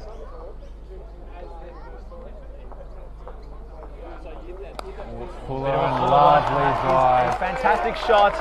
That's a great back in motion boundary there for 4 runs. That is, it was too full and easily pounced through the offside field. He's beaten the short cover and the more regulation cover, and Jack Graves is up to 38 with that boundary. What a great shot that was. That is just a lovely shot. The trick to that is he recognised it was a fuller one and he didn't try to hit through it too much. Yep, just find that middle of the bat and let the pace do the work. That's just pure class there by Jack Graves. Prepares to face up again. And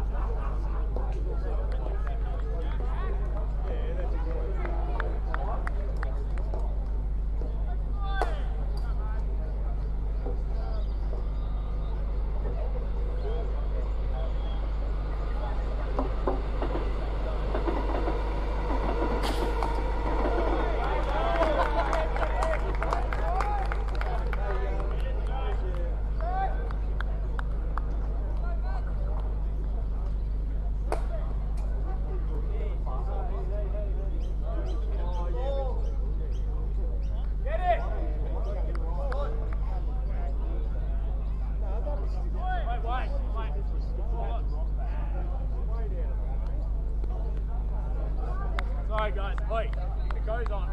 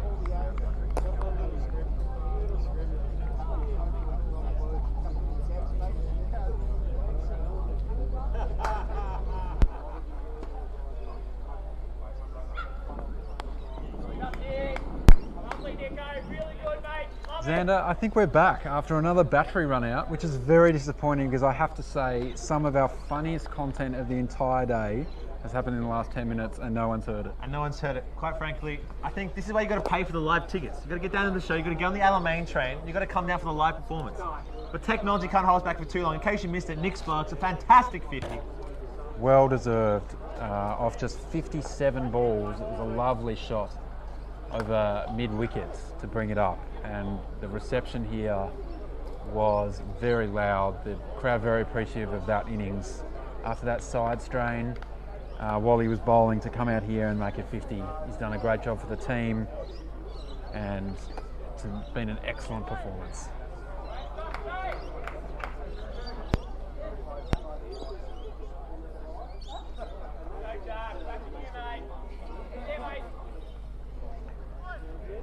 Fernando coming in again.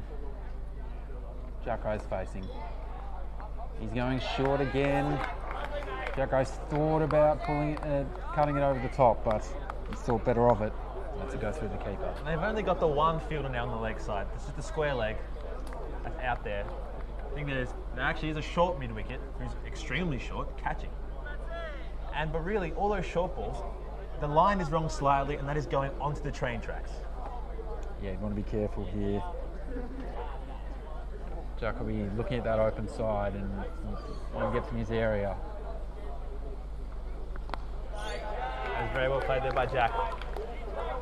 He wants to see this through clearly. I think we have another attendance up there. It's boosted up to 139 with former under-14 Premiership captain Charlie Veach coming with his girlfriend. Jack on strike. Batted quite well. It's good to see the families of those playing coming down today. They've had almost the entire Veach family, I think. I think the entire Veach family. The Graves, very well played. The entire Graves family, the entire Sparks family. There are lots of families at Trinity Willison. There's been good support from all of them today. Sorry to cut you. I'd like to ask, is that short mid-wicket COVID safe? Is he a bit too close? He is pretty close, isn't he? so close. Maybe he needs to get his mask out. Mask and sanitizer. Alex Norkie not happy with that joke. He's got his head in his hands to my left. His under 14 coaches are embarrassing him now. And the And, short oh, it's been dropped by square leg. and parried. And will it go the whole way? It will not. They come back for 2. It was hit very firmly and he had to jump. And that is a 100-run partnership for the 2 opening batsmen. And you know what they say, Xander, 100-run partnership Wins games. wins games. Wish I was involved in a partnership that lasted more than single digits. Maybe one day. Just got to get someone at the other end that gets a few out of the middle, Xander. I think that's what's letting me down. The return here to Fernando. Well played there by Jack. Fantastic batting. Really good patience. Really showing the class of the Trinity Willison batting side here. He really wants to bring this one home. He'll be disappointed that he gave a chance there, but buckling back down with 23 to win now for Trinity. 24. What's the play here? For Boroondara, Boroondara. I'd be bringing on a part-time spinner and I'd be getting ready to go home. Fair enough. That's great batting by the 2 boys out there. Jack's hit it away to a little gap at square leg and they've run through for a comfortable single. And that's the end of the 22nd over on the Bendigo Bank scoreboard and is none for 101. 23 runs required for victory now. The short ball nearly worked that over. It did. I think it was worth a go. Worth a go, particularly with the field up. Try and get a catch or one to balloon to a fielder, but it's looking a little bit too little too late here now. There was a change of keeper through halfway. So all the wishes go out to the keeper from the first innings for Boroondara. Hope he recovers well from his hand injuries as we return here. That was Yubaki. He batted very well, made 44 and he hit 4 sixes. He did bat very well, but speaking of great batting, that ball is going to go for 4. It is a back in motion boundary there. A nice lofted cover drive. That was a lovely shot by Jack Graves. It moves him up to 45 and within striking distance of a half century here. We'll be back to back for Jack. Fact. And it's true because it rhymes.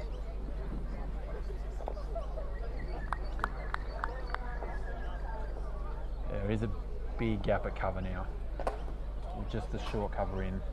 Ball comes in against a bit shorter and Jack knocks it away into the leg side and they get through for another run. That's really good cricket. Boundary, then single. The coach is behind me and he is loving it. I think the fans are quite happy today. Trinity Willison fans, quite happy with the performance they've seen so far. Absolutely, it was set up with the bowling. Everyone bowled really well. Bowled Boroondara out for 123. The captain took 3 wickets for just 23 runs off his 8, and Mike Sparks chimed in with 3 for 10, with Tim McKenna taking 2 for 18.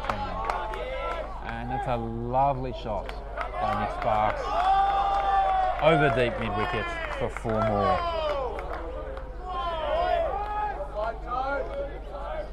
Nick Sparks up to 55 off just 58 deliveries. What an innings from him here.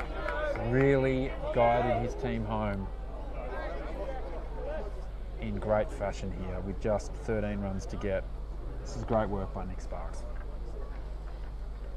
Be a bit of selection conundrum next week though, Xander. If Nick's unable to bowl, will they be confident with the bowlers they've got going in the grand final? They did a great job today. There's no reason to believe that they couldn't do it again next week. Yeah, so I was just about to say, I think today they really stood up. The bowling lineup really stood up. Absolutely. As Nick Sparks gets that one off his pads down to fine leg for 1 run. It's just 12 to get now. Jack needs 4 for another half century. It'd be great for his confidence if he could get that before the end of the game. Good to lift the bat 2 weeks in a row. Absolutely. Now as fans getting on the 5:13 train from Alamein to Flinders Street can catch the end of this game. Otherwise, I'm afraid they might miss out. Several charges in. Well bowled. Very well bowled. Yeah, I think he's been the pick of the bowlers today. Has gone for 29, but you know they've attacked with him and he's really given them a couple of chances. So I think he can't be too disappointed with his performance. No, I don't think the figures do his bowling performance today much justice as well. I think very unlucky for those figures, but he was put in at the time when they needed to bowl well, and he bowled quite well. He did. The batsman for Trinity Willison today just a class higher. Ooh, hit the deck hard there. Hopefully he's okay. That end has been replaced at the crease line there with some new synthetic grass and a little bit spongy, so I'm not sure if that had a little impact there, but he's got himself back up. He looks okay, and it is the end of the 23rd over on the Bendigo Bank scoreboard, and Trinity Willison are none for 111.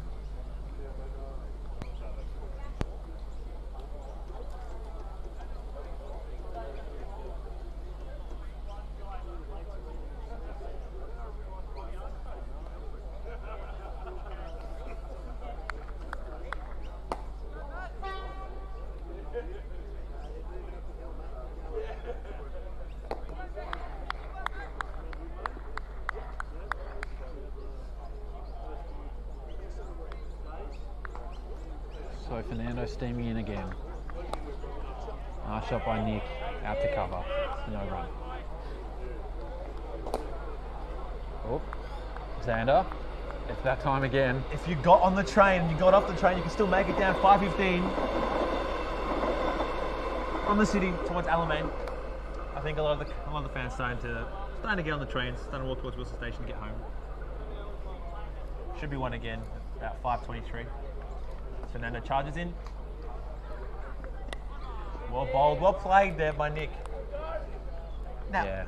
in this situation, when you're batting in a partnership, are you trying to get your friend the opportunity to score 50 runs? Well, absolutely. The thing is, though, that they won't know what he's on. So I think they'll be more focused on just being there at the end, both of them, and getting some red ink and winning the game none down. I think that's the main thing. I don't think Jack will be too concerned about his individual score. He'll just be looking to be there at the end and not out. That is true, that is true.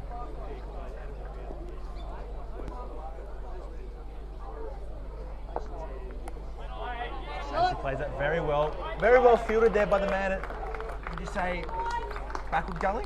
Yeah, backward, slightly deepish gully. But it was a nice shot. And it gives Jack a couple of balls here, 3 balls left, I think, to hopefully maybe just find himself one more bad shepherd boundary to get himself to a milestone. To the milestone. Here we go, Fernando. Turning around. He's charging in. Bit of heat. Really well ducked out of the way there by Jack. He's faced these short balls well. He's looked pretty comfortable. And he's eyeing off that backward square boundary. He'd love to get one more away here. He'd love to go over the man who's standing in no man's land at most other grounds. So over here at Frog Hollow, I feel like that is rather a good spot to be standing, halfway between the umpire and the boundary. Well, it almost bought them a wicket 2 overs ago, so let's see if they can cling onto one here and get themselves a wicket. Balls it fuller, beautiful by Jack, well played, really well done there. This is exceptional patience being shown by him.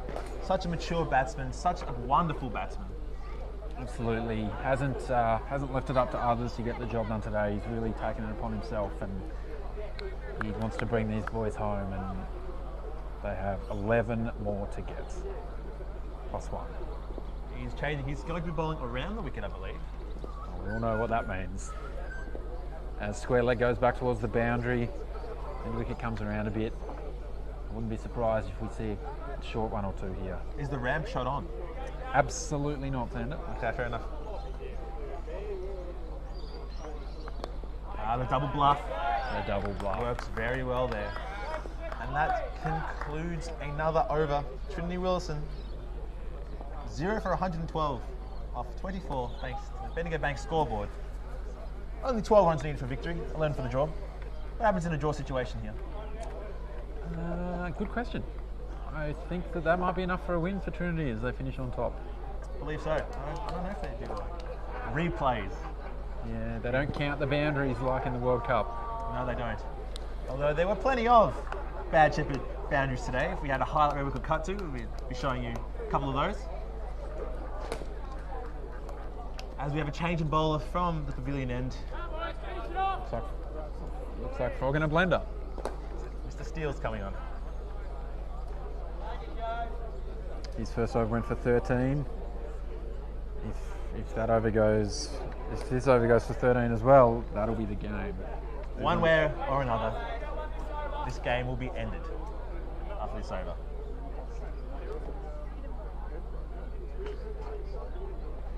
Nick Sparks on strike here. He's had a look at the leg side field. He's seen just fine leg on the boundary and then 3 more saving singles. And he's had a go at it and he's just beaten mid on and it's gone for 4 more. Nick into the 60s, 61 not out. That's a lovely shot. Didn't beat mid on by much, but it was just enough in the end. And it brings Trinity within 8 of victory. I think that was the right shot to play there. Absolutely, I think he's seen just about enough of today, Xander. And that one a bit fuller. Great pickup. A throw. And here's Jack's chance. 7 runs to win. He needs 4 for a milestone. This is his chance. He's had a look at that field on the onside. If he gets one in his area, we'll try to finish it here.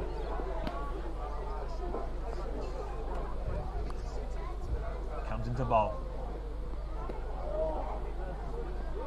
Well bowled. Very well bowled. Lovely ball. Not giving it away here, Boroondara. They've fought all the way to the end. Which we respect. Absolutely.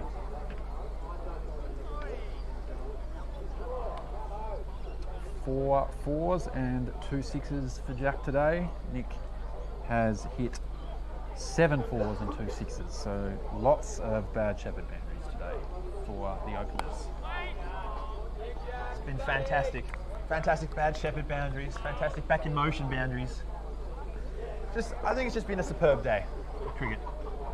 Particularly for Trinity, really can't fault any part of this performance. They caught well, they executed 2 run-outs, and they haven't lost a wicket. This has been clinical performance.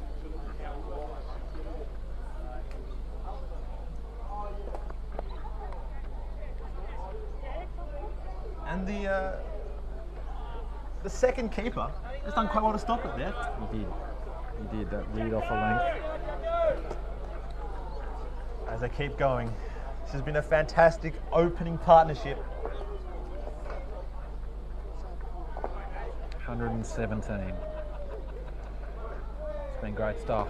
It really thwarted any potential chance for Boroondara to get back into this game as Jack hits one away on the offside. Covers stopped it. He's got a single to finish the over, which gets him back on strike. Strategic farming of the strike to give him another chance. He's on 47 as we look at the Bendigo Bank scoreboard. Trinity Willison are none for 118 off 25 overs. So who will bowl this one? Changing the bowling from the Hendo end. As we have a look around the grounds just quickly, Mount Waverley Catholics need 11 runs off 3 overs with 5 wickets in hand to cause an almighty upset against Glen Waverley. And Burwood United in Canterbury are 5 for 114. They need 34 more runs off just 4.1 overs. There's a chance that Burt Shield final could be between 3rd and 4th. That will be amazing to see. And here I believe Easton is coming back on. Throwing the ball to this man. Jack getting ready. Everyone on the edge of their seats. Excited to see what happens. He's on 47.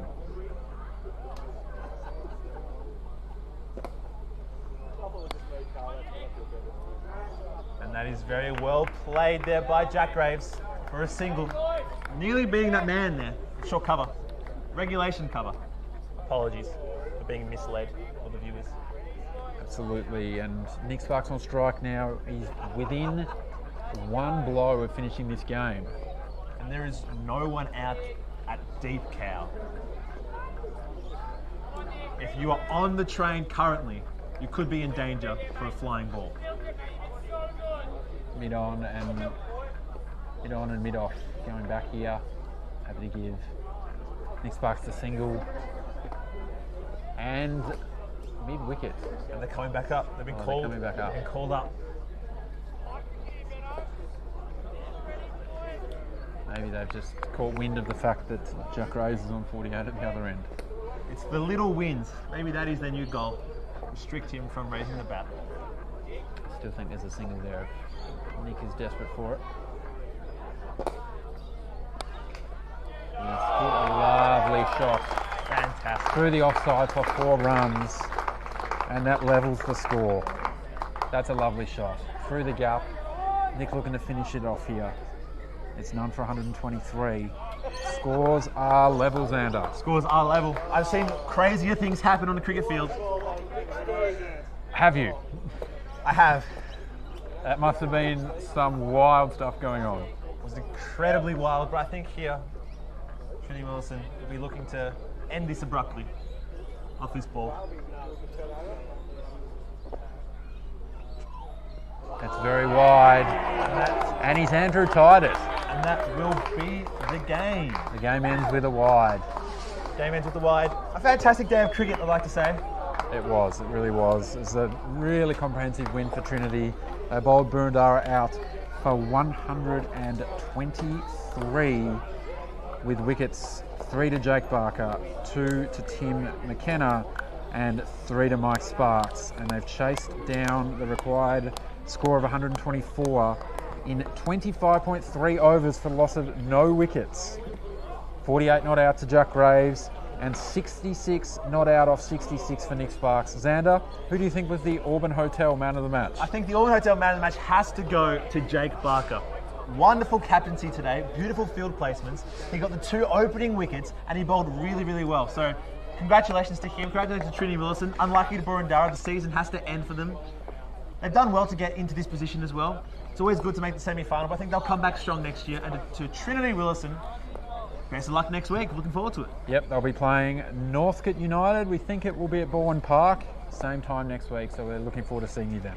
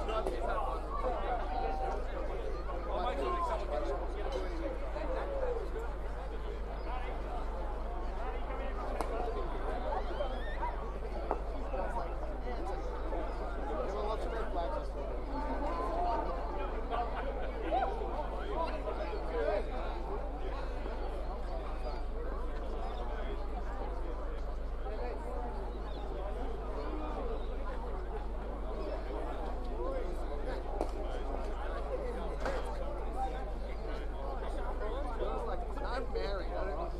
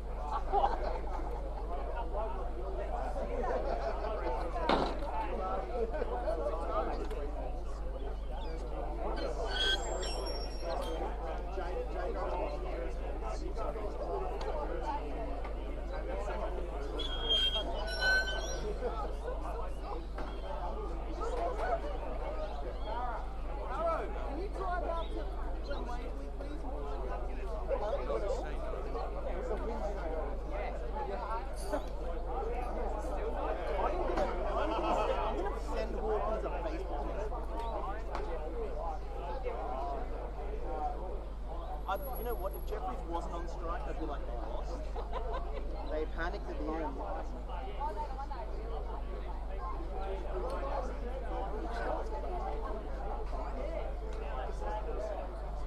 You know what?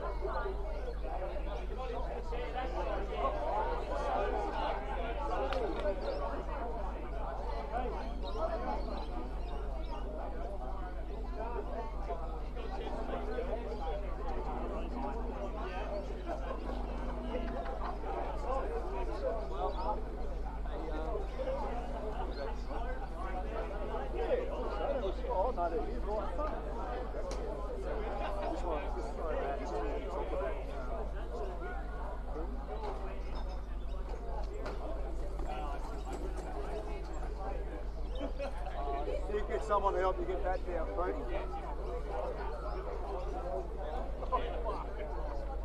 Well done today, Mike. Thanks, mate. You too. Appreciate your help. Always good when the result goes the right way. Well, it makes for a much better post-match, doesn't it?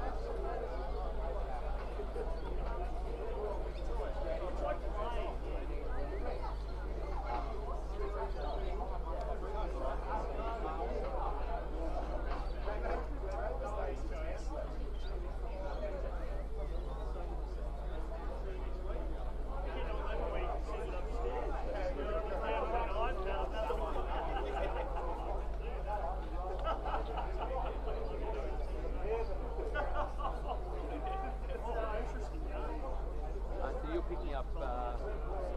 I'll pick up the we try to get them